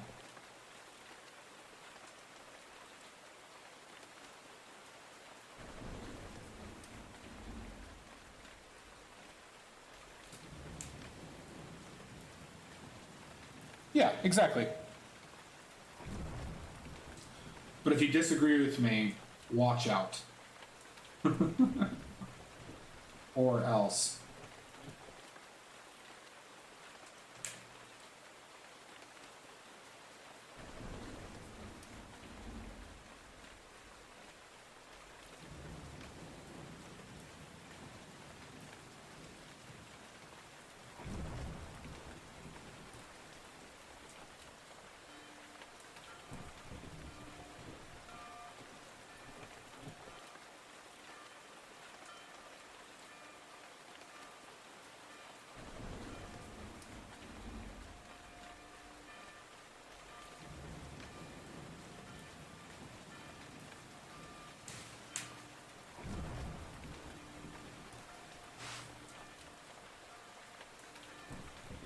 Man, I'm a speed painting demon.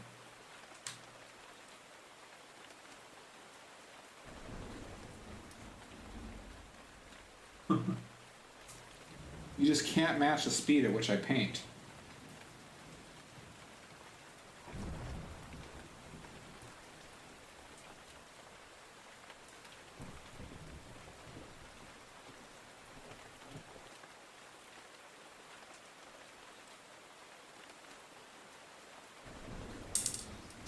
Thank you, Mr. Salt. I'll just grab my salt water. Seems redundant. Oh, that was terrible. Oh my god. Why would I do that?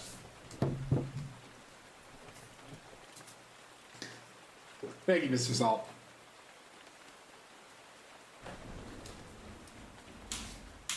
We are making splotches.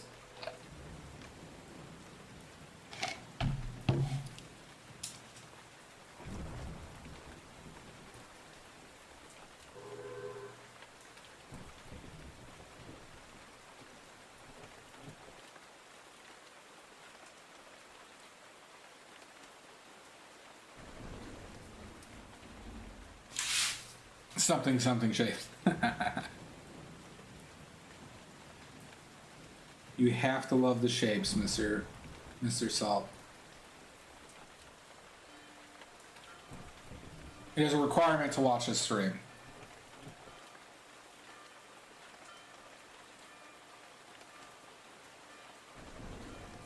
Oh, it can be, yeah.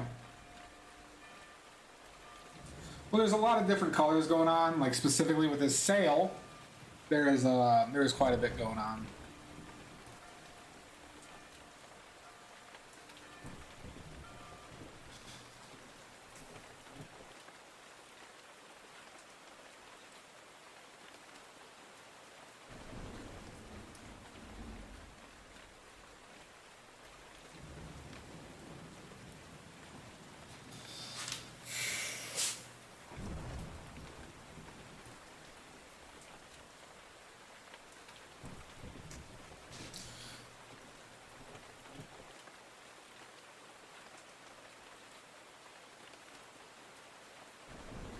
I don't know how you can have an unchaotic palette, frankly.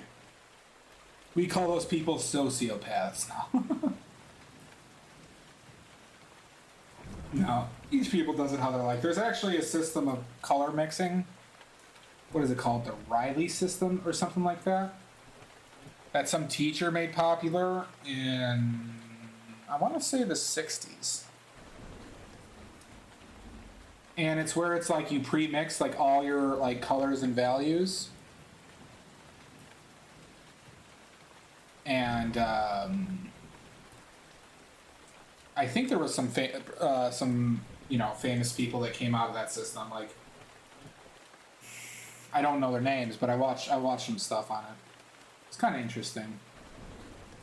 Did not appeal to me though.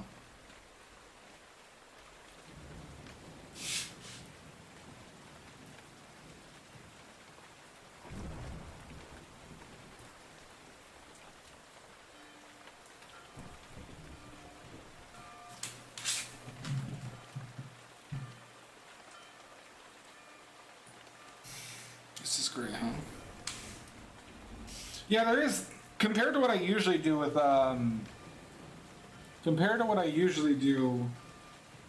there is quite a bit going on this one.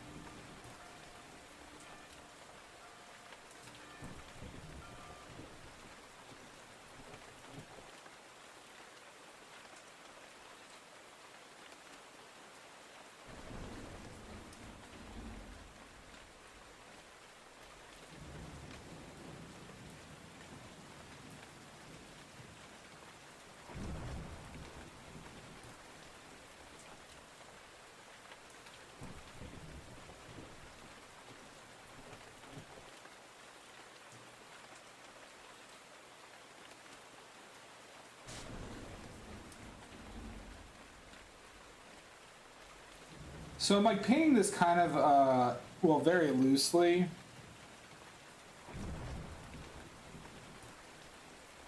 But there's a lot of detail. I'm trying to figure out what's the best way to approach.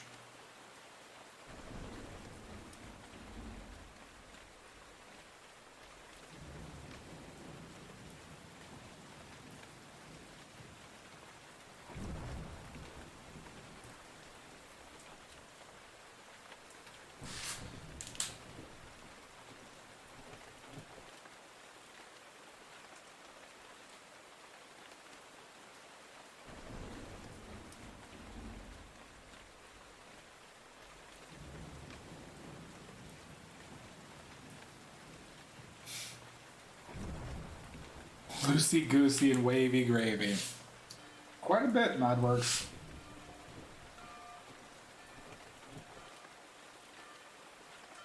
There's a really good painter named Eric Jensen who is like obscenely good at painting in this like loose style. That I'm very envious of his talent. Oh, you're a software engineer? Nice. I actually do programming a lot. I do a lot of SQL-based programming and PowerShell.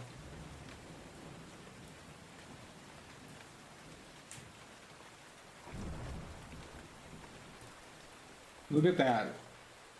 We just bonded over something, Mr. Salt.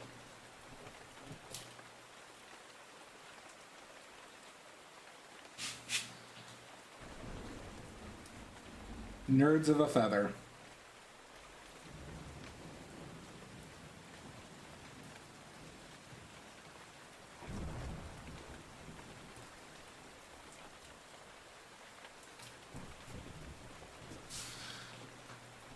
Awesome. Shut up, Mudworks! Stop bullying us! Nerds of a feather eat paint together. Yeah. Did you eat a lot of paint chips as a kid, son?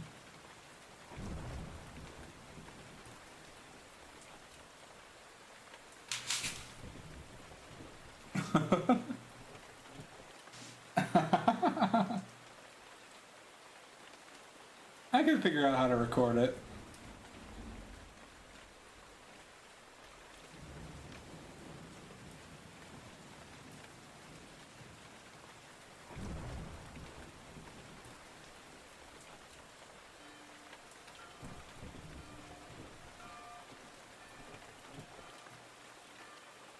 Just nerds.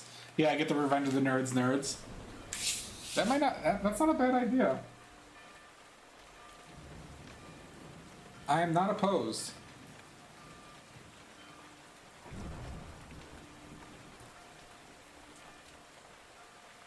That black is too severe.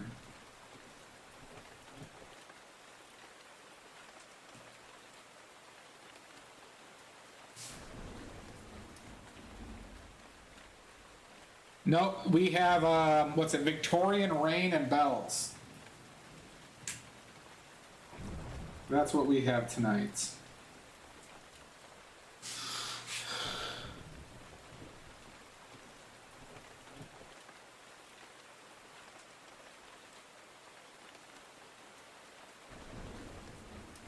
Hey, Sarah! Nope, that buoy is the bells from my...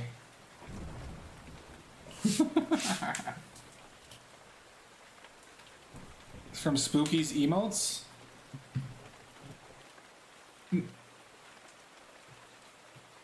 Oh. I thought you were talking about what I was listening to. No clue what you're talking about.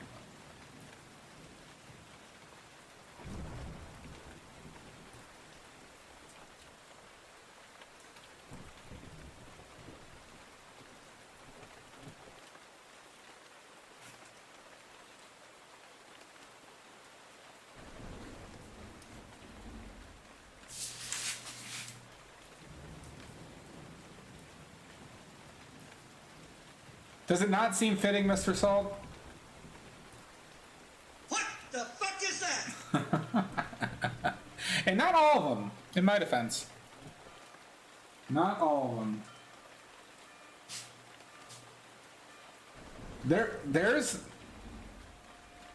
There's one that isn't.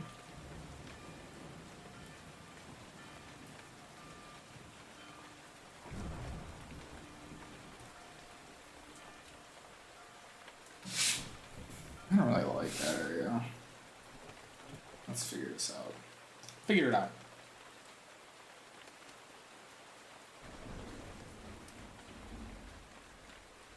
Badly. Yeah, badly isn't. Of course, not comical. Go for it. Figure it out.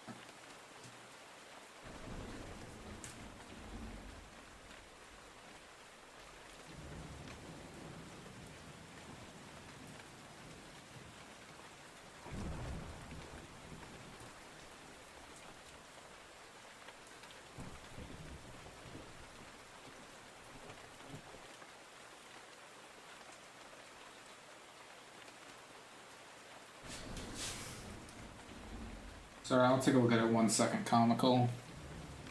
I may or may not be in the zone. The hypothetical shit zone. Okay.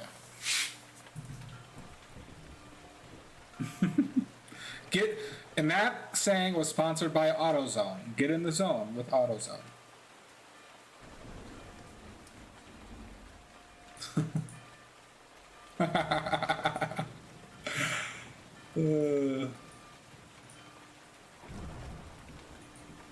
Oh, that ship's coming along really well, comical. That's really good. Hell yeah. It's like a bunch of pirate ghosts. Oh, they're already paying me, Mudworks. They're already sponsors. Them and Menards.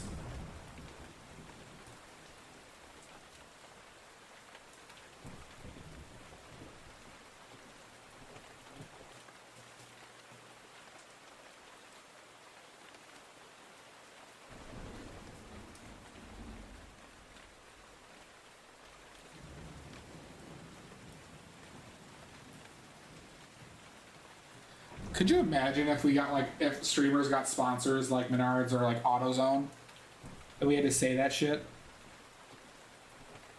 And that rant was sponsored by Raid Shadow Legends.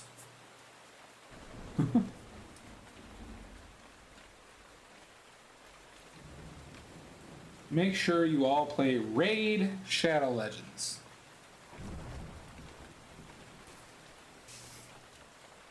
Or else they'll come for you.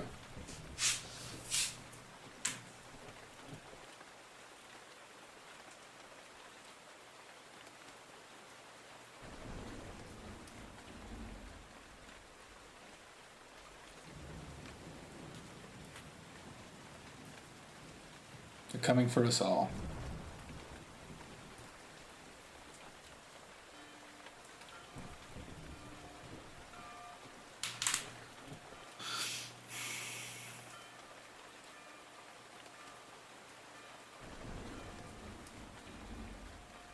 Badly to get nothing whatsoever. Oh, that's good.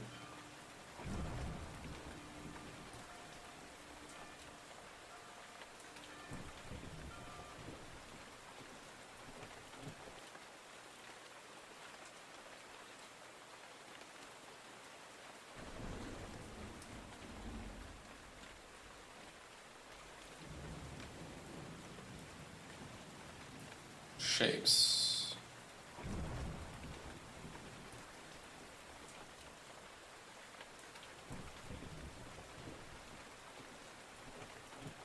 The deal, lore.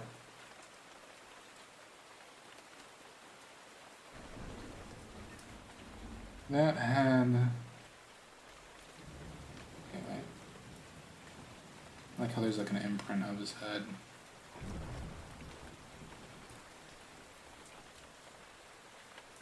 I'll have to go over that again.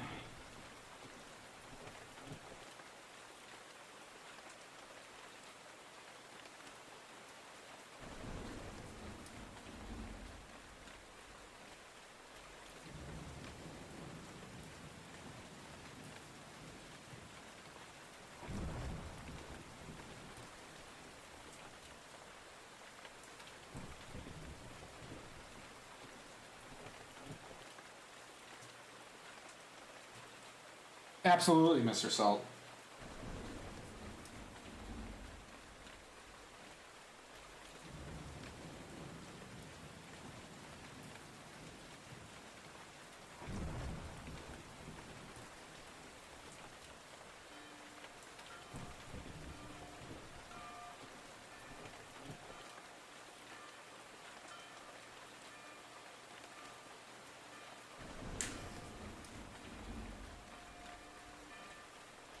The cheese tax. You dare bring that horse shit in here?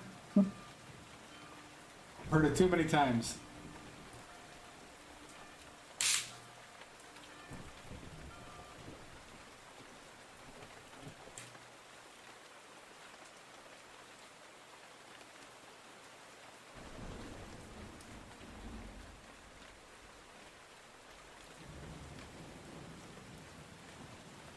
Jesus Christ, comical flop. It is cute and true. But it works. It's just that I've heard it 30 trillion times. I don't have any pets, no.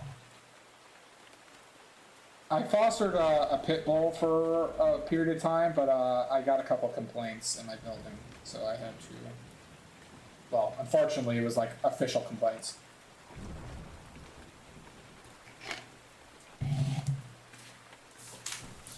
Nobody wins that night, comical flop.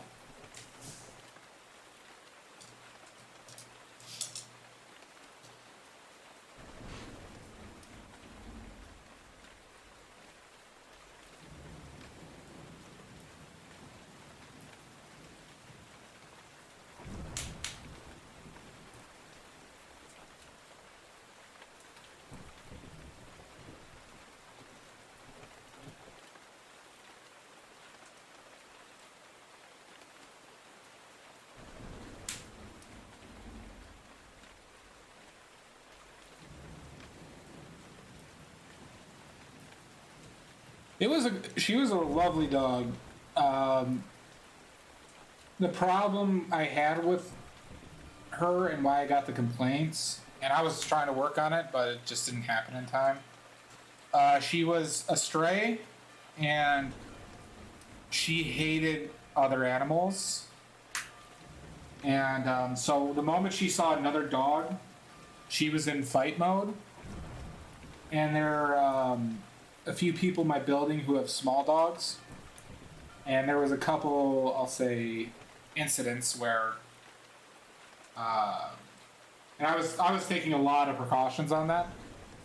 Yeah,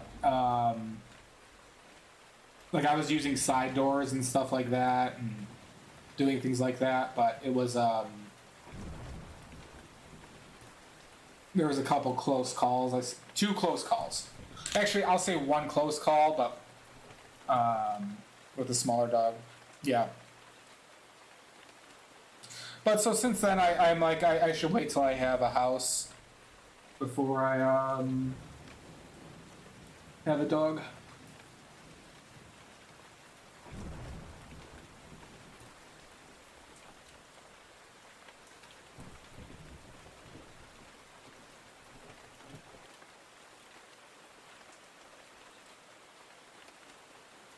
Yeah, they are.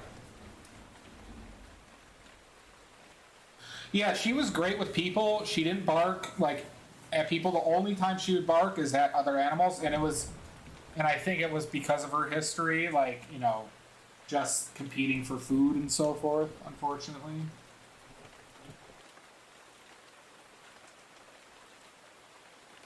I had the best name ever for her, too.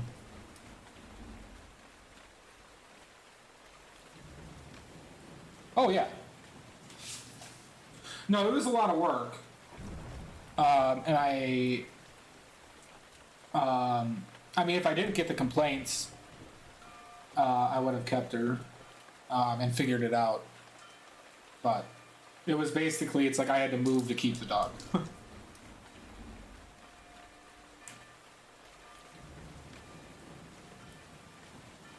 And I couldn't pull that off at that time.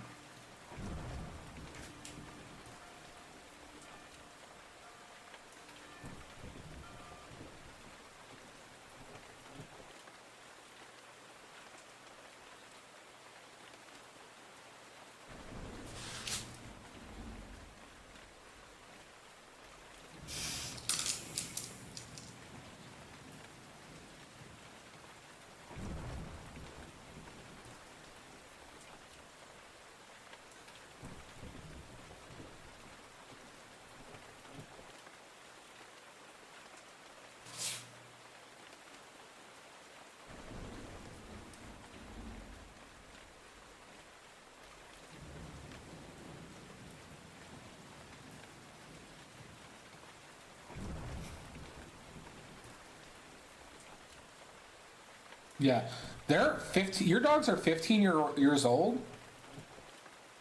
Holy frijoles! They look great for that age.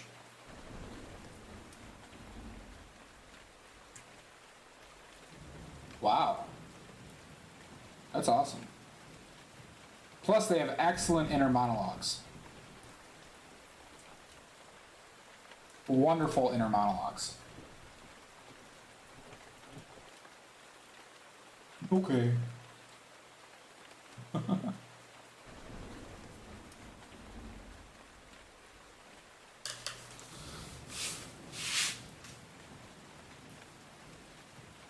All right.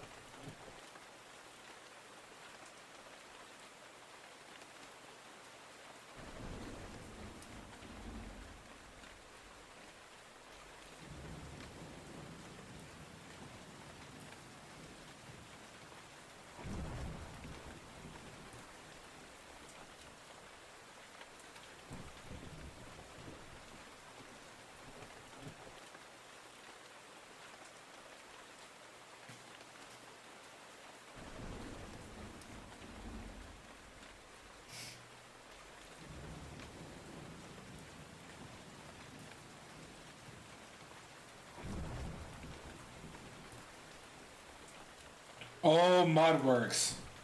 I needed that.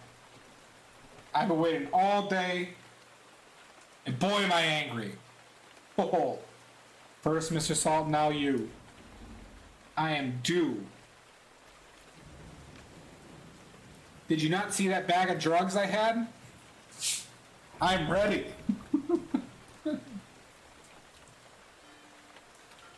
You stand no chance. I may have lost, what is it? 3,908 times, but I'm due. Wonderful.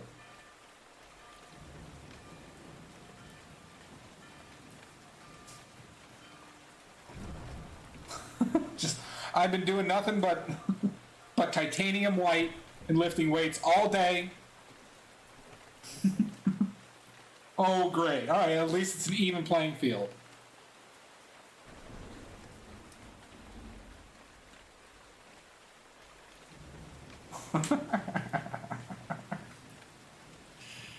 Oh shit.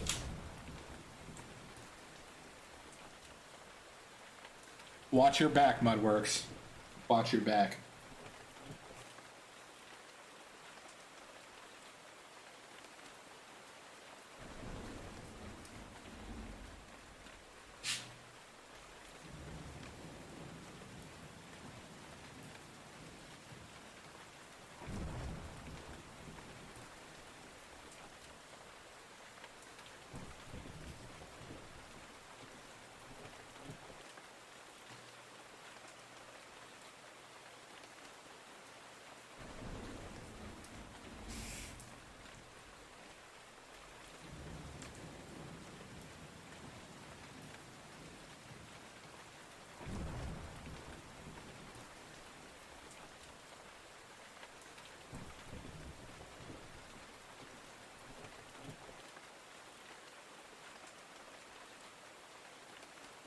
Oh, I do remember that. I loved that as a kid.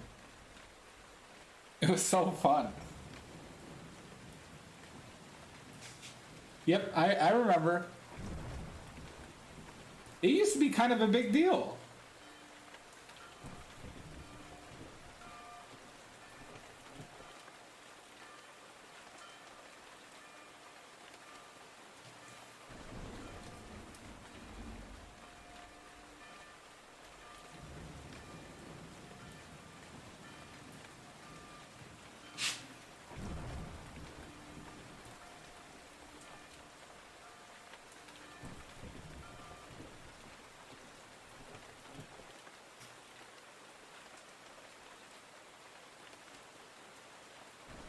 Oh, alright. Sorry, here's my salt water. Oh, God. Ugh. That is not pleasant.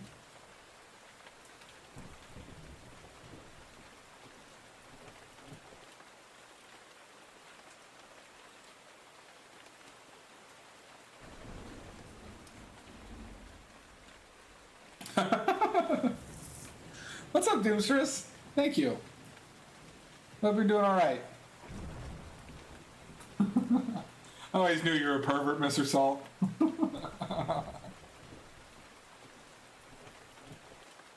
For some reason, that reminds me of Addams Family. Is it Addams Family 2 or 1? I think it was 2 when they go to camp. Yeah, it is 2 where they go to camp. And Pugsley is playing the turkey in the play. And he's just screaming, "Eat me." Has me dying laughing every time. The Thanksgiving play classic. Yes, it is. That movie's so fun. Eat me. Hey, it's Thanksgiving Day.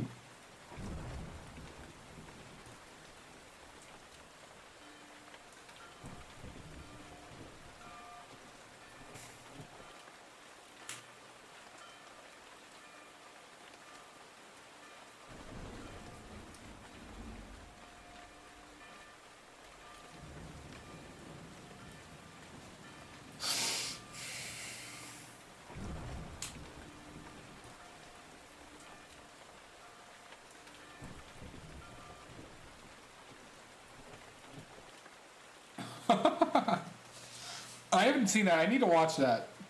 I bet you I'd love it because I love Doctor Who.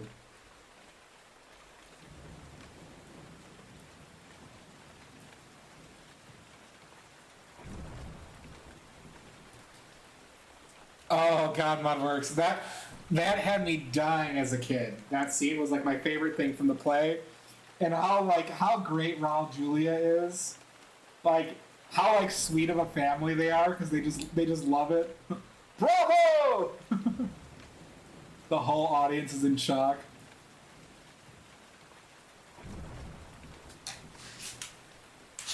That's the thing. I would love to have the Addams Family as my family. That'd be the best.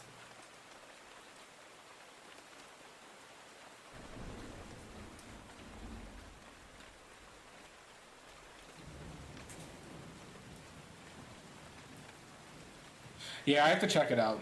I've heard so many good things about it.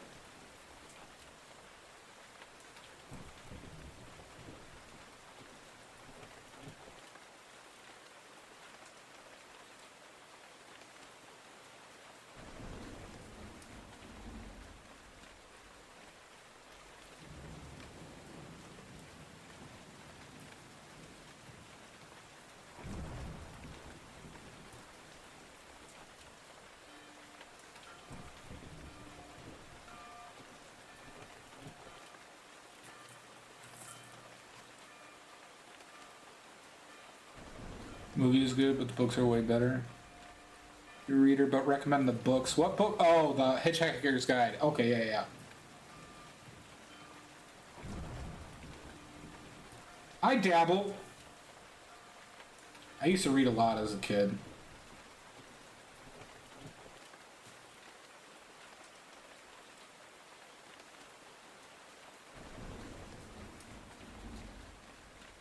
Yeah, Martin Freeman is great. I loved those Sherlock Holmes with him and Benadryl Cabbage Patch.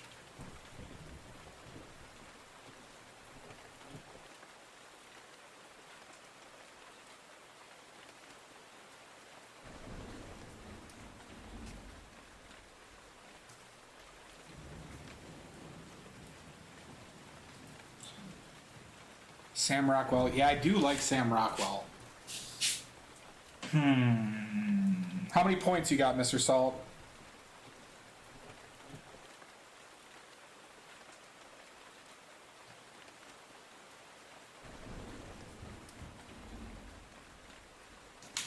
What's it? Hold on. What does it cost to recommend one? 25K, I think.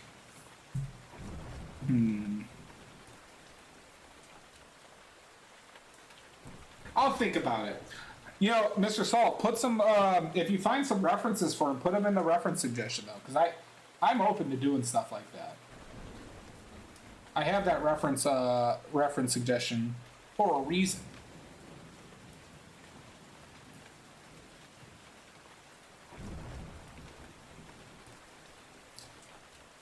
Well, you guys are busy fighting me, making me drink salt, perverts.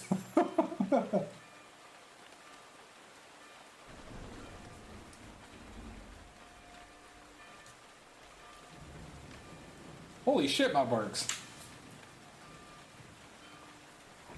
I do like sci-fi, and I'll keep that in mind.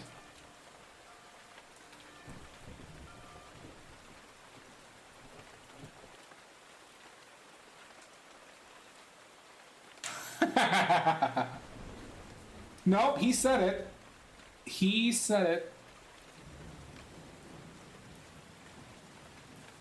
He said change my life.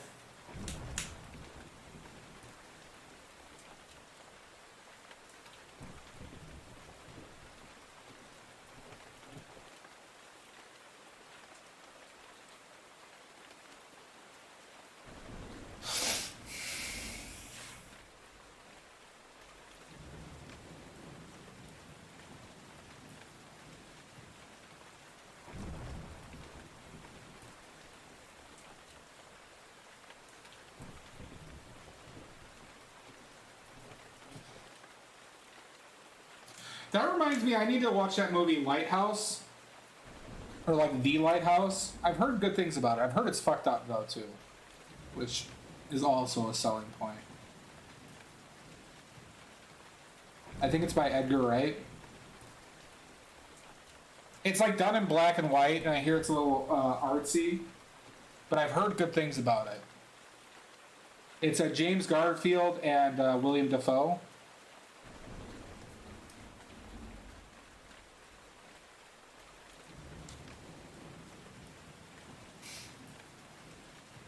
Yeah, yeah.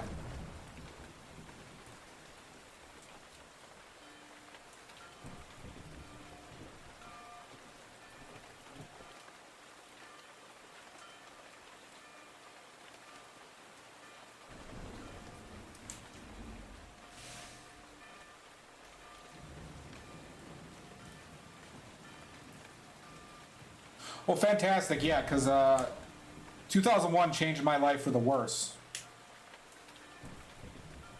Oh yeah, by the way, Mr. Salt, there's another movie that there's another movie that regularly gets in my top 3 depending on the time of year, and that movie is Clue. I love the movie Clue, so watch yourself if you hate it.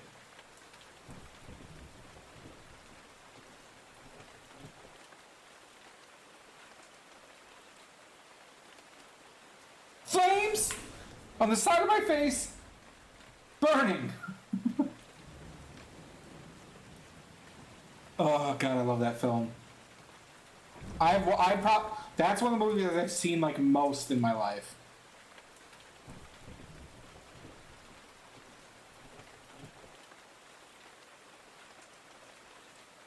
God damn it, comical flop, coming in here with your shitty puns.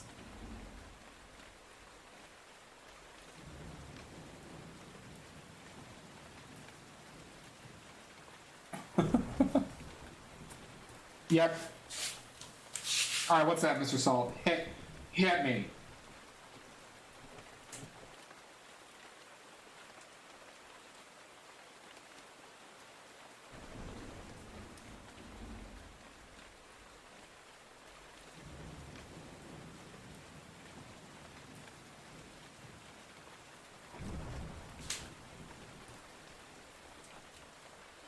Jules Verne's Journey to the Center of the Earth. Oh, it's narrated by Tim Curry? God damn it. Did you see what did they see what they auto-wanted you for? Oh my god.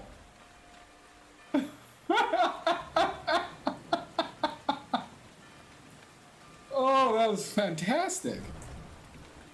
Wonderful. Apparently Coming cannot, Coming is, well, Automod's a prude.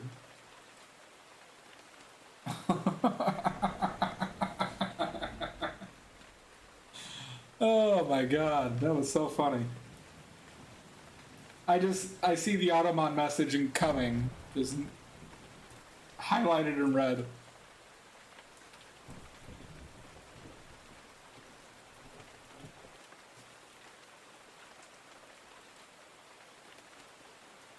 Yeah, I'll check them out. We like to run a clean, you know, like Jim Gaffigan style comedy here. Alright, clean stream. Obviously, Mudworks and Salt have not gotten the message. Obviously. Very clean.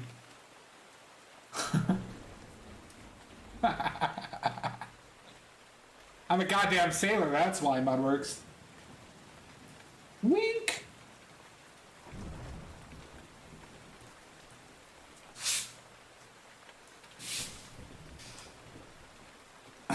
Wink! Yeah, neither do I.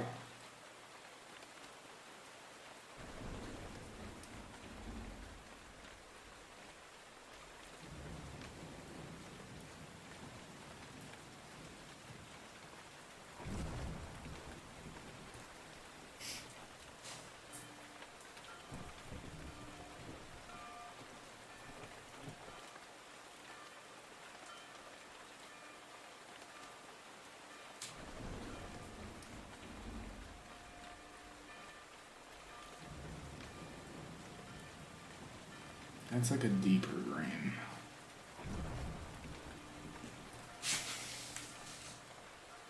That you know what that does? That's a good one, Mr. Salt. That will that's the next sound redeem, everybody. Wink.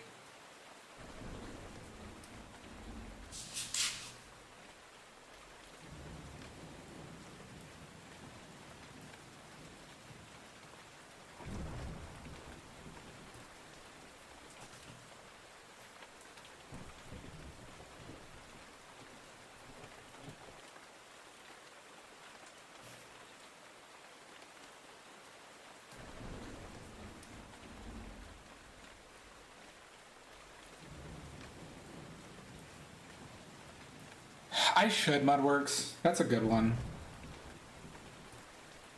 I'm upset with myself that I haven't yet.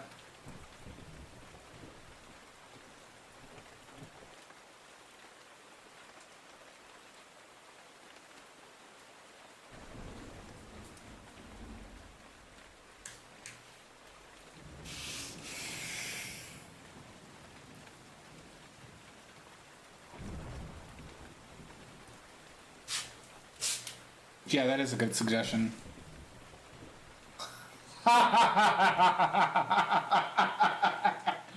Don't be sorry, be better. Oh, man. That is a good line. Oh, I should use that.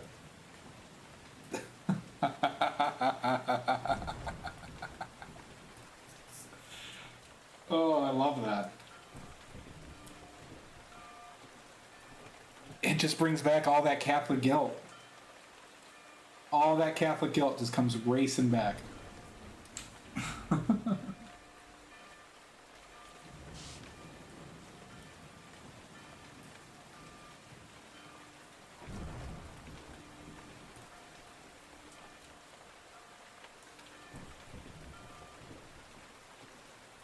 Yeah, too stress.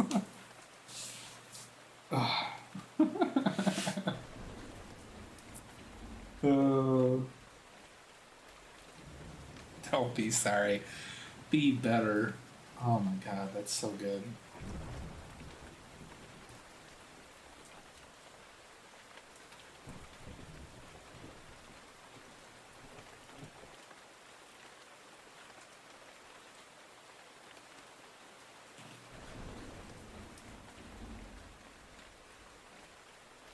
Well, that's good. I was raised Catholic and fell out of that shit really early, yo. Polish Catholic.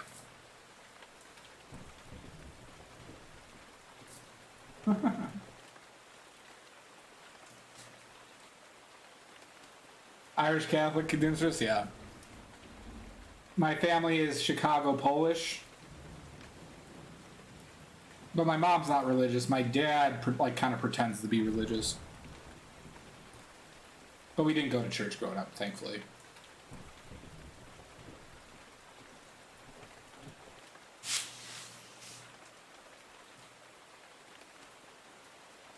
Yeah, no, I took the... I didn't go to private school, but I had, like, the... I went to CCD, and I was, like, confirmed and, like, you know, got my...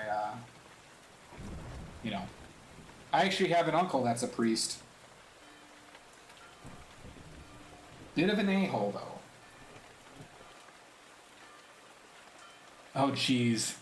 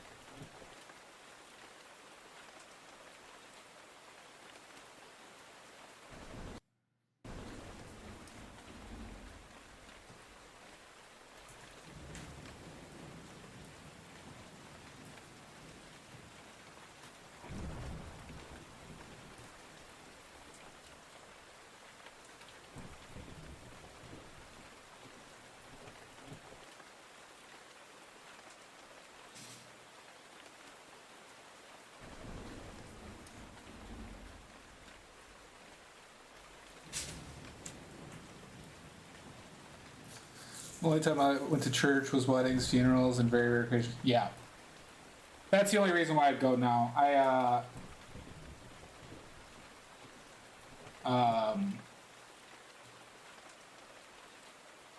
Frankly, it annoys me. Same here, Salt. Yeah, I come from a big family, like I said before, and like we've had like 500, 600 person weddings before. And I've been to a ton of weddings.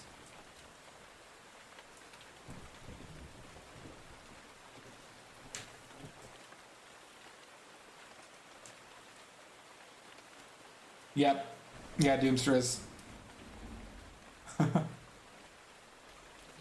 Yep. It's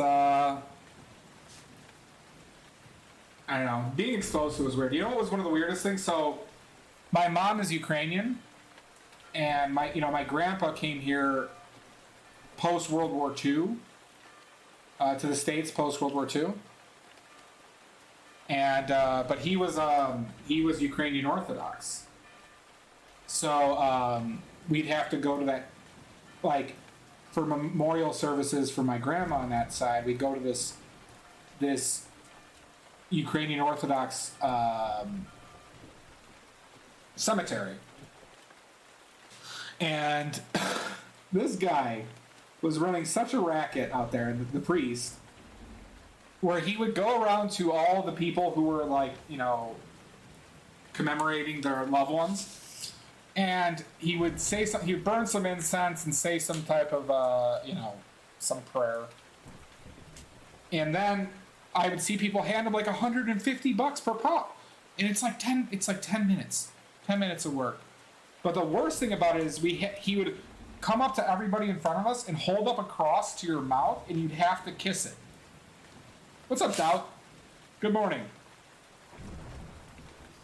And so, like, literally, this guy just went around the freaking cemetery making us kiss a goddamn cross.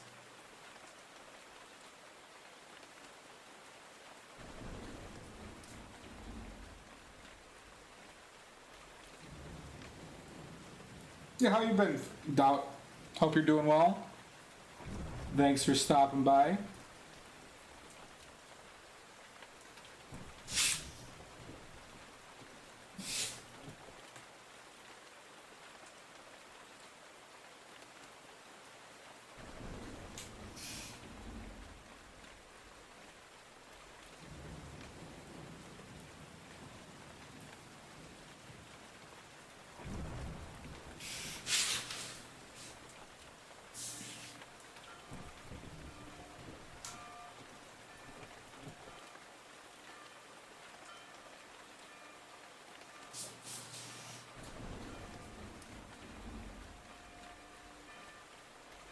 Yep, completely agree, Mr. Salt.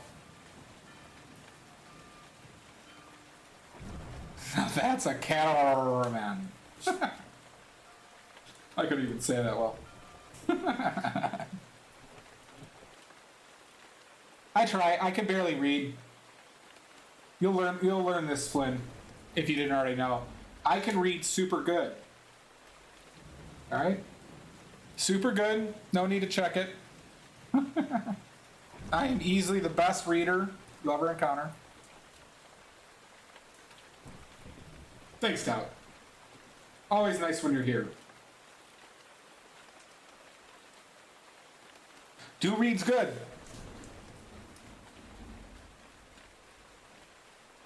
Thanks, Flynn. I hope you have a great night. Best reader, lover, and painter. Oh, that's quite the repertoire. Agreed, Mr. Salt. Thank you, Flynn.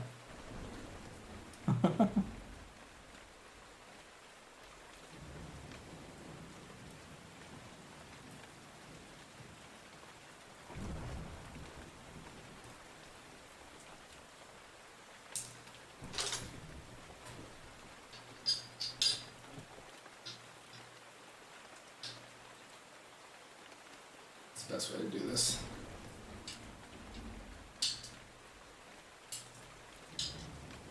We're gonna try something new.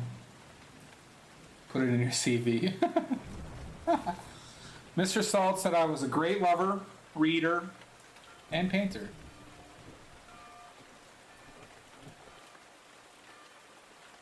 That didn't do shit.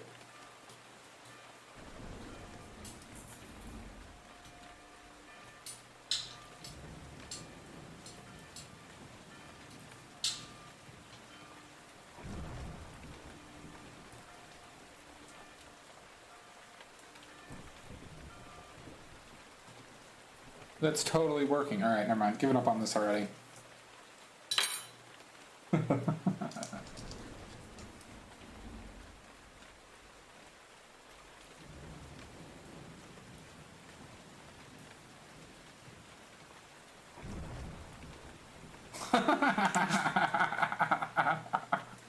Thanks, Stout.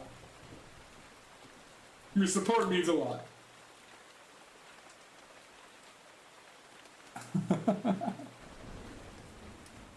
What the fuck happened there? Okay.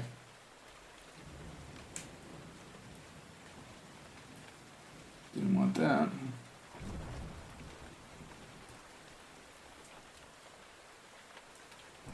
Gotta figure out how to do. What the fuck is that? The fuck is this?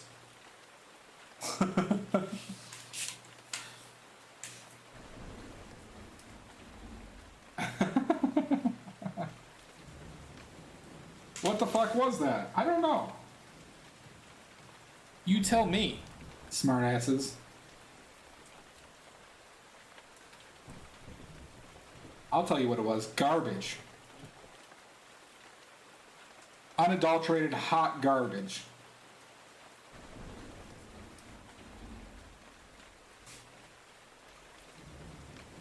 Hot, stinking garbage. Yep. Have a good night. Thanks for hanging out. Always a pleasure.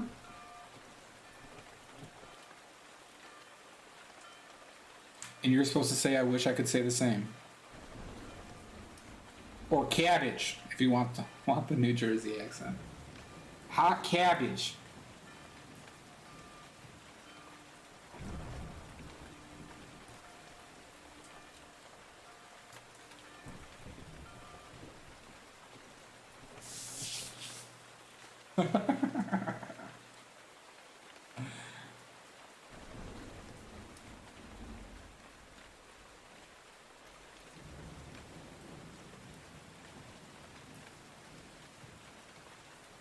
Well, this is very, what's a good way of saying this, Doubt? This is like a very, I'm painting this a very much more impression-y because I don't want to bother with these details, frankly. So I'm trying to be a bit looser, a bit loosey-goosey. I bet comical. So this is kind of like a different thing that I have been doing.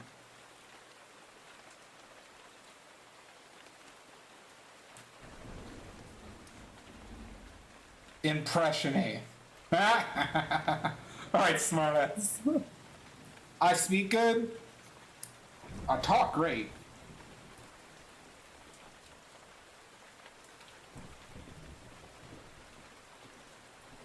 It really does.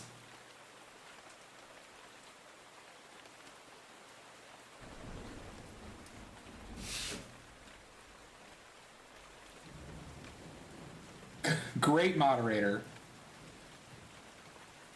Have a good night, Budworks, though, and Salt. Thanks for hanging out. You guys are great company. Setting you up, you sons of bitches.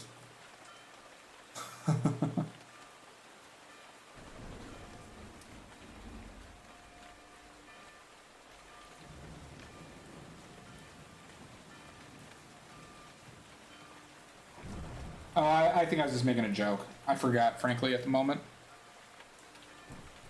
Oh, Doubt. Now I remember. So, I'm painting this painting a little bit less. I'm painting this painting intentionally looser. Because, the details are a bit, I guess, more like blown out. Like I can't see the details as well. So I'm intentionally just trying to hit like certain values. And I'm approaching it in that manner.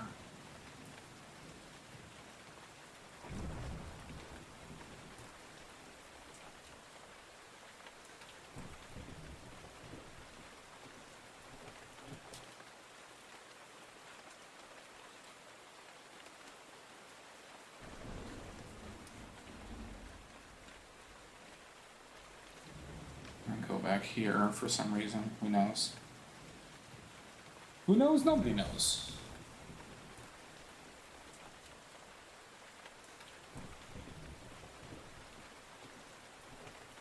I don't think that line is necessary, but I kind of want to put in this one.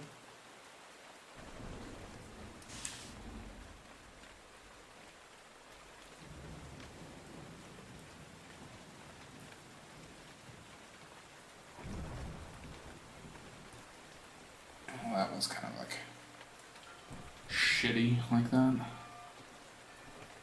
Okay, clean your brush.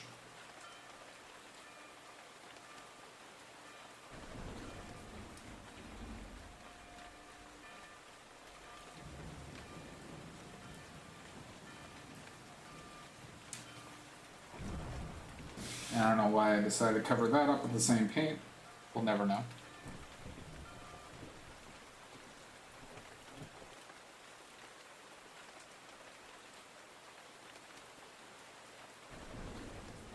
Yeah, I do doubt. I mean, it already is, in my opinion.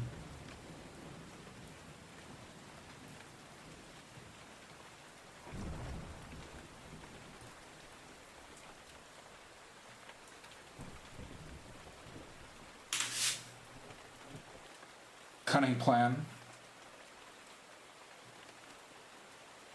Yes.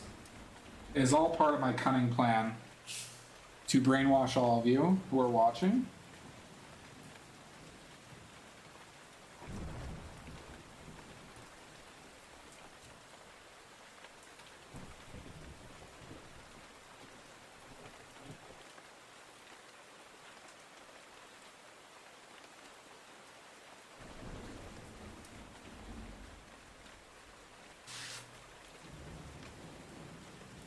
This place has class.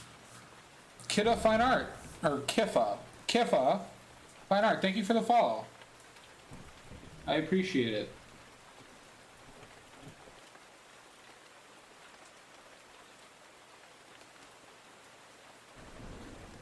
If you have any questions, please let me know. Or else. Or else.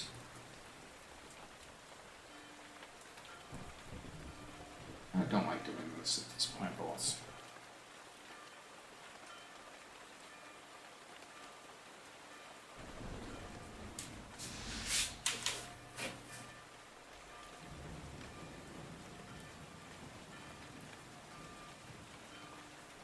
Yeah. Clean your brush. Thank you very much, Kifo. Thank you for joining us today. I hope you are doing well.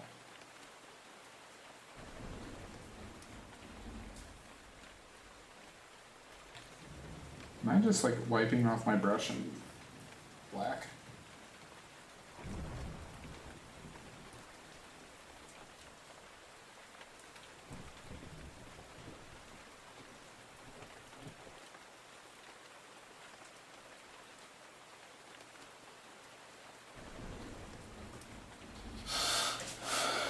That looks too thick. This place So I has take it, Kiffa, that you do some type of art yourself. What do you do? And if you don't feel like sharing, no worries.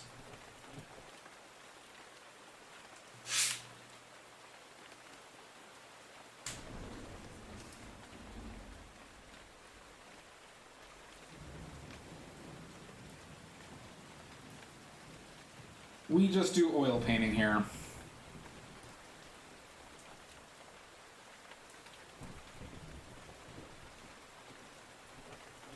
Okay, good enough.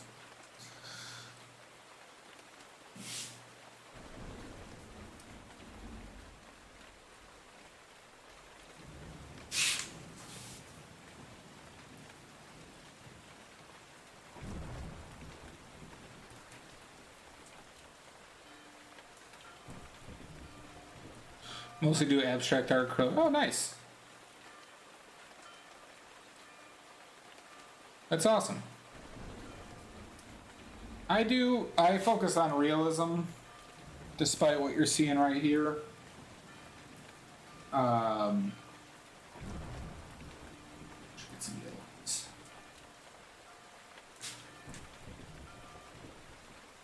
Oh, yeah. Well, yeah, that's all I do. So if you enjoy it, you will like this stream.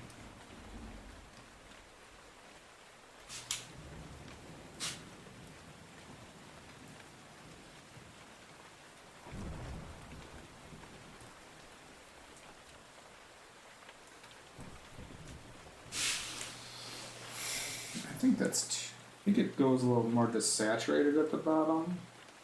So let's do this.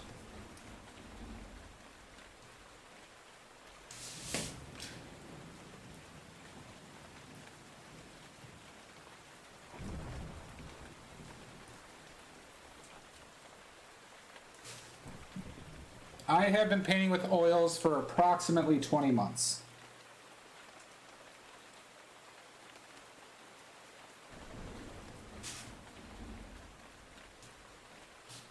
I started in October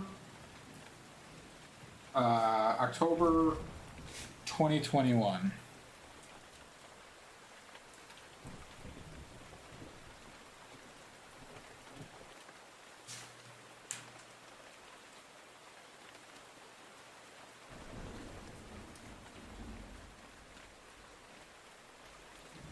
And currently it is my hobby, not my job.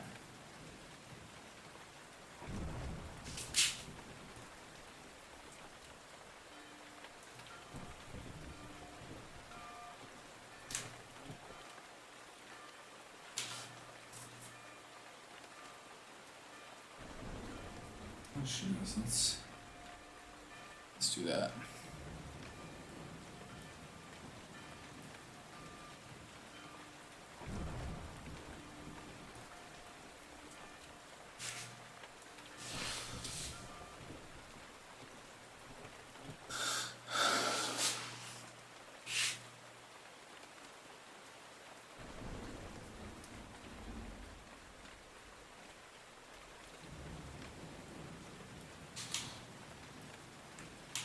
Thank you. Yeah, I really enjoy oils. To the point where just I don't really want to try other things. Because I'm just so engulfed in like kind of like learning it and getting better at it. Yep, thank you. Yeah,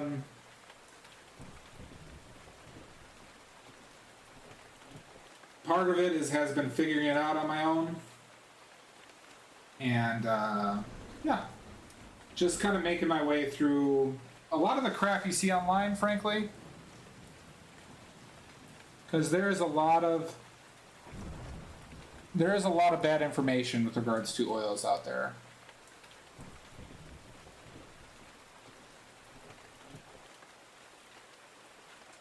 And I hope I can dispel some of that shit that's out there.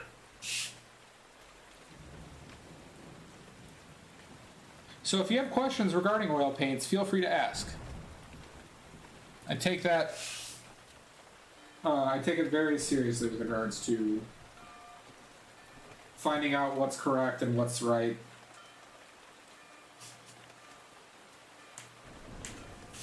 Yep. That's how I feel. Because as a kid, I used to do acrylics with miniatures. But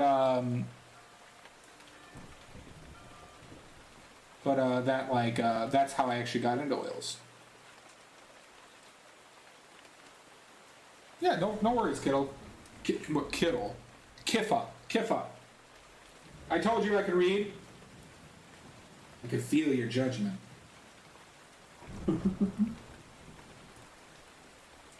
I can totally read.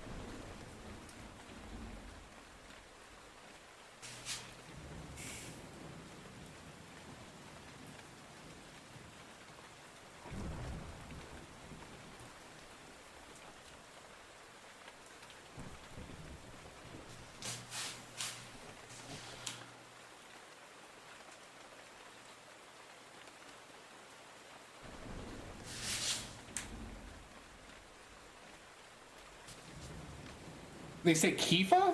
Not Kefa, huh? Oh, thank you, Doubt. That's kind of you. A little too kind. What are you after, Doubt? No, thank you. Thank you very much. That's really kind. Thank you.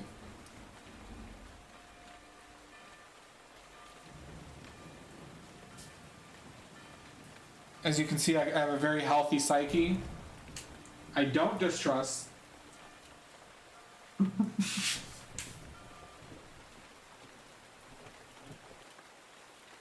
Thank you so much.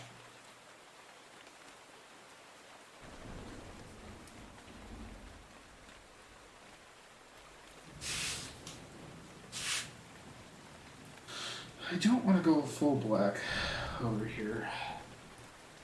But like,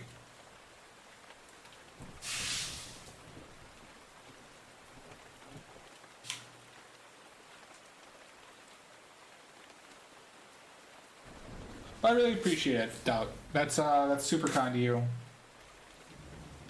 You provided me a lot of good company and not to mention good feedback, so I really appreciate it. Really appreciate it.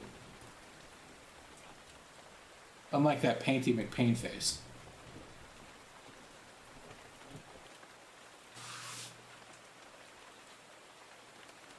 So Tanhoon, I was talking about fat over lean earlier. There has yet to be a video I've seen now that I've learned about it that is correct on that subject matter. You'll see a lot of videos like what paint brand is best, okay? Those videos are largely informed on the nature of how they make paint, what goes into paints when they're making paints, and the process itself. So a lot of it's like, I feel like this titanium white is better. It's a lot of horse shit like that. Not to mention you'll see videos, what brushes should I use? When it's largely a personal subject matter, like all the brushes that you've seen me use are like $3 brushes, okay? I get them because they're bristle brushes, which is the material I want, and they are the size and shape that I want. Like you get things like that is meant for you to click on it, taking advantage of your curiosity, and I've watched a lot of these videos. And they don't really have any alright, can't say that word right now, but there's not a lot of meat in those videos that has been researched or that is even valid as far as their analysis of the topic. So, frankly, yeah, it's like, oh, shit, I missed the follow. Leah's Toes, thank you for the follow. I missed that. I'm sorry, Leah's Toes. My bad. So point being is, I get a lot of my information from a company named Natural Pigments. There's a few others that I go through as far as like information that has been researched and validated through studies, right? Not to mention like learning what actually goes into paint. So like, for example, why is some paint brands paint with the same color cheaper than others? There's actually a very simple and easy reason for that. And I'm not going to expand right now, but if you want to know about that, I'm happy to explain in the future or after this rant. Or like, you'll see people like talk about varnishes, like, oh, I like this varnish because it dries glossy and there's no fumes, right? But they're not talking about what varnish actually does, what is it supposed to do, and what different outcomes you can get with different varnishes, right? And I love going through all that shit because it's fun and it's interesting, but I also feel like I owe it to myself to do so as somebody who takes painting seriously, or not serious. Serious is the wrong word. I'm trying to learn as much as I can, and I feel like it behooves me to do my due diligence with details of these things, and to get better at the rate I want to get better at. And so, frankly, like I said, as somebody who has gone through this process of trying to learn and teach themselves from like videos on YouTube, there has only been 1 to 2 channels that I have found have been consistently reliable, present information in a in an academic way and who don't offer matters of opinion. And that's, to me, what really matters when I'm trying to make decisions on what I'm going to use, materials, how I approach things, and that's like kind of like a big summary of it all. People don't take the time to really, who make videos at least, take the time to know their craft enough to offer the opinions that they offer. Is the cleanest summation I can do. And it pisses me off. If you'd like me to expand on any things I just ranted about,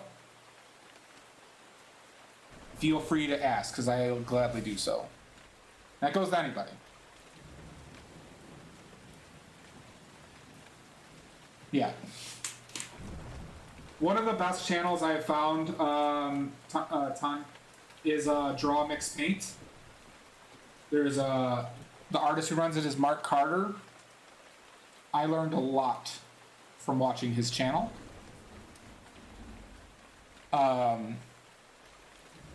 There's, as far as painting, not matters of materials and stuff, but about painting, another good channel is Ben Lustenhauer.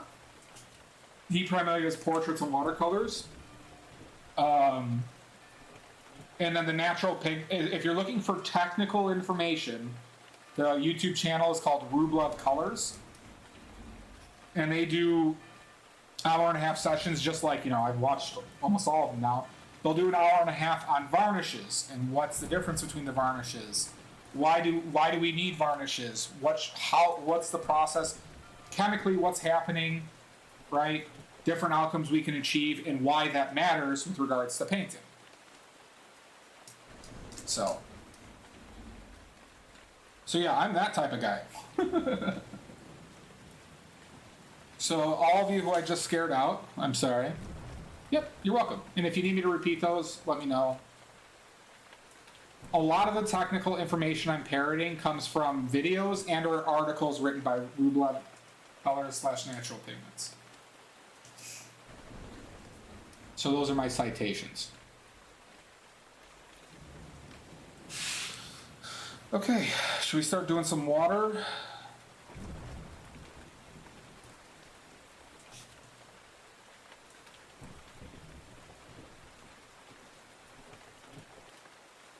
Let's start doing some water.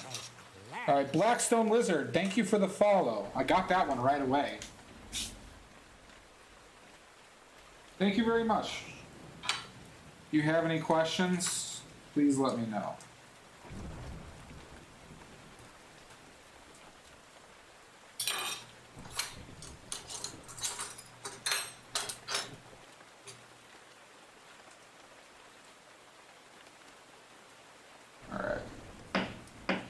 We're doing water first, okay?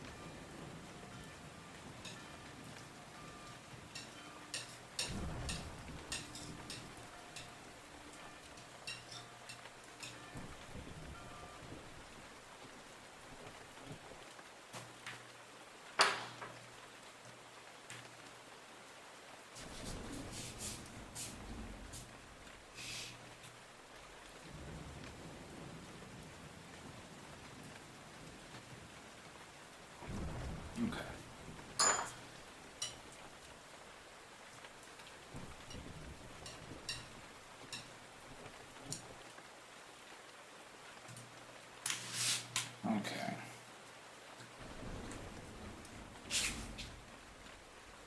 So what we're going to do to try and make this visually interesting here is we are going to pick out like the bright spots of the water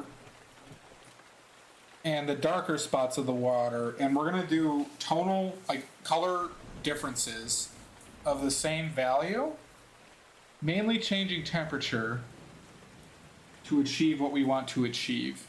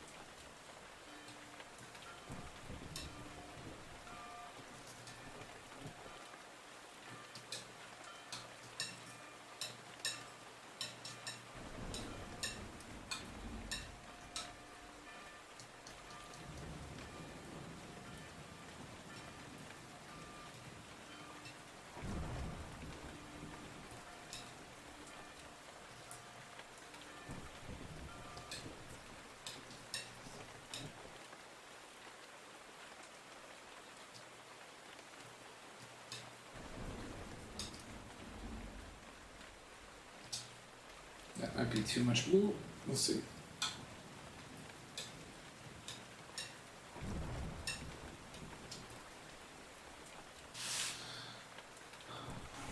There's more yellow in that.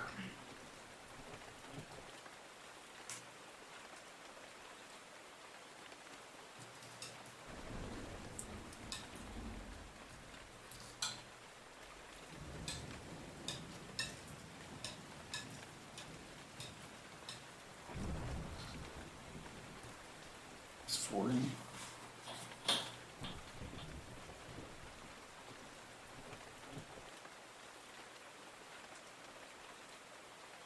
Close to 40. We're going to start off with that. This is the darkest color. Question is, do we use a fan brush? We're going to try a fan brush. Fan brush, in case anybody doesn't know what that is, made from bristle.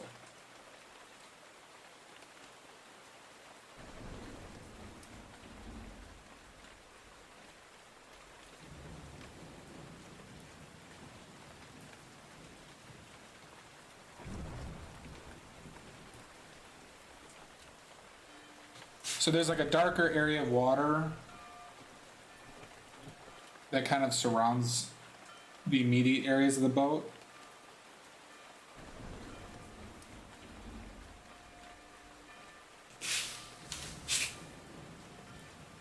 Got to hit a bed. Nice to meet you. Look forward to it. Yeah.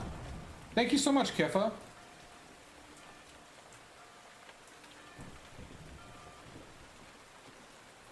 Awesome, Comical. Yeah, make sure you share it. I'll take a look at it. And Kifa, nice to meet you again. Look forward to seeing you. Comical, pleasure as usual. Or is it?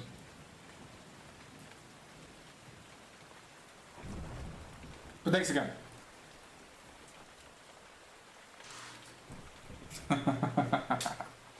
Oh no, not again.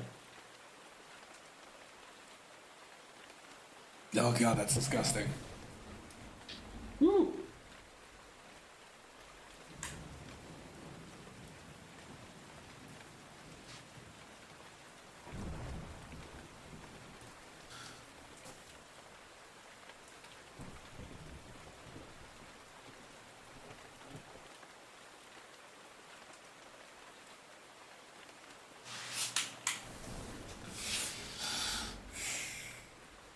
So one thing I'm kind of focusing on doing here is also kind of keeping this messy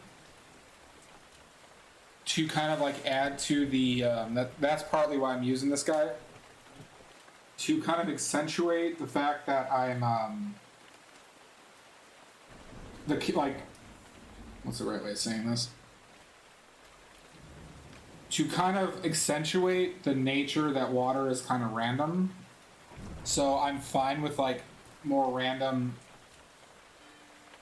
movements. And this would be like trying to achieve realism through abstraction.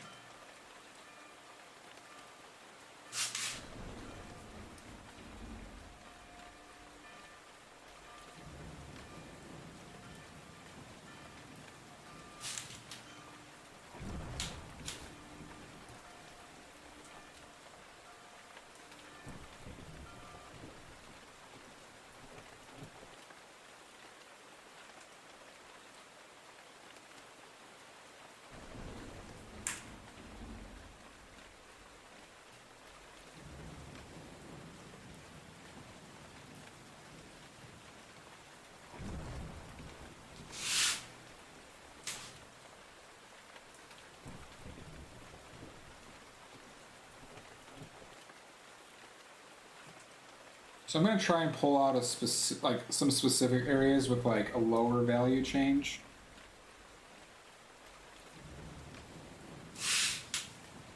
And kind of accentuate those.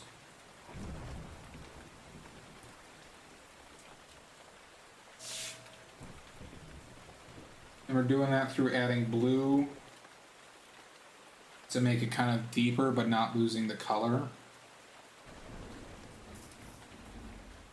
Ultramarine blue, that is.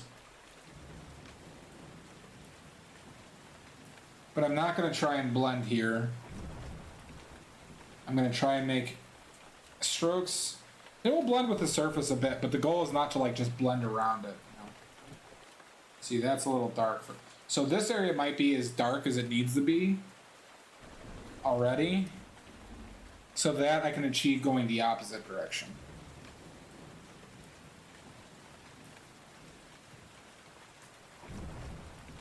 But we can brighten this back up with a little bit of yellow or white and or white.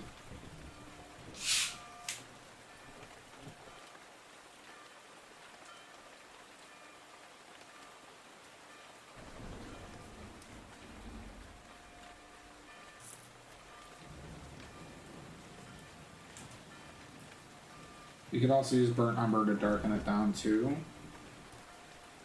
But we should also add some blue with that to help cancel out some of those.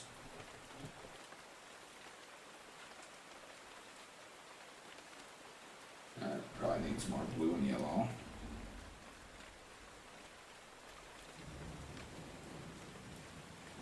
Let's compensate.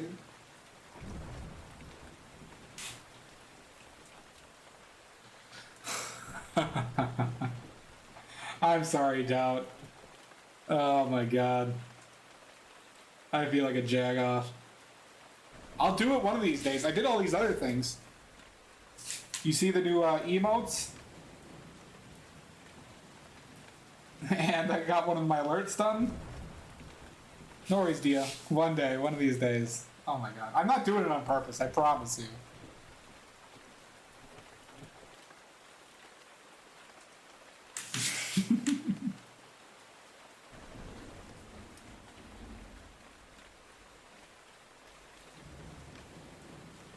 One of these days.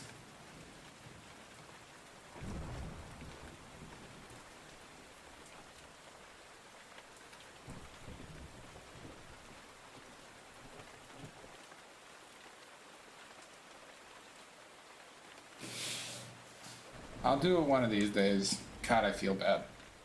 Sorry about that. I keep on telling you I'm gonna do it.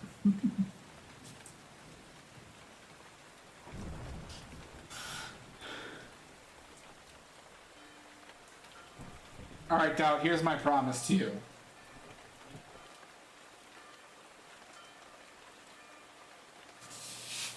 If I don't do it by next stream, you can pick my next subject for my reference.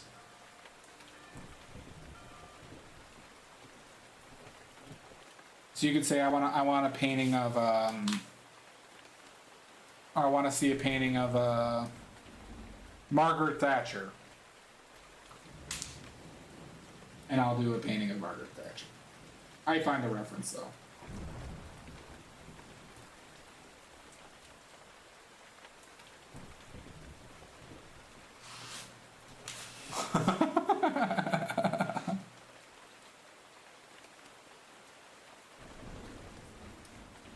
Is that a what the fuck to the reference or the offer?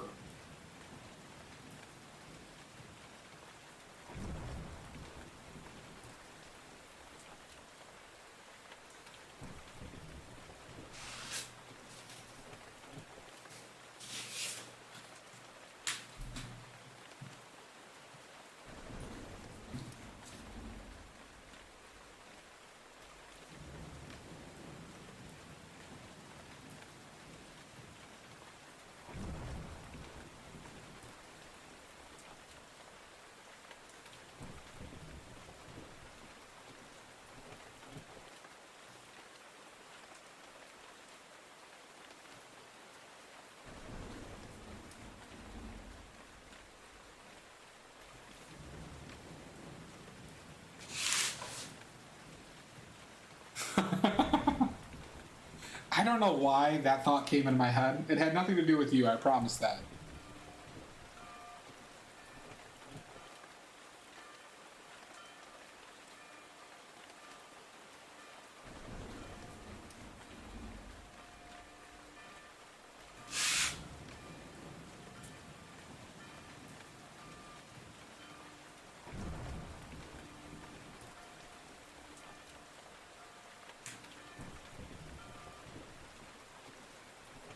Wait, you're not a Margaret Thatcher fan?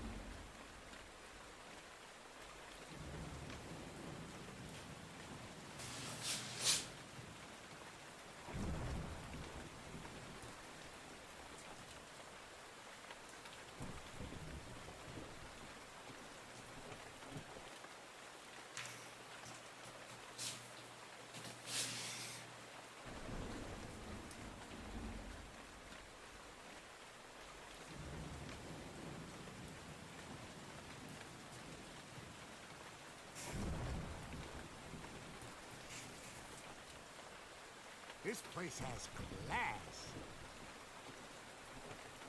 All right.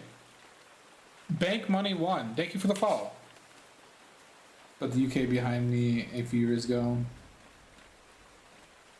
Wait, did you live in the UK, Dom? I didn't know. I didn't recall you talking about that.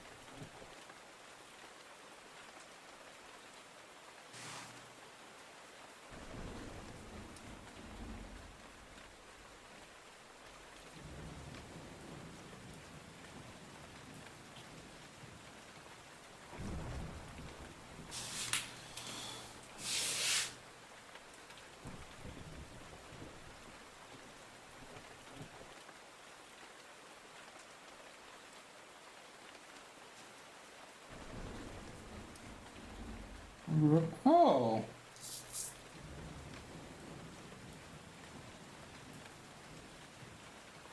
Intriguing.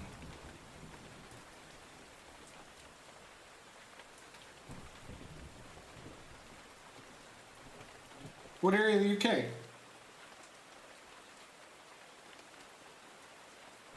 The more you know.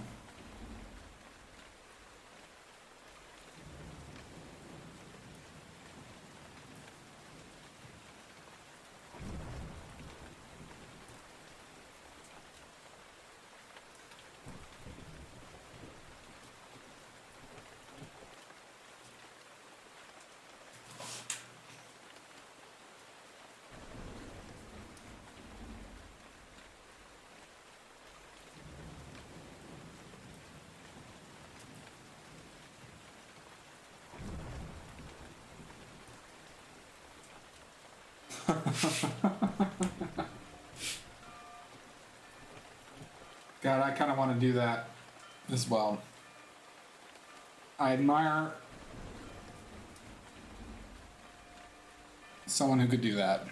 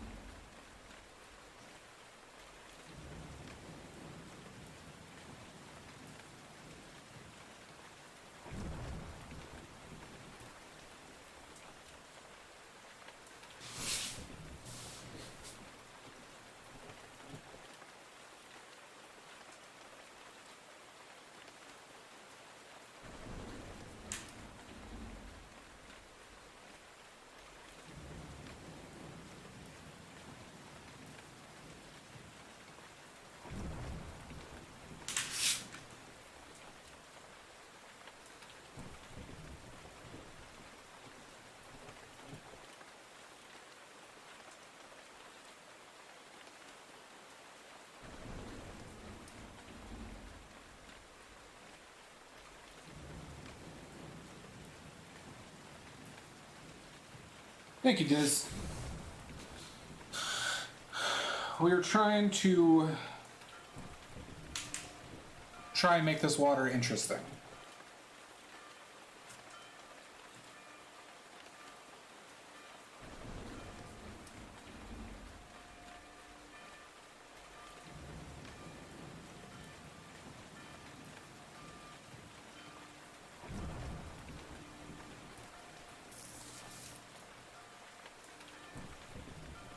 I hope so. Otherwise, I'm just gonna have to burn it all down and disappear. That's the only logical response.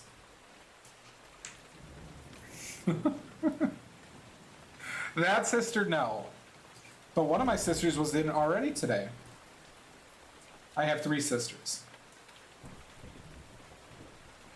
But none of you will ever know which one it was. Yeah, my brother, oh sorry, my brother watches as well. I have a brother that regularly watches. And 2 out of my 3 sisters will watch. One is more infrequently, the one with the young baby watches infrequently. Yep, I'm the youngest of 5.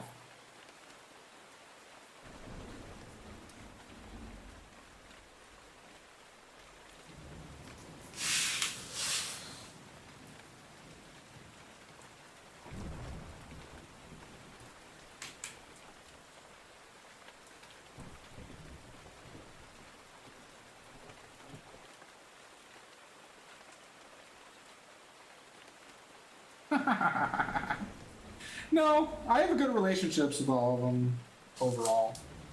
My family's pretty close.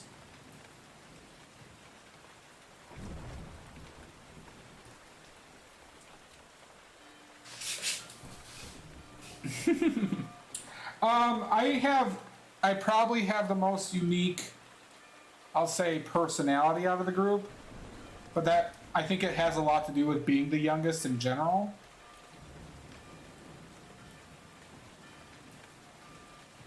But yes, I am a maniac. Is priming canvases necessary? Sorry for... No, keep on asking, Ton. Yes, you should always work on a prime canvas. You should never paint on wood or canvas or copper or whatever people choose to paint on without a primer on it. The painting will fall off. The paint will fall off if you don't do that. Canvas will disintegrate from the oil.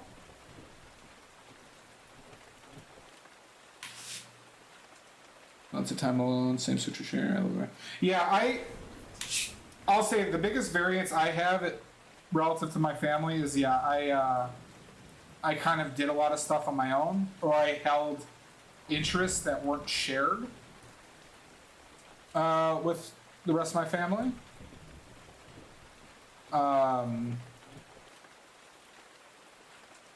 But, that's not like their fault or anything like that.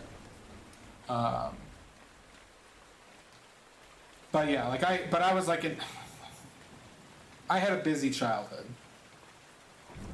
I did a lot of sports. I was in band. I was in tough classes. And, no, but that was kind of like the norm for our family. So, like, all of us did sports. We all were in band or orchestra.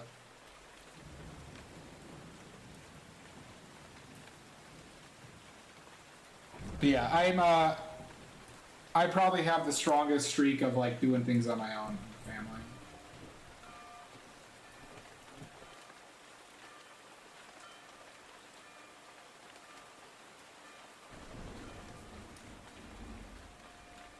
Kind of brightening that up, but...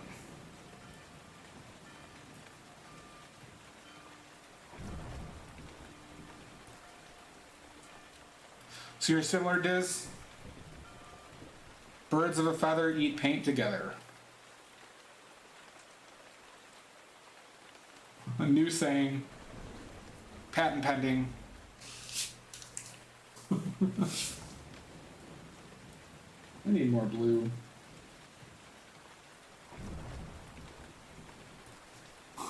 Very true. Let's get some more blue out. Not that one. That one. You're a bird for sure. I do love birds. Birds are cool. You never know what those bastards are thinking. But they're fun. Oh, do you? The one pets we had as kids were birds. My mom really likes birds. And my aunt has a ton of them. At one time, I was considering getting a bird, now that I think about it.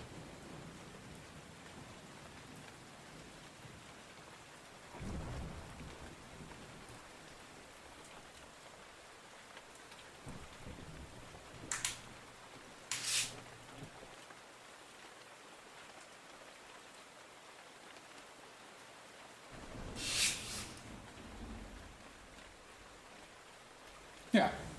Birds are just fucking cool. Hi, Dia.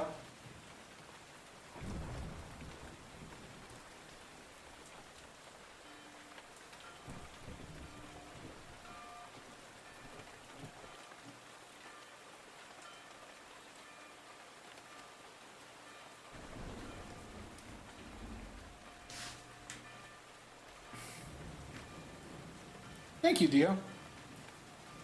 I do not diz. I just have never, I don't know, never been really that interested. I think they're cool. But I just, like, never felt the want. They are very common. Yeah, I have 0 tattoos.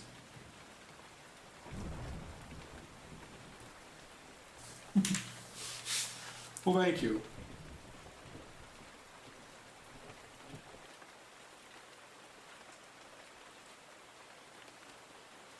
A lot of people do, yeah.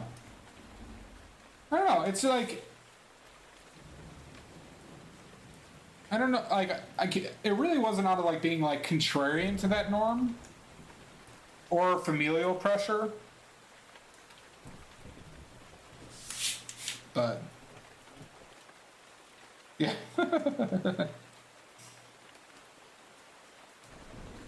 As you might have noticed, and as I said to Dia earlier, I get like really into the things I have like a technical interest in.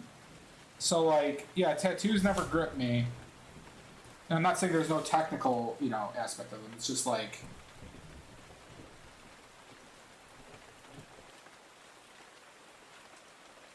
oh yeah, there definitely is.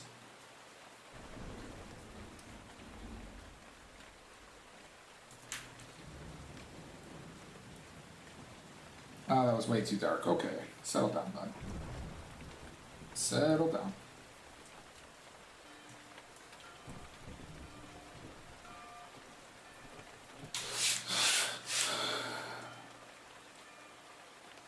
I think I need to interject some, like...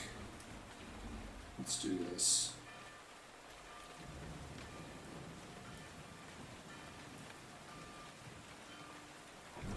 No, there's no worries. I like answering questions. It makes the stream more interesting. Well, not just for that reason. I like interacting. And you're fun, Diz. You're a good person to talk to. Frankly, I'm not embarrassed by... you're welcome. Despite not showing my face for anonymity, I'm very open about... I don't know, just about a lot of things.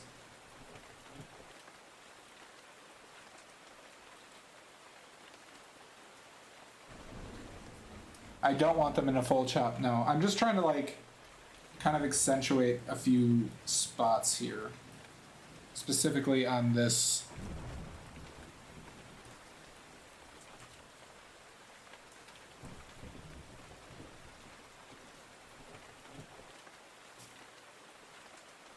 I feel like it's not coming across how I want to.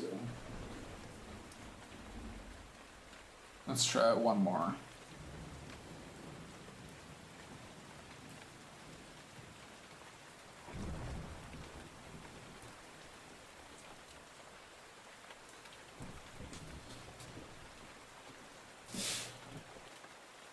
Thank you, Dia. Looks like there's a party of 3, which is good. Yeah. Yeah, it definitely does. You bring a good vibe here.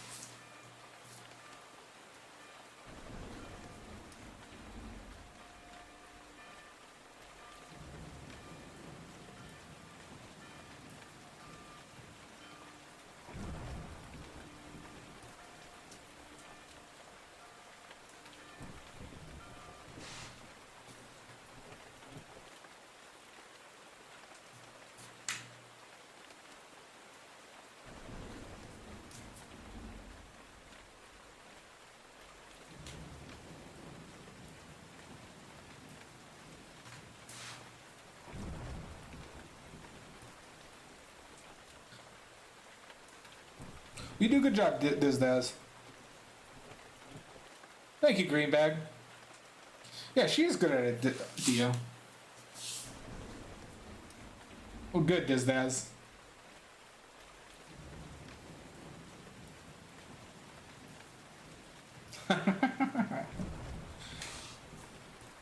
I'll happily take that blame.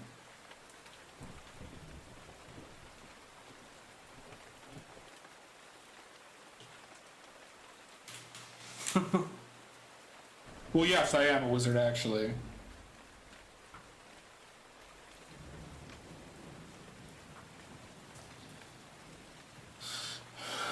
Nope, nope, nope, nope, nope. Are you a wizard?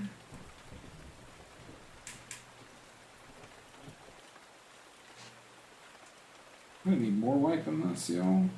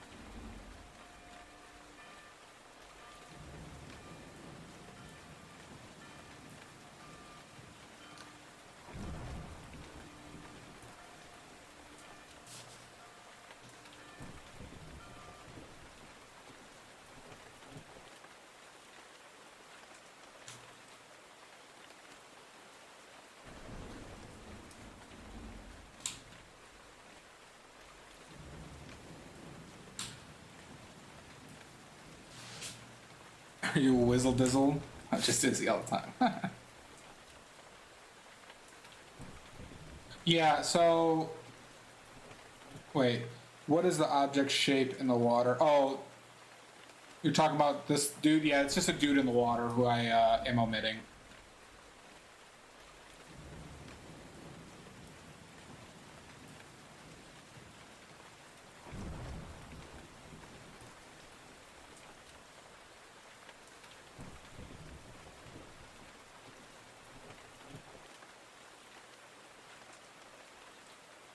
This area is a little fucked.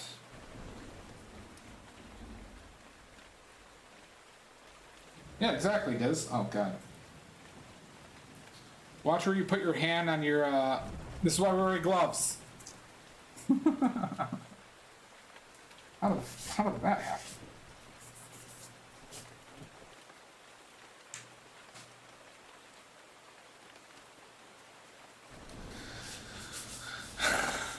Yes, the sail is close. There's some things I have issues with. I'm curious if I do the sky, that'll look better. It was him, not me, Dia.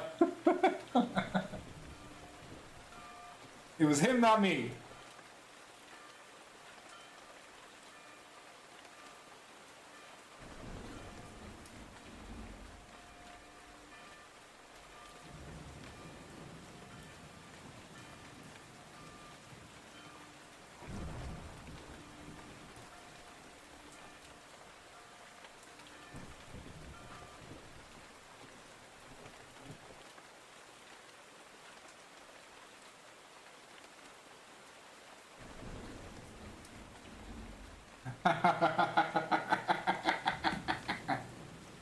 Dia, I have no idea what you're talking about.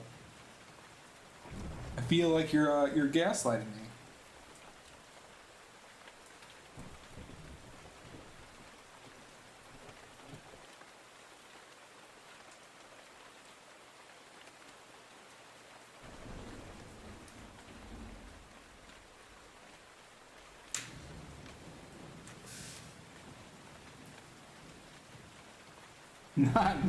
Not me.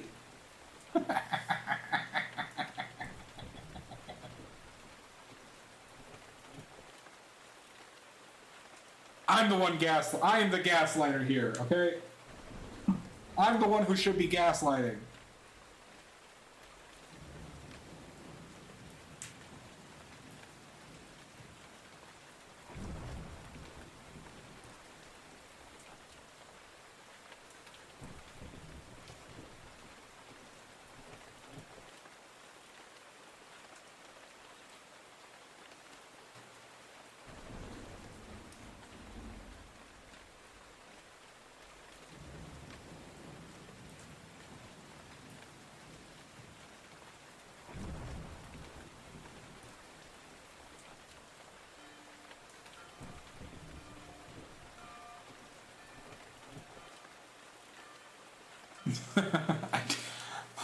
I know I hide my mania so well. That's why I only stream for the praise, Diz. I only stream for the praise.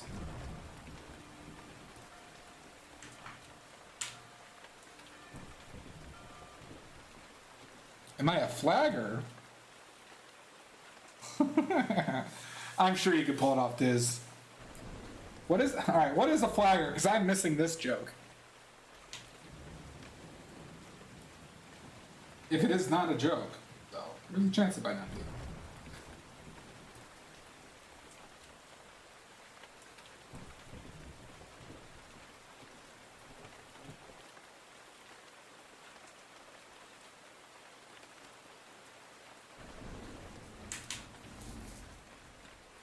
Think about it, flagger. Hold on. Context clues.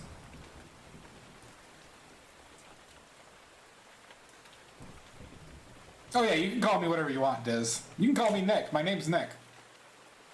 If you're more comfortable with that. Context clues. Badly! Alright, Dia, this one is just not hitting me. I'm a bit of a moron. I will call you Days.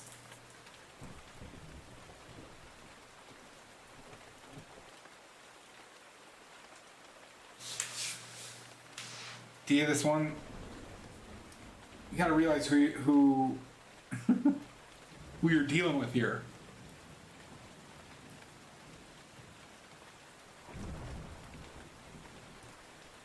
Flagger, sailor. Well, I was calling it a flag earlier.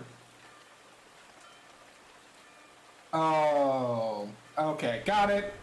I'm smart. I can do things. I get jokes all the time.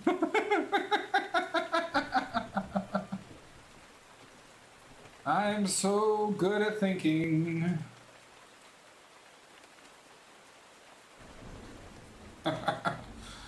I'm very humble.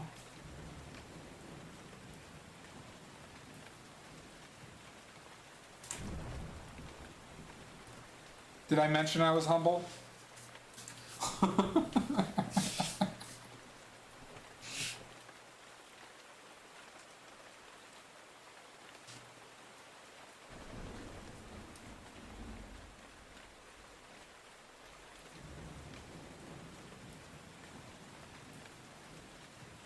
I did. Okay, good. All right. I need to make sure everybody knows how I am the most humble and gracious person. We heard that joke the first time, and it wasn't funny though.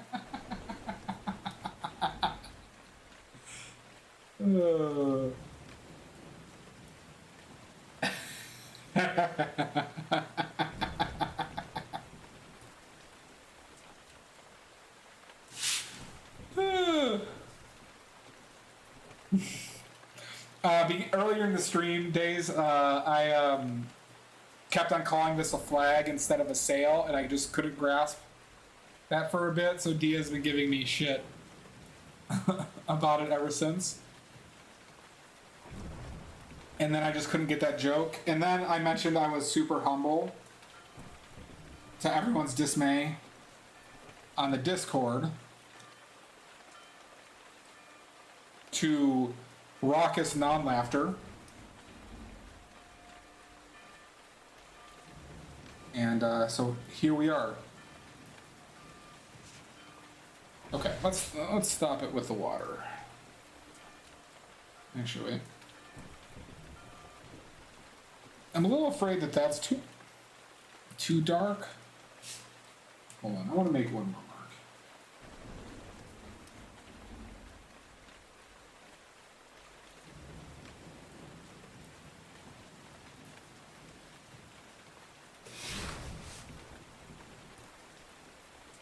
Yeah, no worries, Dia.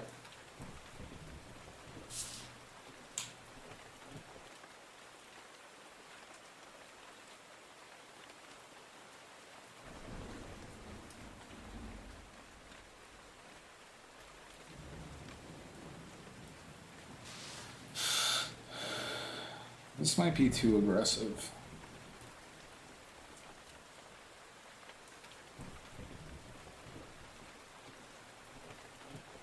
Let's try that. Okay, I'll revisit that in a second. I do need to take a break, though. I do need to take a break. And I might have lied for 1 second. Might have lied for a brief moment. Couldn't really hit this area with the fan.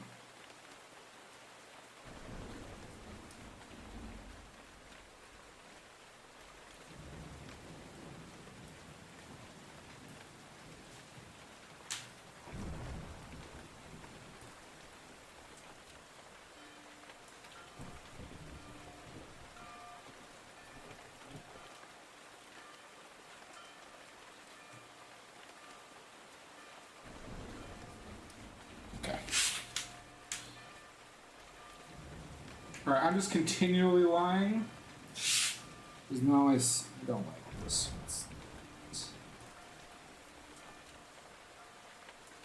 Just continually lying.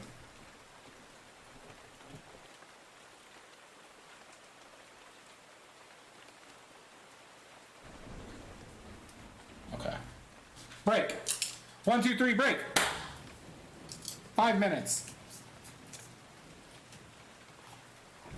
God damn it, I see another thing I want to do.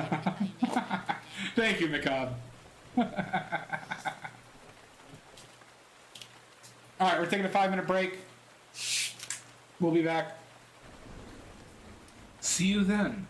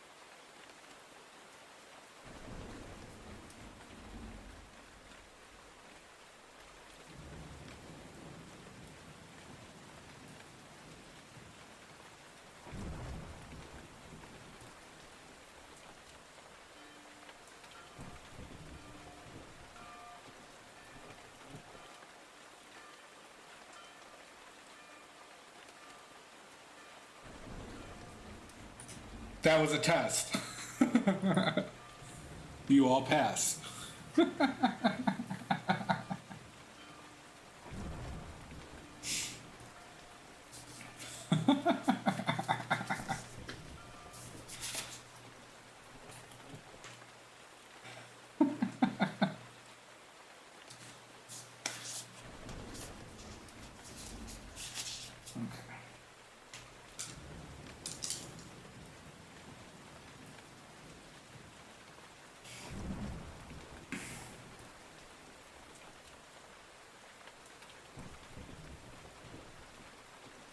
Thanks, Biggs.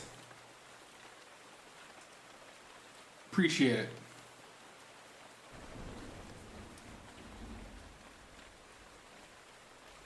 We're all cool now. You have made the Cool Kids Club.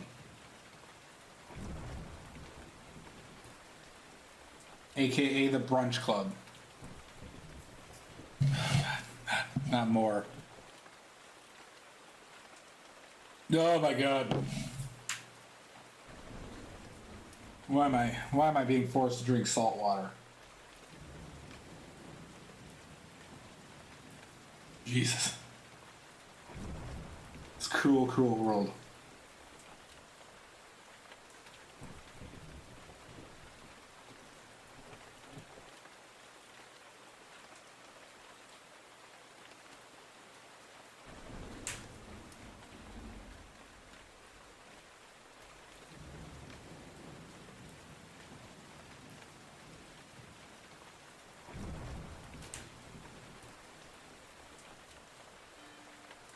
True, true. Hey, Sarah! I like how Macabre Wolfman's just interjecting in themselves, I should say.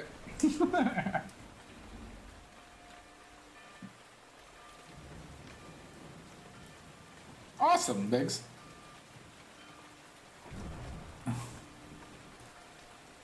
How you doing, Macabre? That's fantastic.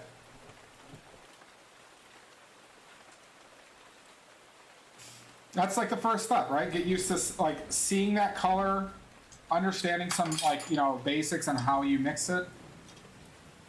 And that's like that's a huge head start, right? So fantastic.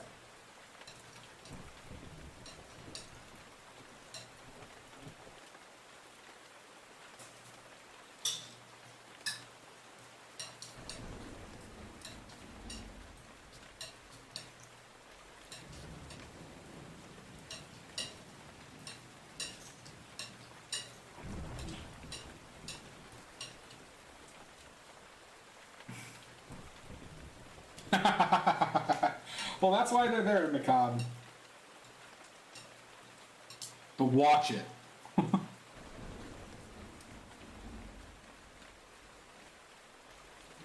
Yeah, so it's mostly because Biggs is that the water soluble has additional fillers in it, fillers and stabilizers in it. That might change, especially like titanium white can be a very stiff and kind of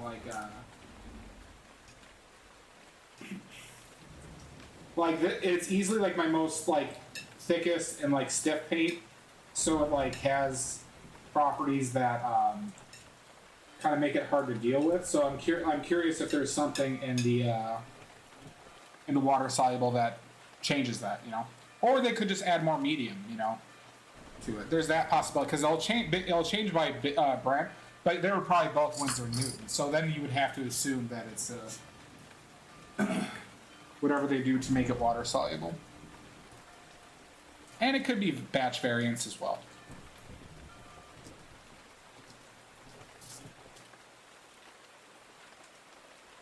But I would suspect first and foremost that it's that it has something to do with the water soluble additives that they need to make, or additives that they have. Okay.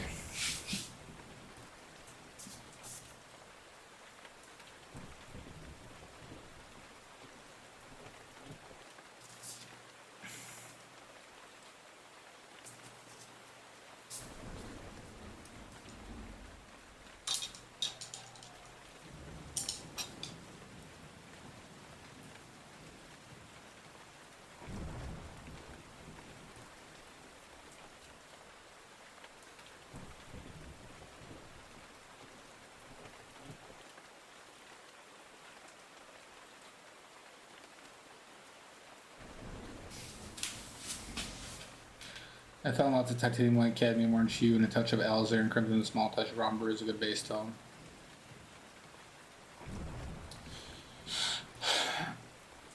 Though, like you're in the right zone, right? But it will also realize that it will also change. It will also change based on the the lighting of the reference, right? So it's not like there's like never a generic, right? Yeah. So like if I were to recommend like the starting colors for like, if you told me give me a list of let's say 4 colors to make skin with, I would say, frankly, I tell you, the Zorn palette is like probably a good baseline for mixing skin tones.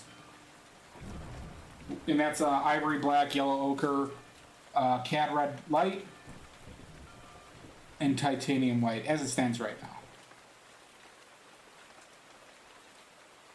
Okay. No, it's they have 2 really warm colors with yellow ochre and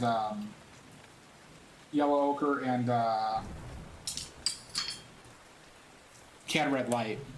And traditionally, it was in cad red light. It was vermilion, which is the color made with mercury, and it was lead white, which is a warmer white. It's much different than titanium white.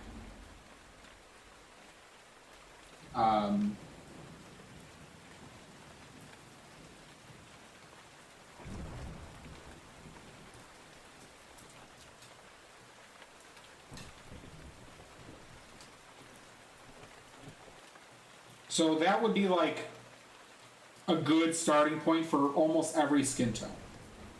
You're not going to hit everything, but you don't need a lot of colors to mix up like a proper skin tone. But there's a lot of complexity in that statement.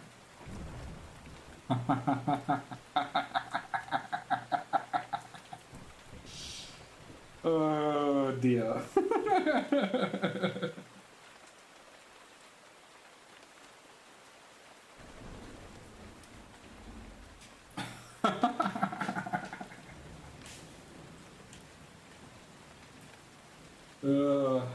God, I'm a nerd. But I love it. I'm an unapologetic nerd.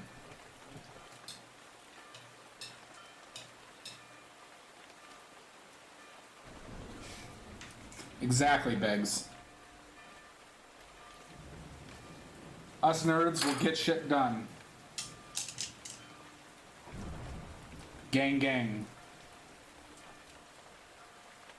What is this, a touch of chaos, right? That's what we're kind of saying.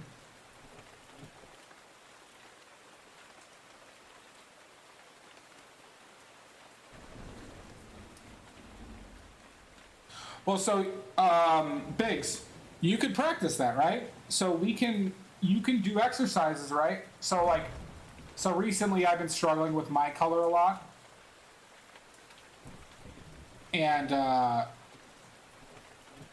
And so I've been doing a lot of exercises on off days regarding mixing and matching color. What's up, Kotenshoff? Kotenshoff. Close enough. How are you? But yeah, like Biggs, you could just practice mixing the color, right, without a painting.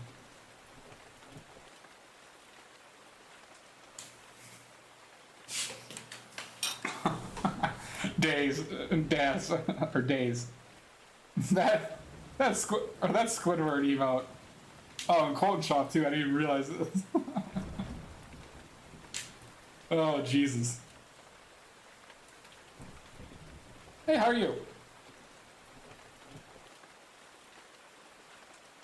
Okay. Feels like a grumpy high. Frankly, I just got penises on the brain.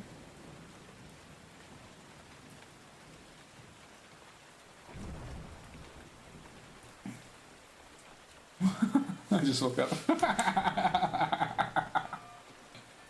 No worries, thanks for joining me today. What, Dia?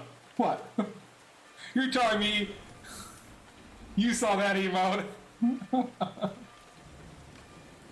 Oh, alright, that was a bit cash.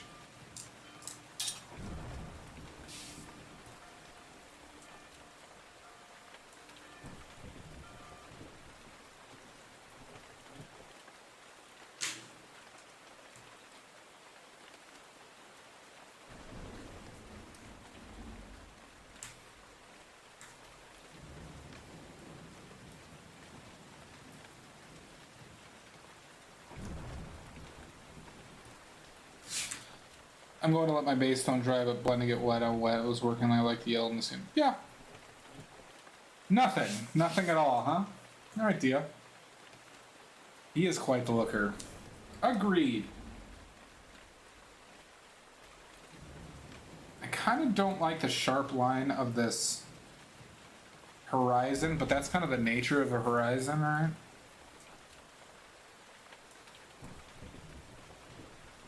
Alright. Who's ready for some tonal variation? Ready?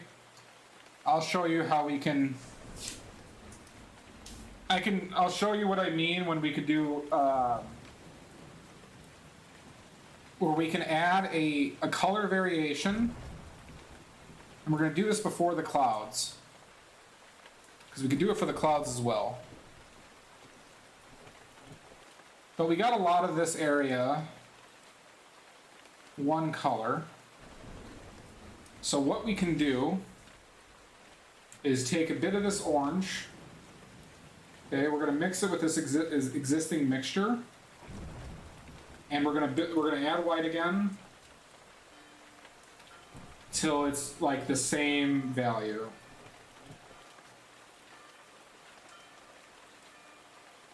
That might be a little severe, but we'll see.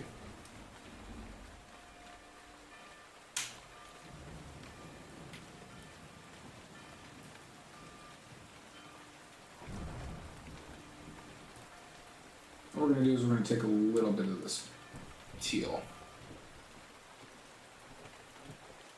So that might be a little severe to the eye. This place has class. As one does. So it's like, I don't know how well you can see this, but it's like slightly different. And if we paint that in areas, we'll have some color variation that will add interest to the sky, especially up close. So I apologize if you can't see it that much.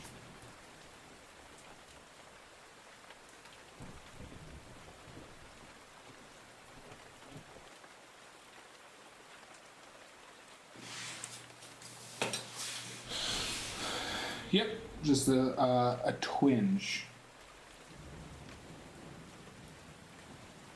Is that fuzzy? Get off there. Okay. You got a little dark there. So we'll readjust by add a little white. We'll re-go over that.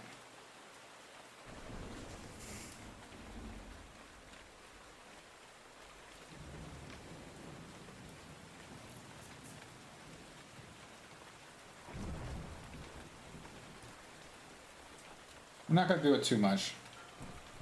Just enough to keep it interesting. What we're also going to do is we're going to take a little bit more blue.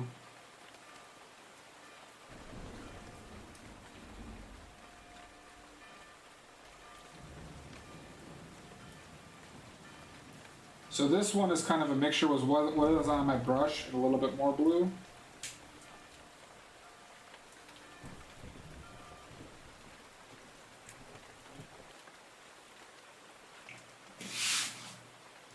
We're going to throw that in there too.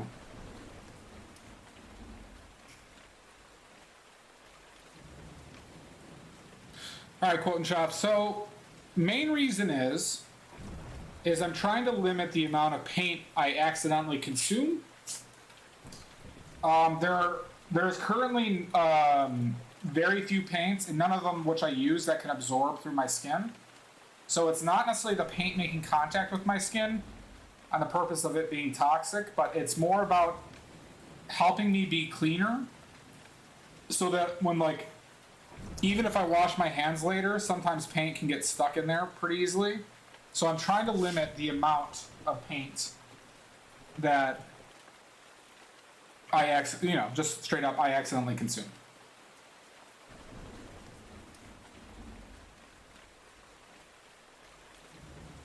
Fuck.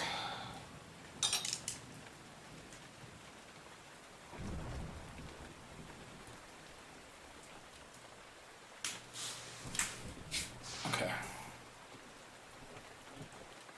Let's go back to a bigger brush now.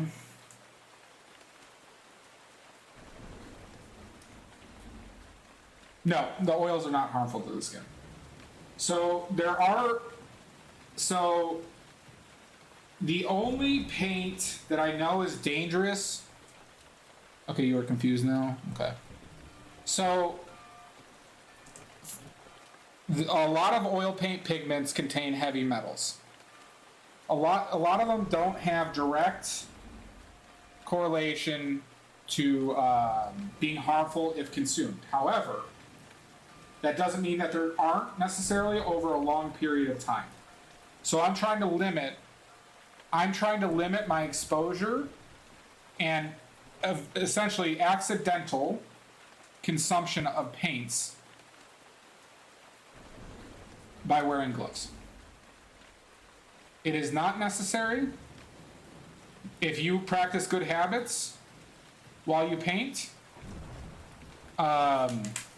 it is something you don't need to be concerned about. However, I don't trust myself. I'm going to be a bit of an asshole. So I decided to start wearing gloves as a precautionary measure. Nice days. Yeah, it will happen.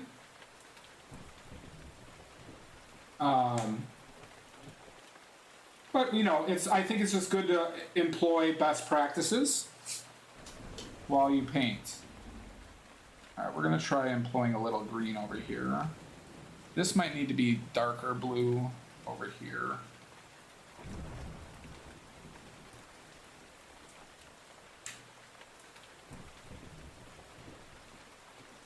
Okay, that's way too dark.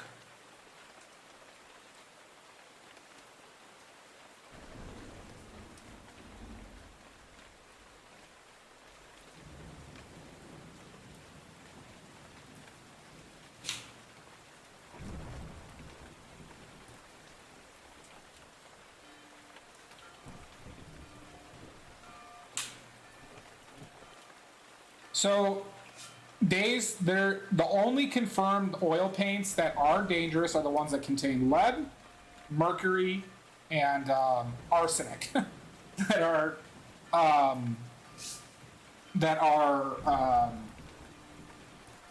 directly dangerous to consume.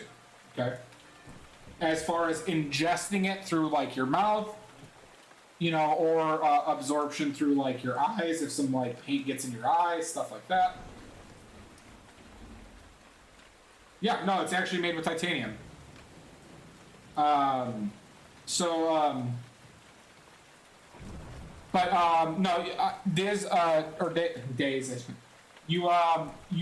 I would be willing to bet money that your set that you have does not contain any of those. For example, the one that contains mercury and arsenic are both exceptionally expensive, and lead white and red lead colors are also very expensive. So there's a very, very slim chance that your paints have it, but you should check. Dia, there is none that outside of the lead actually doesn't. The lead, I read up on this recently. The lead paints actually do not pose a risk of absorbing through your skin.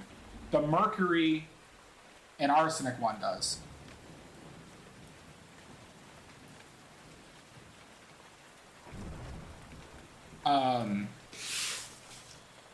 So cadmium yellow does not, there is nothing proven with cadmium colors for ingestion. The cancer leak with cadmiums is through breathing in the pigment. That's the only proven study that, that's the only proven study with regards to cadmiums. And they studied both.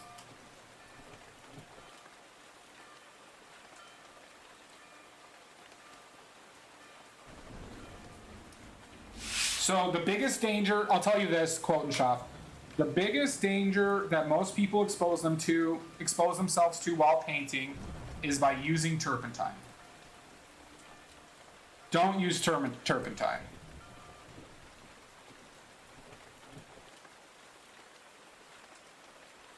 Turpentine, like I said previously, has links to brain damage. It will cause neurodegenerative disorders. You're welcome, young Padawan.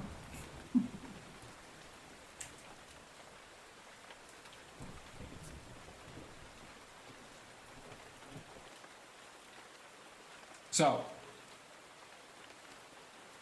don't use turpentine.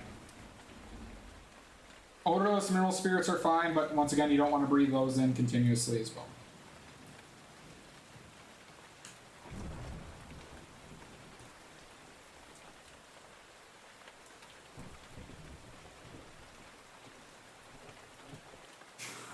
God damn it. God damn it, Quotenshoff. Stop it. No more turpentine huffing for you.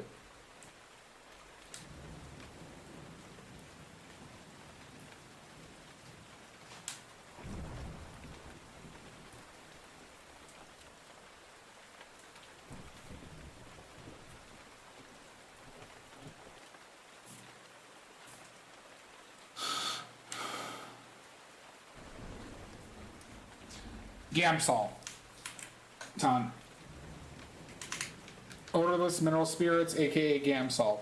This is a refined turpentine that gets rid of the majority of dangerous stuff for you to inhale. But inhaling solvents, is still not good for you. So, make sure you have airflow through the area that you're using it in. An open window is enough.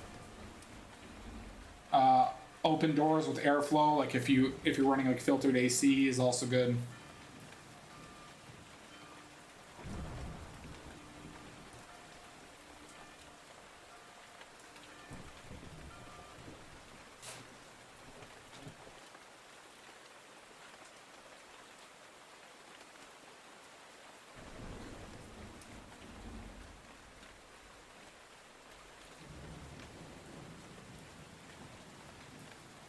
Yeah, the water-based, they still use the pigments, quote and shop, but obviously, like I said, not using a solvent is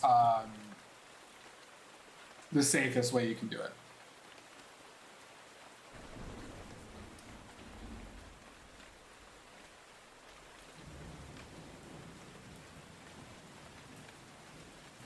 I need to add some color variation to this.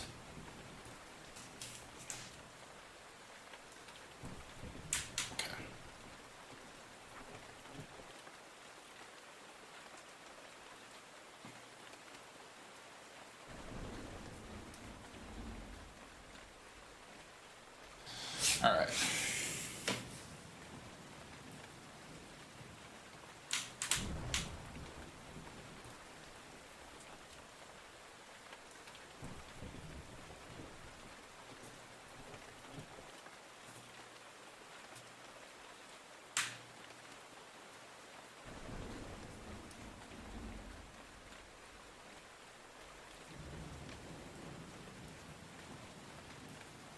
Yeah, those people are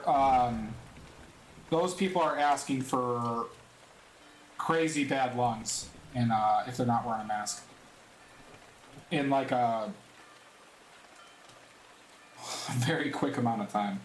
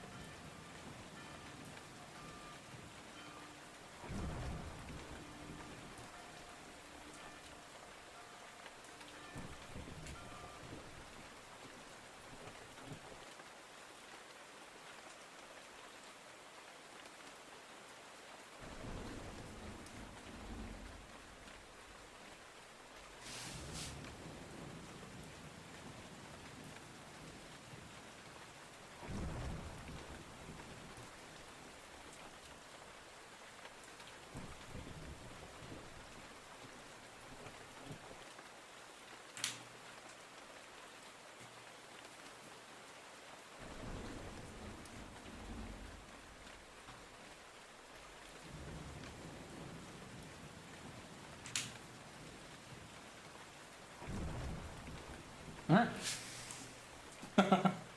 And he's out. All right, let's add some color variations to.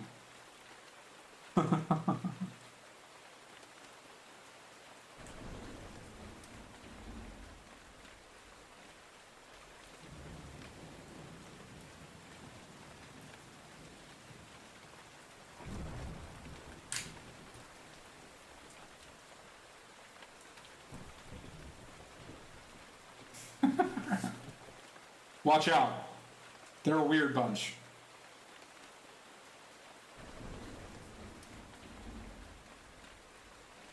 Let's try this.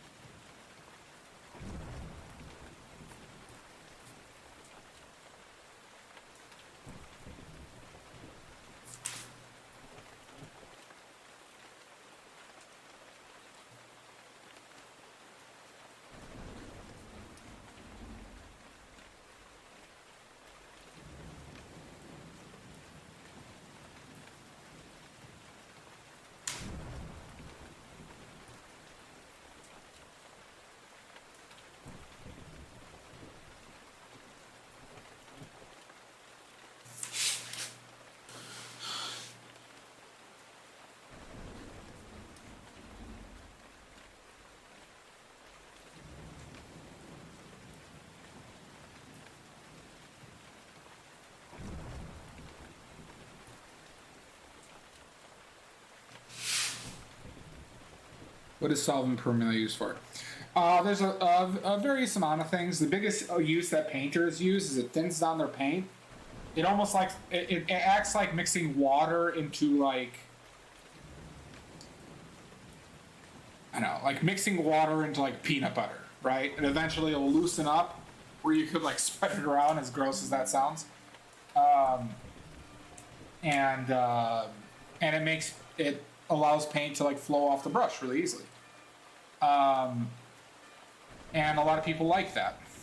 I mainly choose not to use it because it hurts the paint layer. It hurts is a strong word.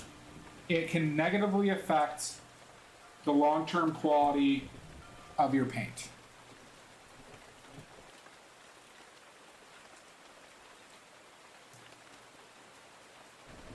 That's the biggest reason why I don't use it.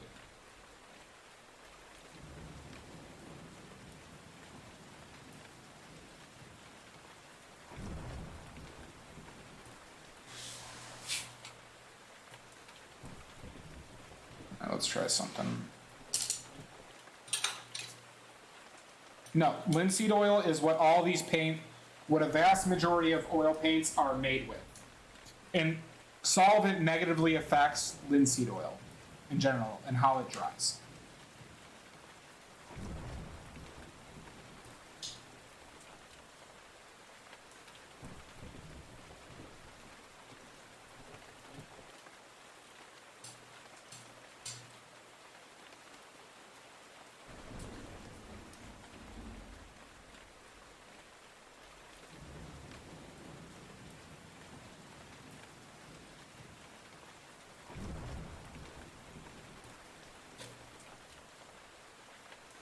You're welcome.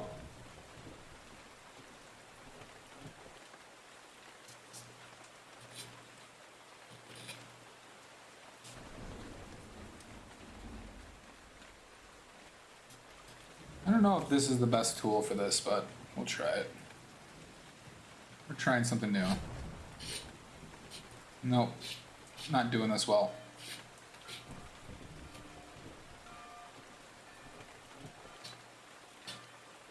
Nope. Let's move this around.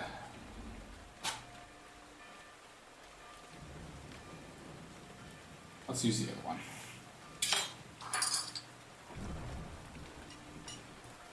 You're starting the ASMR part of the stream? Oh, I'm still giving it a chance, Dia.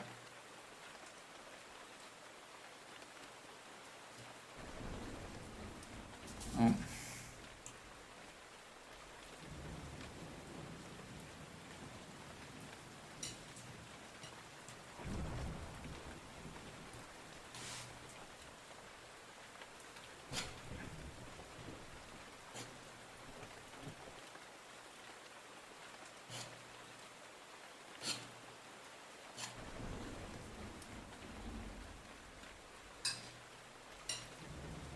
I will learn how to do this one day.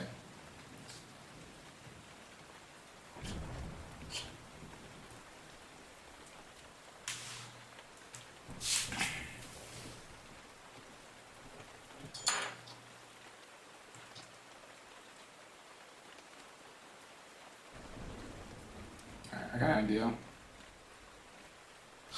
how we're gonna try it. Actually.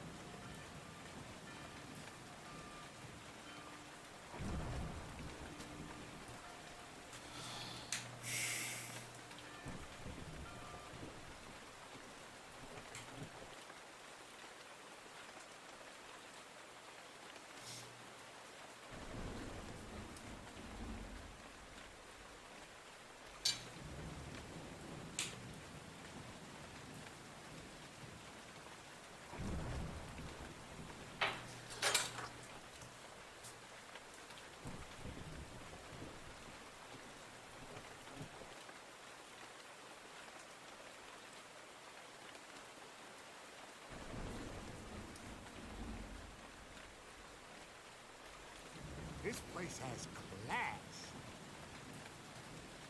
This one seems like a terrible choice, but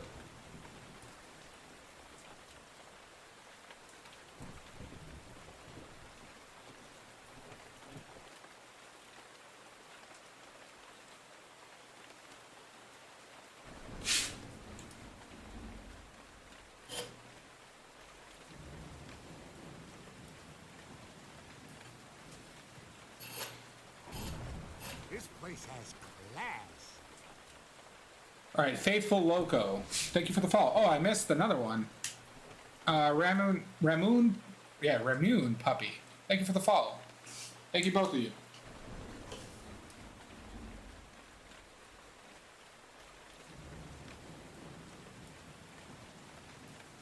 Hi, how are you doing? Maybe that's not the right color. Let's not use pure white.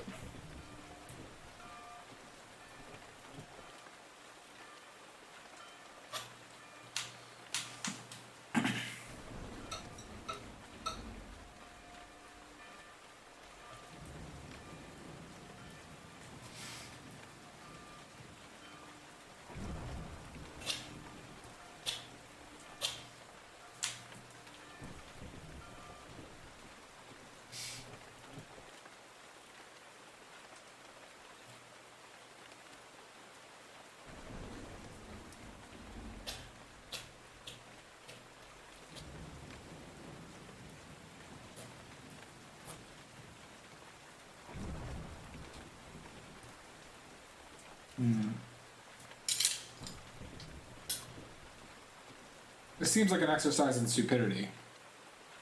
Very possibly.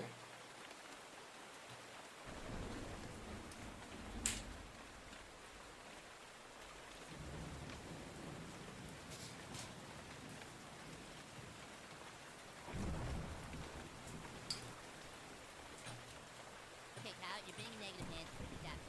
Stop. Alright, good use. Good use. Alright. Touche. Touche.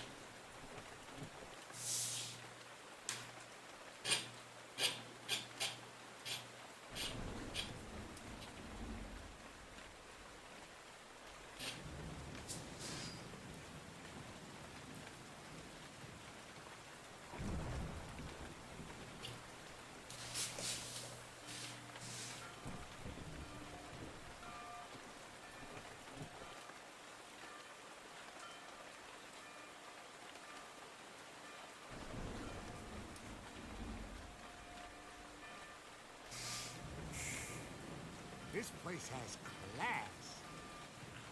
Alright, Pyro BD, thank you for the follow.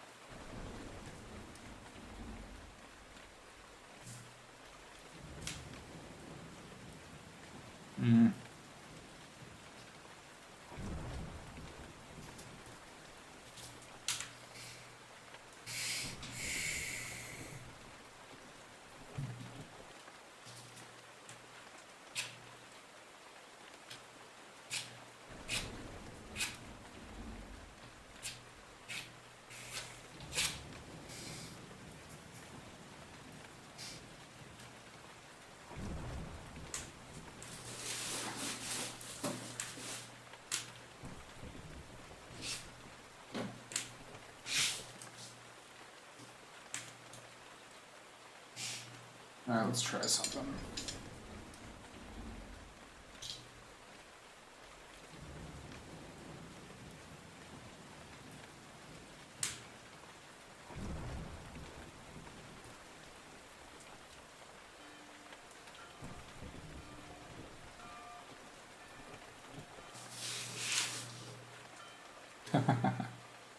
The relaxing scrape.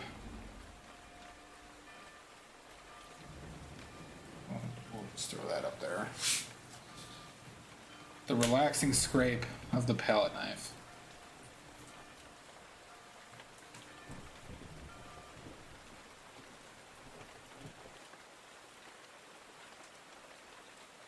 I need a little punch it off.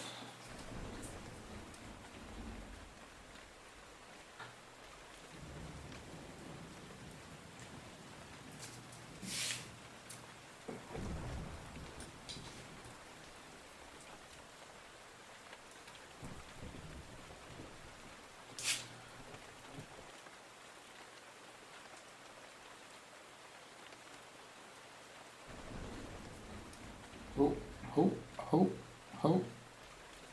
Settle down.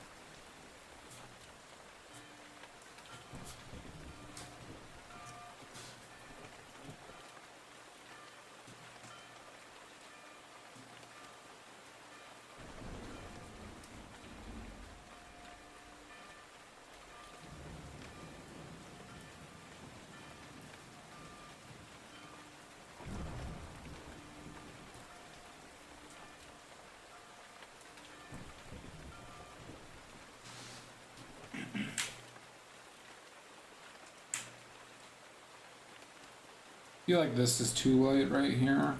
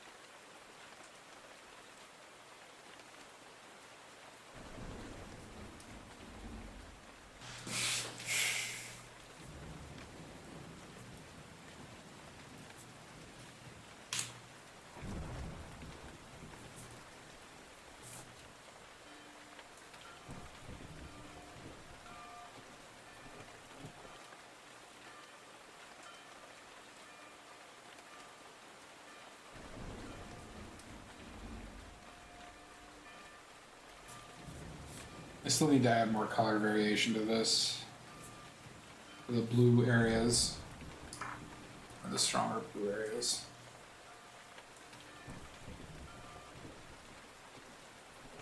I don't like that I'm blending.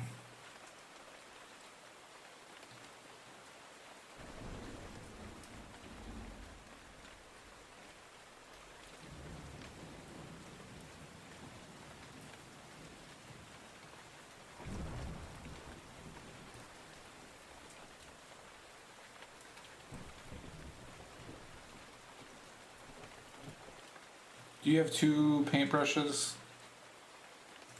Clearing cancer specifically, or just... first one I bought was just for solvent, and then I had thoughts of keeping one. Well, I had one with oil as a medium, but I'm just finding it at this point. You know, I got them a while ago. At this point, it just hasn't been a necessary thing for me to do with how I paint in my in my process. So, I might convert, like, the one with oil in it.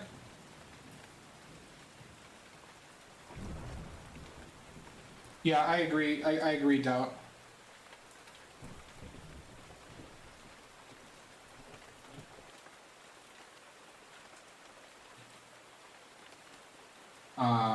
So yeah, it's. I'm gonna use the oil one in the future, I think, to clean brushes while I'm painting. But at this point, it just really hasn't affected me that much. But that doesn't mean I can't develop into thinking that I need to do something like that. All right, let's add some color contrast. That was too much burnt umber.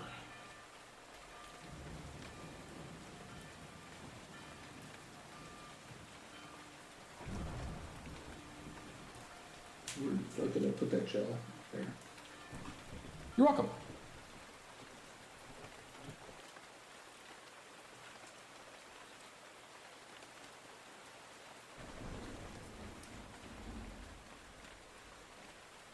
Maybe gray isn't like... I guess it does look more burnt umbery.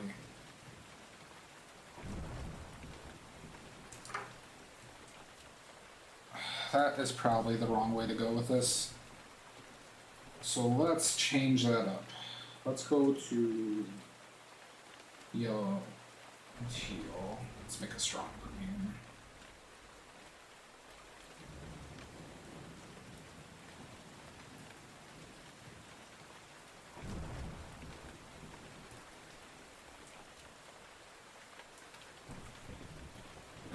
I guess I need more white. Will you be trying to mirror that effect in the water too? I did do it in the water a little bit. But I'm thinking about leaving the water as is for now.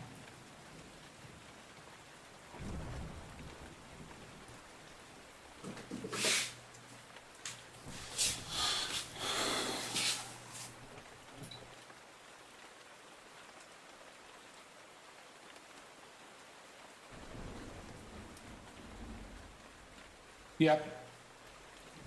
I used to do that exact method, Honeybee. But then I decided to like work on my drawing skills a bit. This might be a little severe.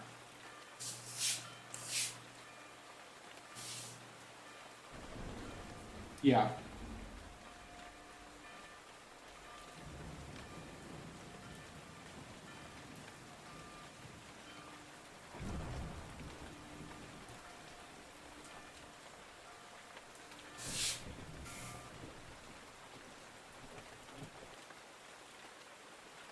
Still too dark, huh? Well, we could bring it up here. Not too much though.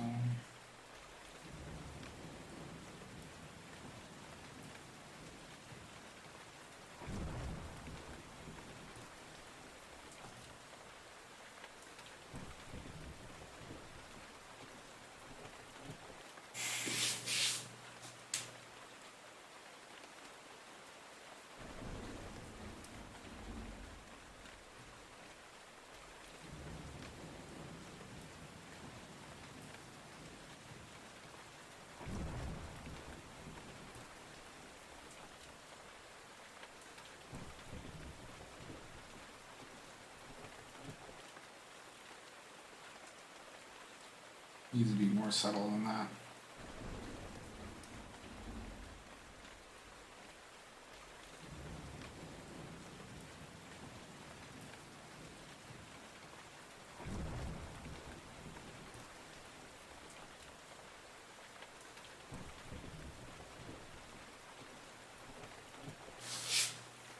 I think it's gonna be too dark, yeah.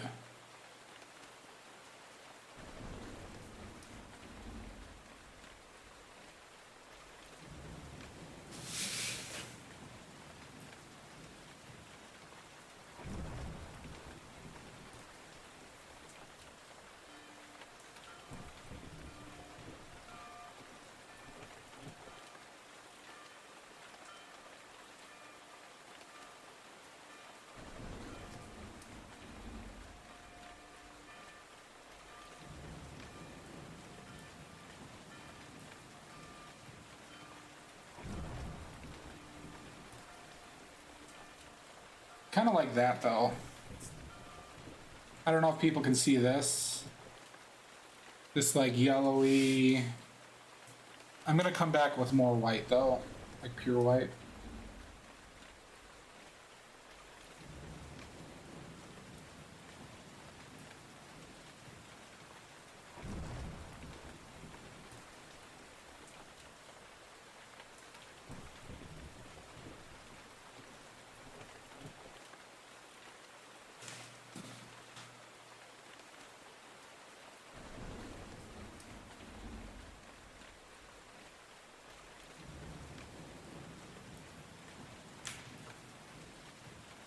I could feel your sarcasm, Dia. That's a little bit not like. Let's not be a coward.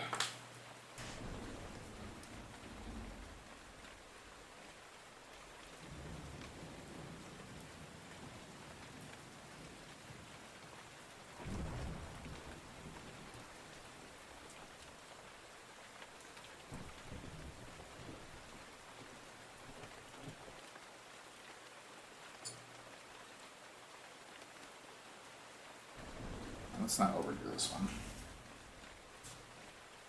Casual. Thank you, Honeybee. How's Kingdom Hearts coming along?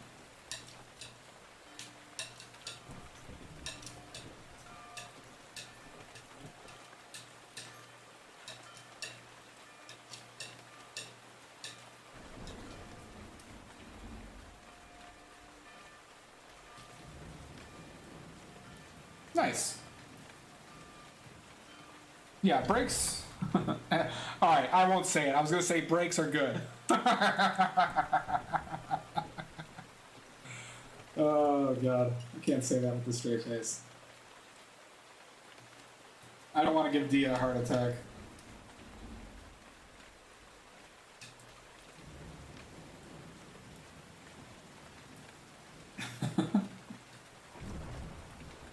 Let's do this. What the fuck is that? I didn't say it. I didn't say it.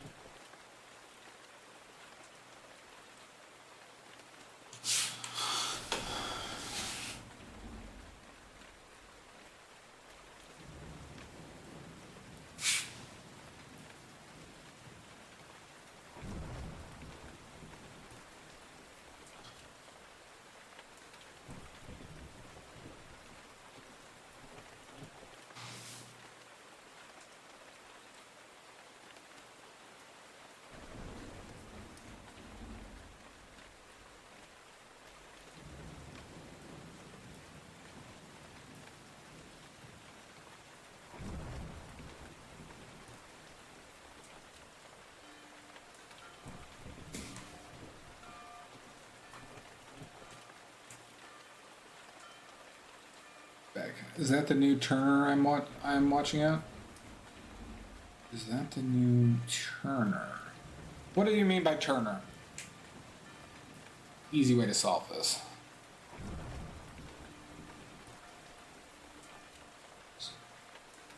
I am very close to overworking this.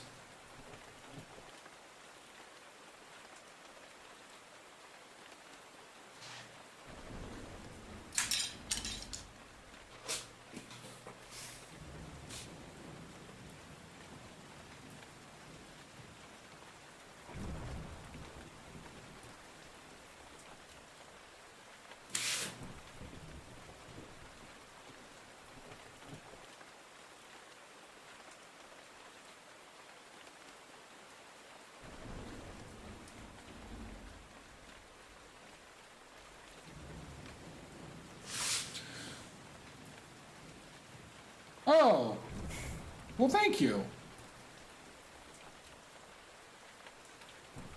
I'm smart. Well, that's quite the compliment. Thank you. I will now look up his artworks after stream.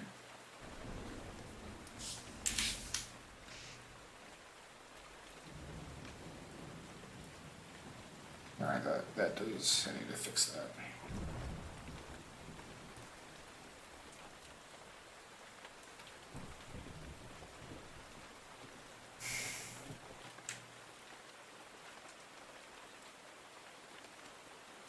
I need to do this with like an orange. I need to get more white. I should just put out like a boatload of a titanium white. Oh, really? I'll have to check that out.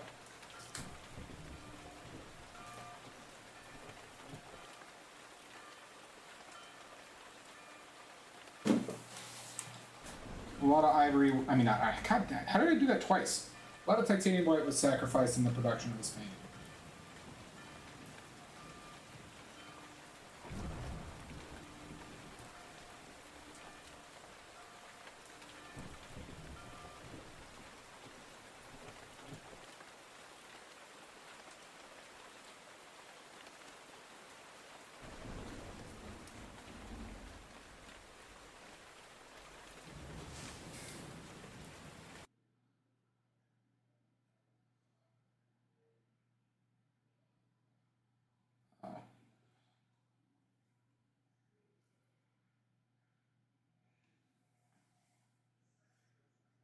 Awesome. Thank you for letting me know. And thank you for the compliment. That is very kind.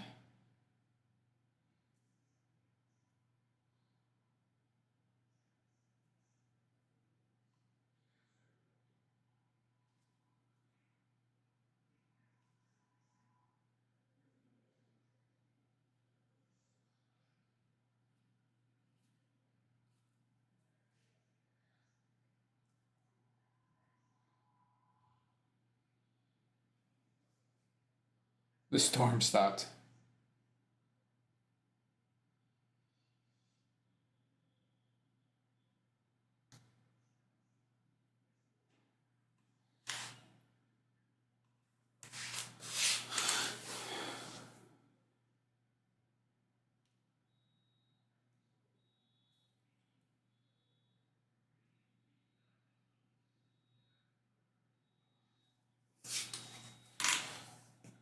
The silence. Oh shit.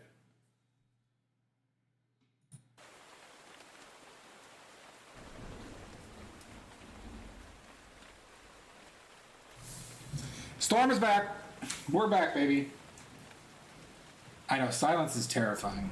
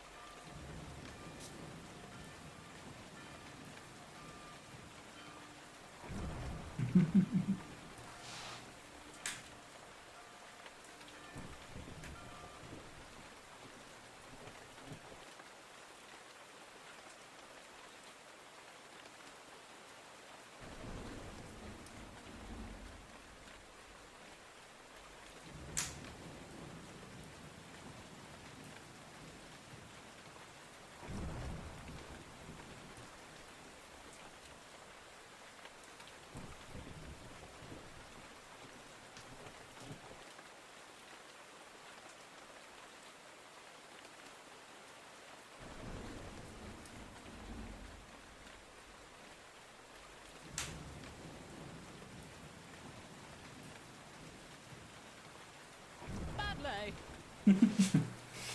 Look who decides the show. At the end of the night,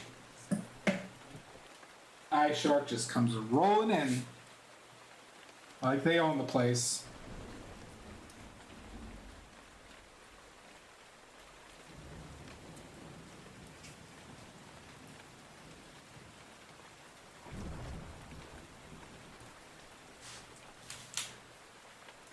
FKS was auto-modded, huh?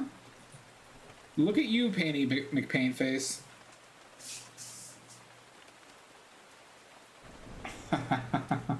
We can only dream of that day, Painty. We can only dream.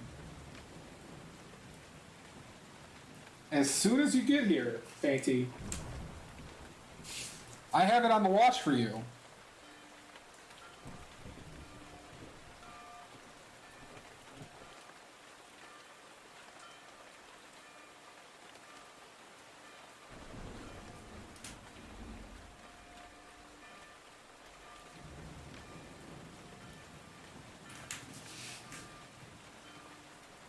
This area, I think I need some darker colors in here. Thank you, Painty. I know, it'd be a sad day when you're not here to terrorize my days.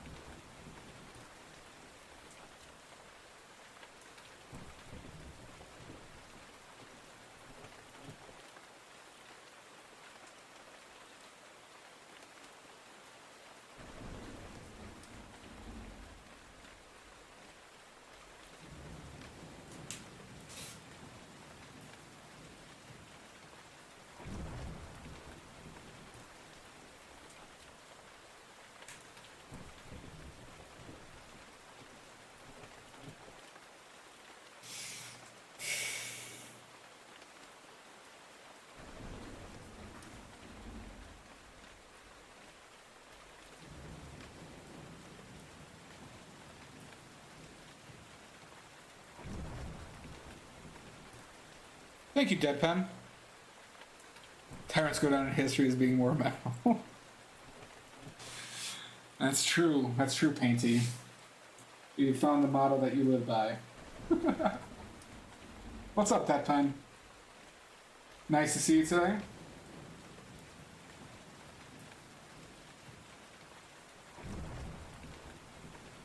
I'm trying to be a little bit more aggressive here with these highlights. I should say lowlights.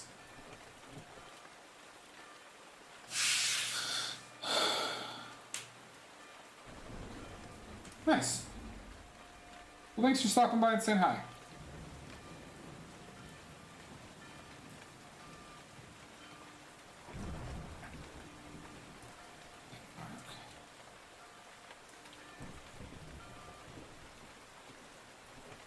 It's a kayak thing. It's my sister. This is a gift for her birthday.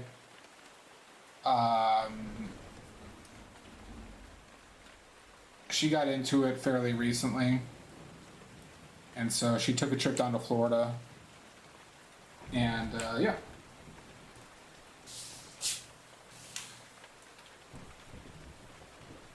Thanks, Deadpan.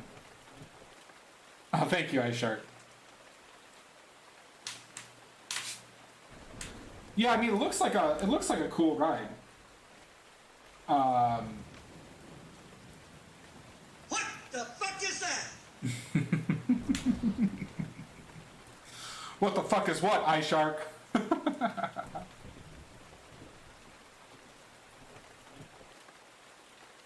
I feel like I need to do some tonal variation in like the darker blue areas.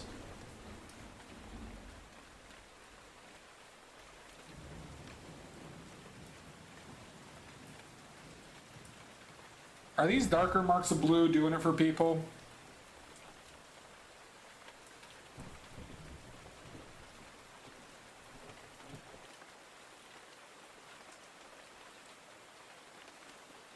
Oh, Quotenshoff.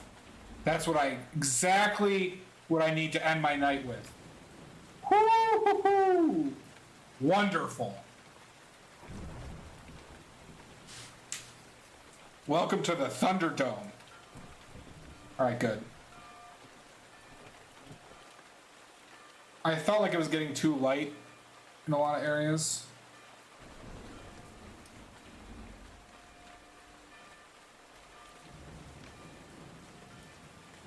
Sitting on the dock of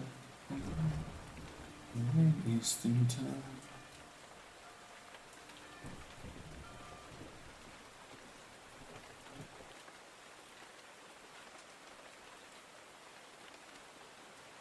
Slacker.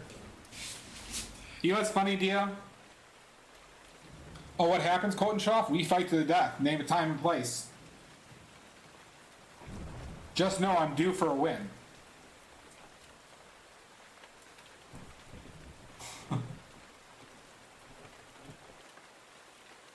But idea, yeah, finishing that thought.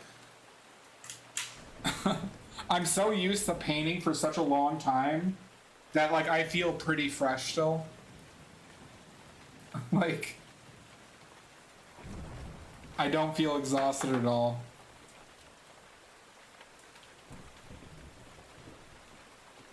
It's almost like I want this, like, to continue.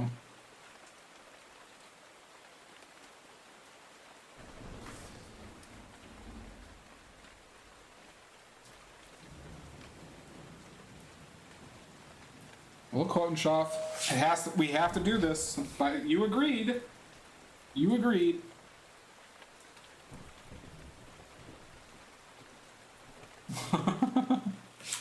And that does. I get to sleep before I have to work, so.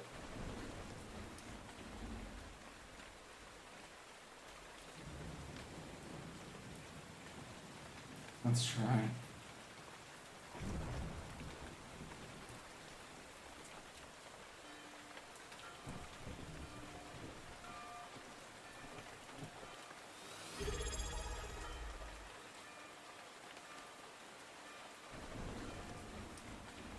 Oh, they're sweaty. Oh, Tunhood, thank you so much. That's very kind. Well, I guess you hated the stream. Thank you.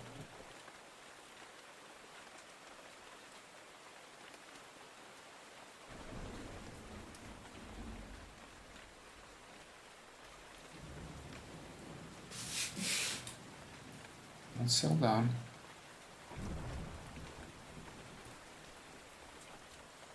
Camp Paddington River and Second Camp in Banks, each one of the best school trips. Come at me, bro.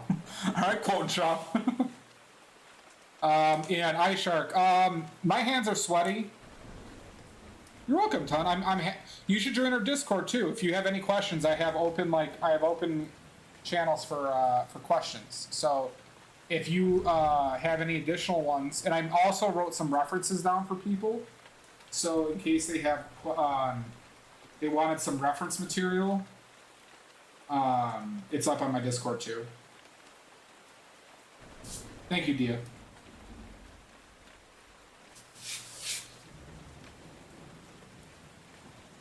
Oh, two. This is called the Lucky Hand Remover. So yeah, my hands are sweaty, but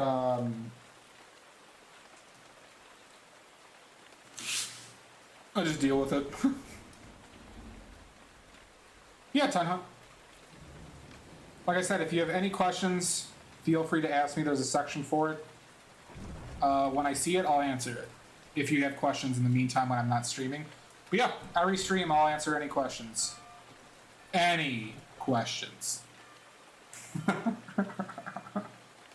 I shouldn't say that, but I did. Any wink?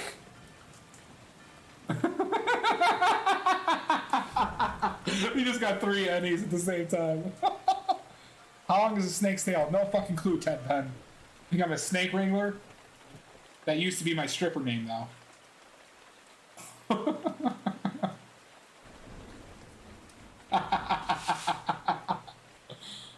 Dude.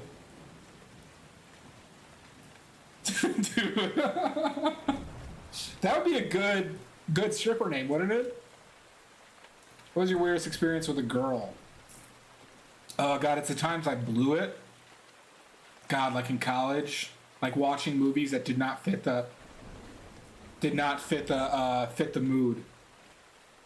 Quote and Schaff. Hey, Sarah! Pac Mappa.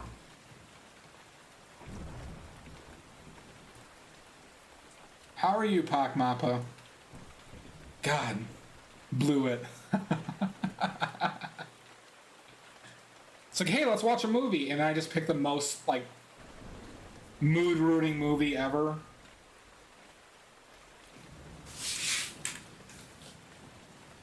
Dead Penn Street.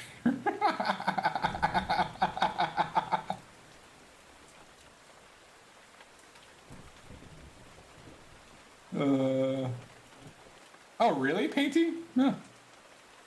I'm doing well, Pac. Nerd. It wasn't. Yeah, it was. It was a. It was a nerd thing. Okay, give me a break.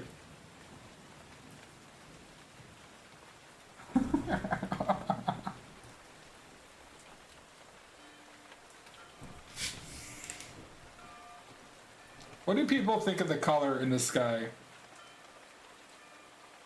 Remember, I only like praise. Only praise.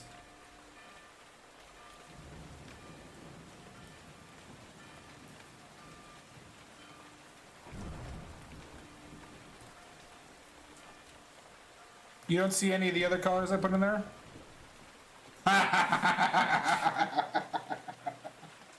Alright, listen here. Alright, you smartasses. Yeah, I agree with that, Dia.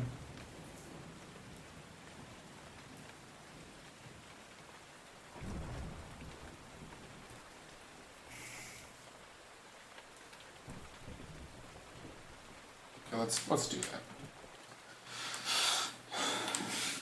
Sitting on the dock of the bay, wasting time.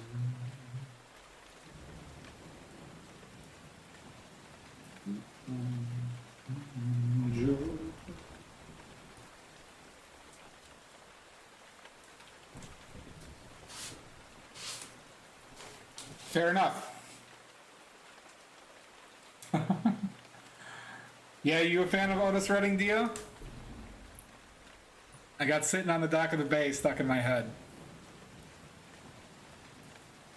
Love that song.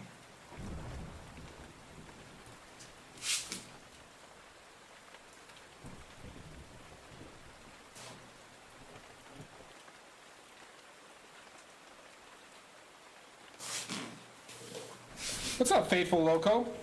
Wait, did you already say hi? I missed it. No, you used emotes. That's what you did.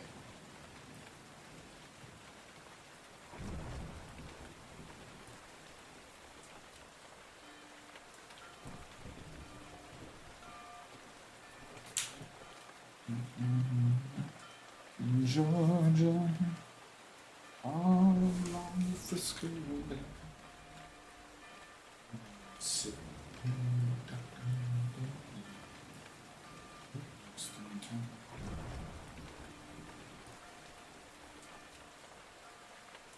This portion of the stream was sponsored by American Idol.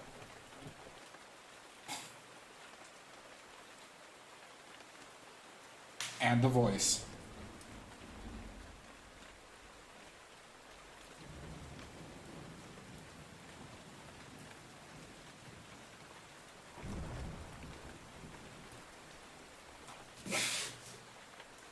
No, I need to bring this out a little bit.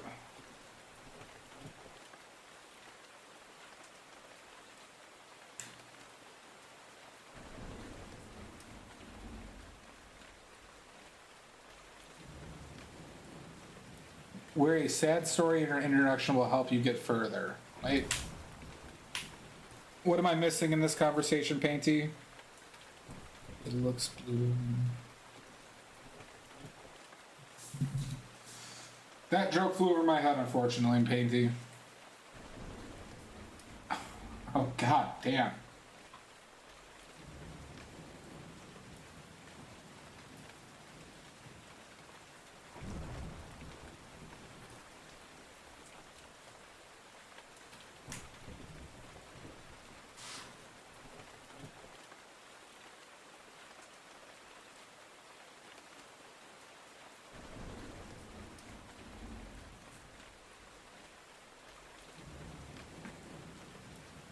Alright, sure. Jesus.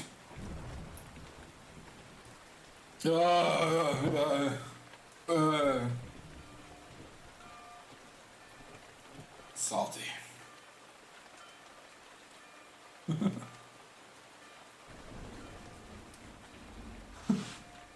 Singing concert. Yeah, they always do that shit. All slaughter and you have nothing. Sure. Yeah, they all do that. It's very like. Well, it's the only people they put on TV, frankly. Let's be more aggressive.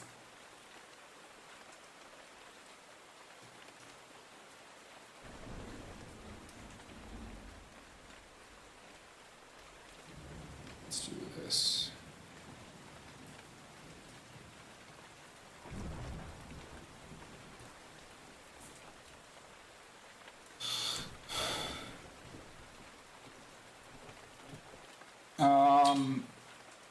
Which one are we talking about? This?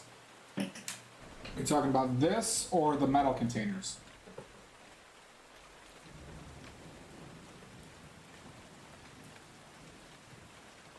These are called brush cleaners. Oh.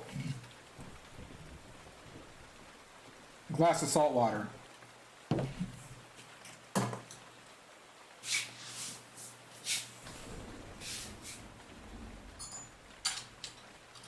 I promise. You gave me a dehydrate reminder.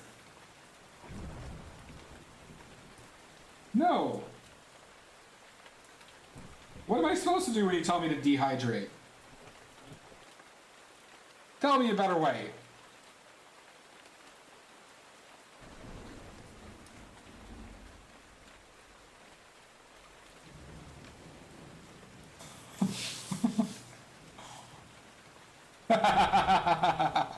Alright, listen, Painty. After the fight to the death, they're free to do whatever they want.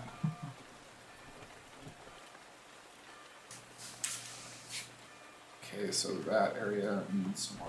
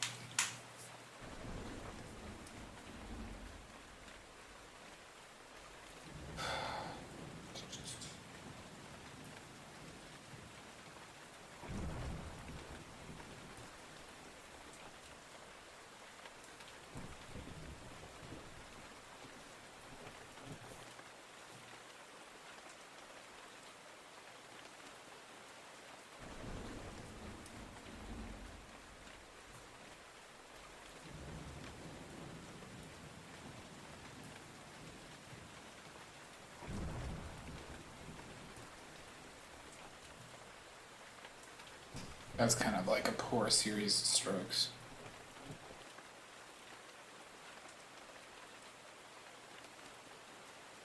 Yeah, I mean it's dehydrating. The bell ringer is earning this 3 pence today. Very much so.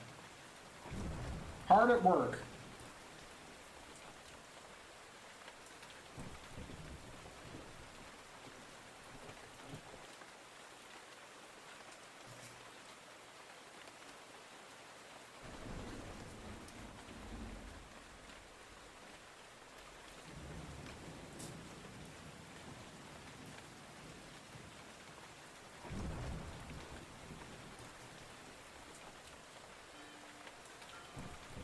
I'm futzing around too much. Yes, I am. Yes, I am. I'm gonna take a step back and take a look at it. Actually, let me do one more thing.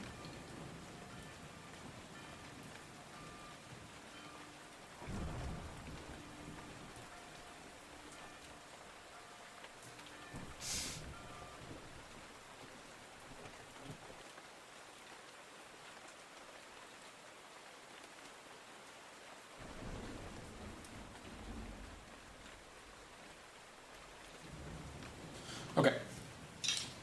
6 pence, none the richer. God, that reminds me of Groundhog's Day when they're doing that auction for the bachelors, and was it Jay Moore's character, cameraman, and the woman just bets 2 pence.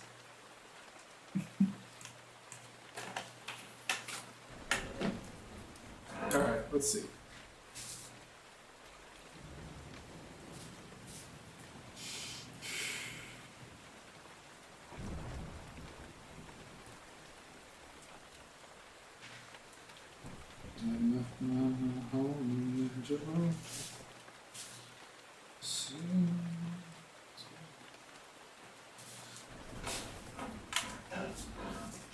Great. It is a fantastic movie. Love that movie.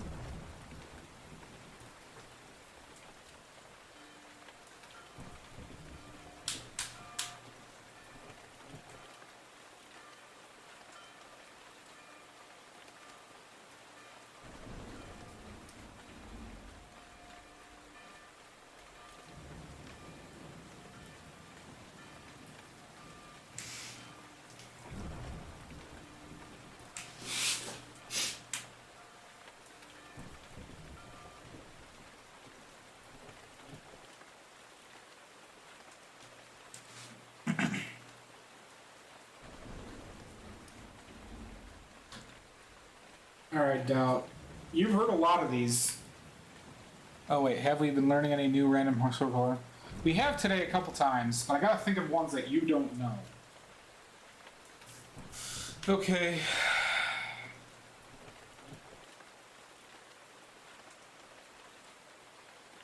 All right. We're taking guesses. If you can tell me, we'll say two of the names. We're gonna make this a trivia contest as well. If you can tell me two of the names, if anyone can tell me two of the names of the pigments used in the original cave painting, the earliest cave paintings that we've found, some of the earliest cave paintings. If you can name two of them, I'll let you choose the subject of my next painting.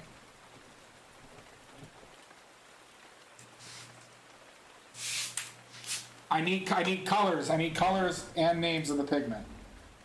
So I want it in like cabbage.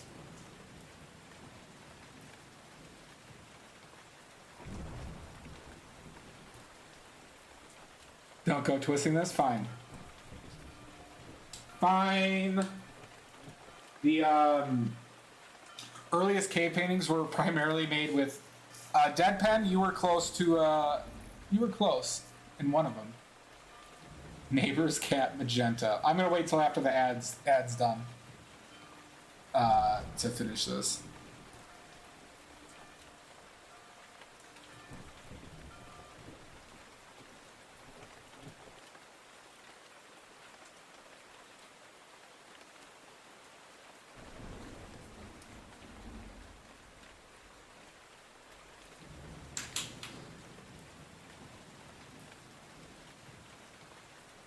Charcoal for sure.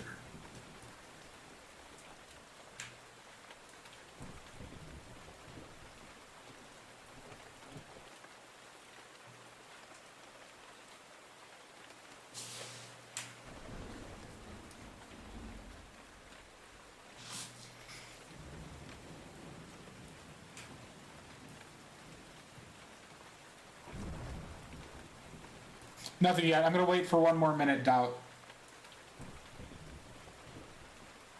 And we can go over a few others to see if you've heard them or not. It's tougher because I'm running out of juice. With you, at least.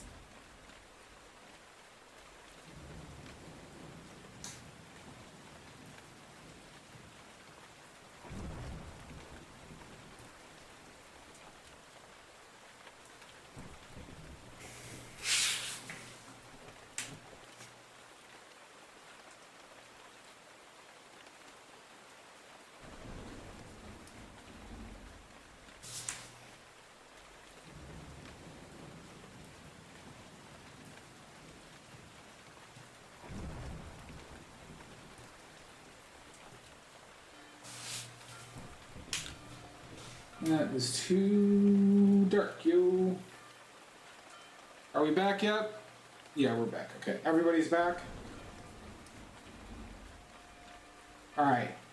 So charcoal is not a pigment, dead pen, because charcoal will deteriorate, and it's not insoluble, completely insoluble in oil. Carburized, it needs to be like it needs to be processed at a higher temperature. And the carbon in the wood, I think, oxidizes too much over time. Not the carbon in the wood, but the nature of charcoal oxidizes too much over time. So, they used umbers and ochres. So they used yellow ochre, they used red umber, or red ochre. It's one of those two. And they used a version of what we call, they used a different type of umber, what we would call pale, not burnt, but like raw umber. To a certain extent, you said only said ochre. All right, Dow, have you heard? We can go historical again. Do you know the other paint made from arsenic that is still sold today? And which civilization was the first to use it? That we know of.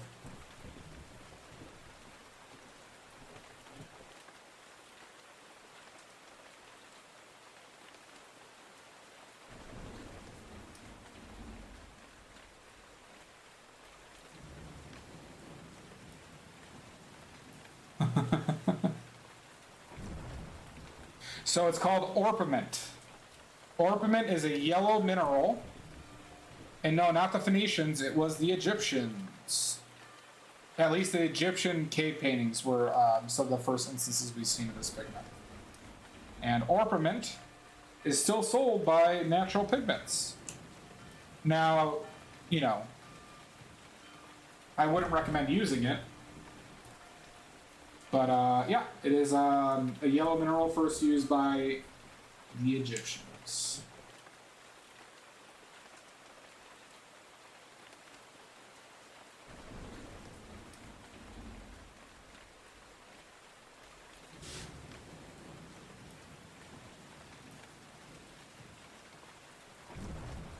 Huh. Fucking kangaroos. Demons. You mean painting of demons. Alright, let's take another step back. Orpiment has been used like a lot in history. But once again, arsenic, probably one of the most deadly pigments out there.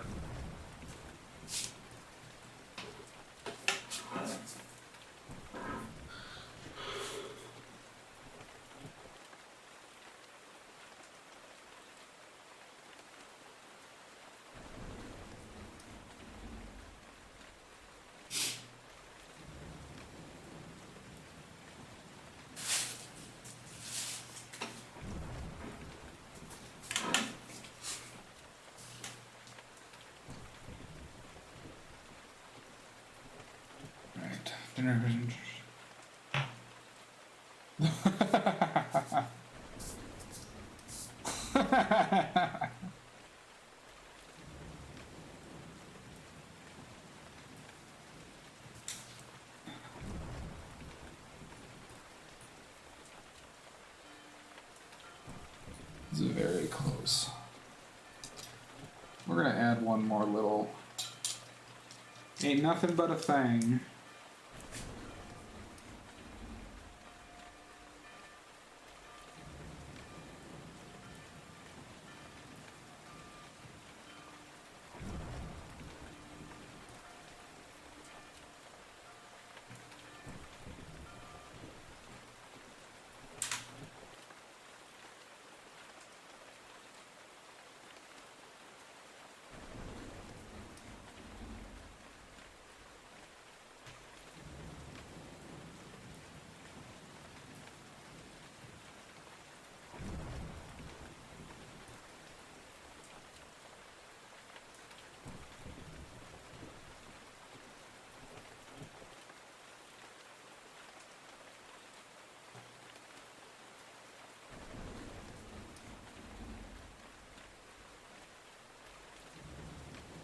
They are. They hold their color well. The umbers and ochres hold their color well. I don't know what they use to bind them. Because up until like the Renaissance, they were using egg. Egg tempera is what it's called to bind pigments together.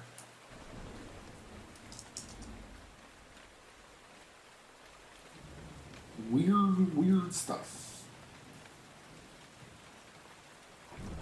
People still do egg tempura today. I don't know how it's done. But some of the other older pigments are like the Egyptians used what's called malachite, which is a natural green mineral. They created a blue, and I forget what it was called. They created a pretty strong blue pigment too. But they use orpiment, and I think they used vermilion. I think they were the ones that discovered cinnabar and vermilion, and then the Romans, you know, took it on after that. I forget. I think the Greeks were the ones who discovered lead and red white, or lead white and red lead. That's kind of tough to say. Okay. I think we're gonna call it. Brushes used today. Lapis, it wasn't lapis, honeybee. Though the Greeks, it was the Greeks or the Egyptians that used lapis lazuli as well, but they created an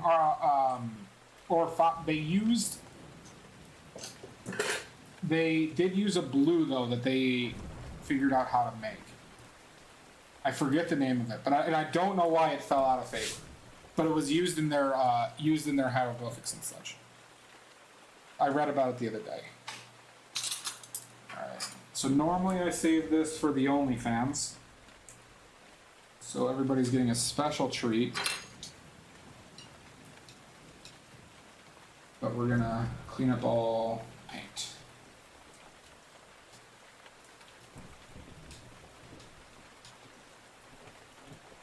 What, Deadpan? I have a weird angles OnlyFans. A painting OnlyFans.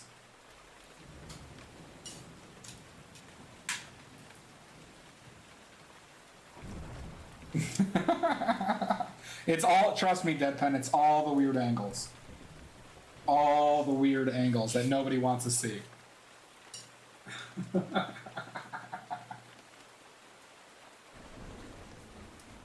Yeah.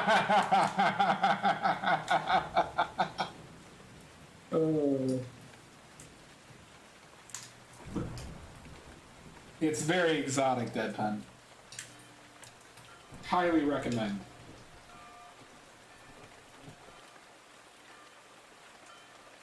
I'm tempted to create this OnlyFans just out of a joke, because how many times I've made the joke.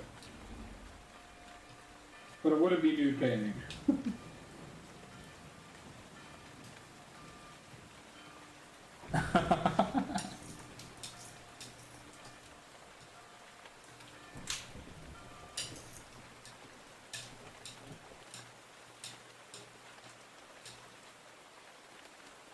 All right, not bad. Only 8 hours and 38 minutes, everybody.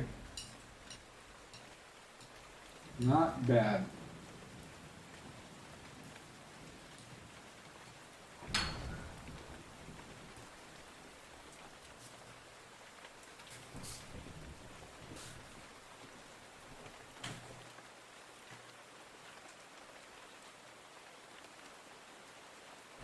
Okay.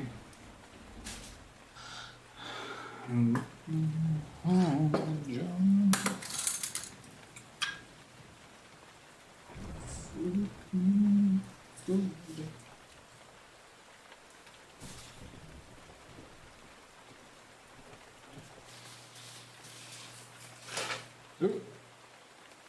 Get out of here. Yeah. Any raid suggestions from anybody?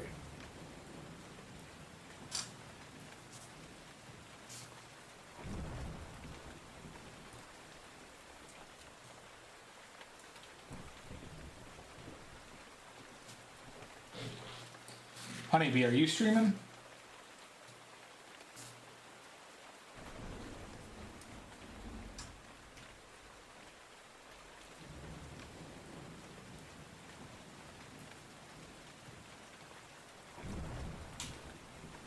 Honeybee streams, everybody. So make sure you follow him. Okay, cool. Well, if I ever finish in time and you're streaming, you're getting raided.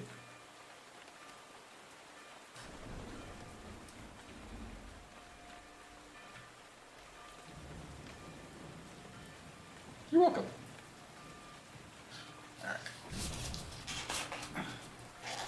And just so everybody knows, I sell these used gloves for perverts. So if anybody's interested in my used gloves. Could you imagine? Oh, God.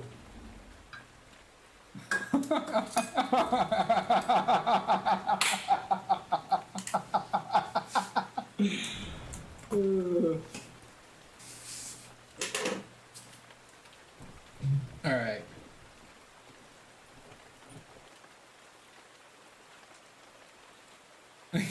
Yeah, right. Like that's what I'm envisioning too. Dead fun.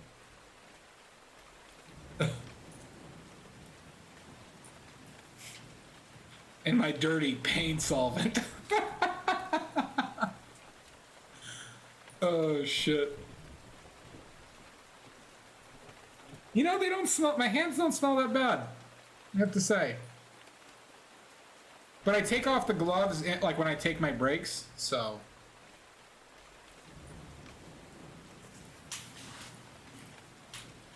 And I usually wash my hands during my breaks too, so. Alright, looking for somebody to raid. Okay, not there. Refreshing. Very much so. Good time zone, everybody. Now we just gotta find somebody to annoy. I'd prefer if they were traditional artists, but I'm open to suggestions. Thank you all for being here. This was an awesome stream. It was very fun. Everybody who gave bits and subscribed, thank you so much if you're there. Very appreciated. And don't forget to dislike and unsubscribe. That's what we're supposed to say, right? Big boobed anime woman.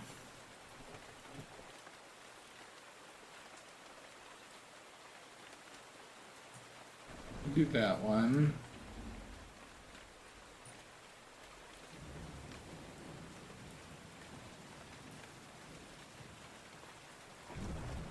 All right, more.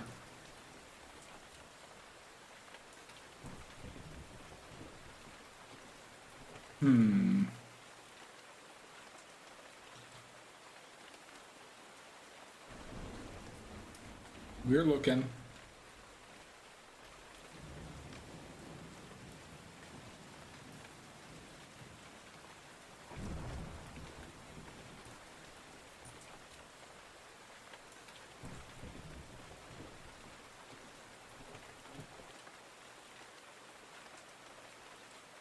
All right, we'll do this guy.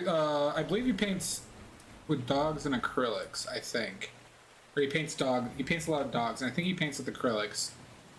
But his name is Freakmeister, so we're gonna raid him.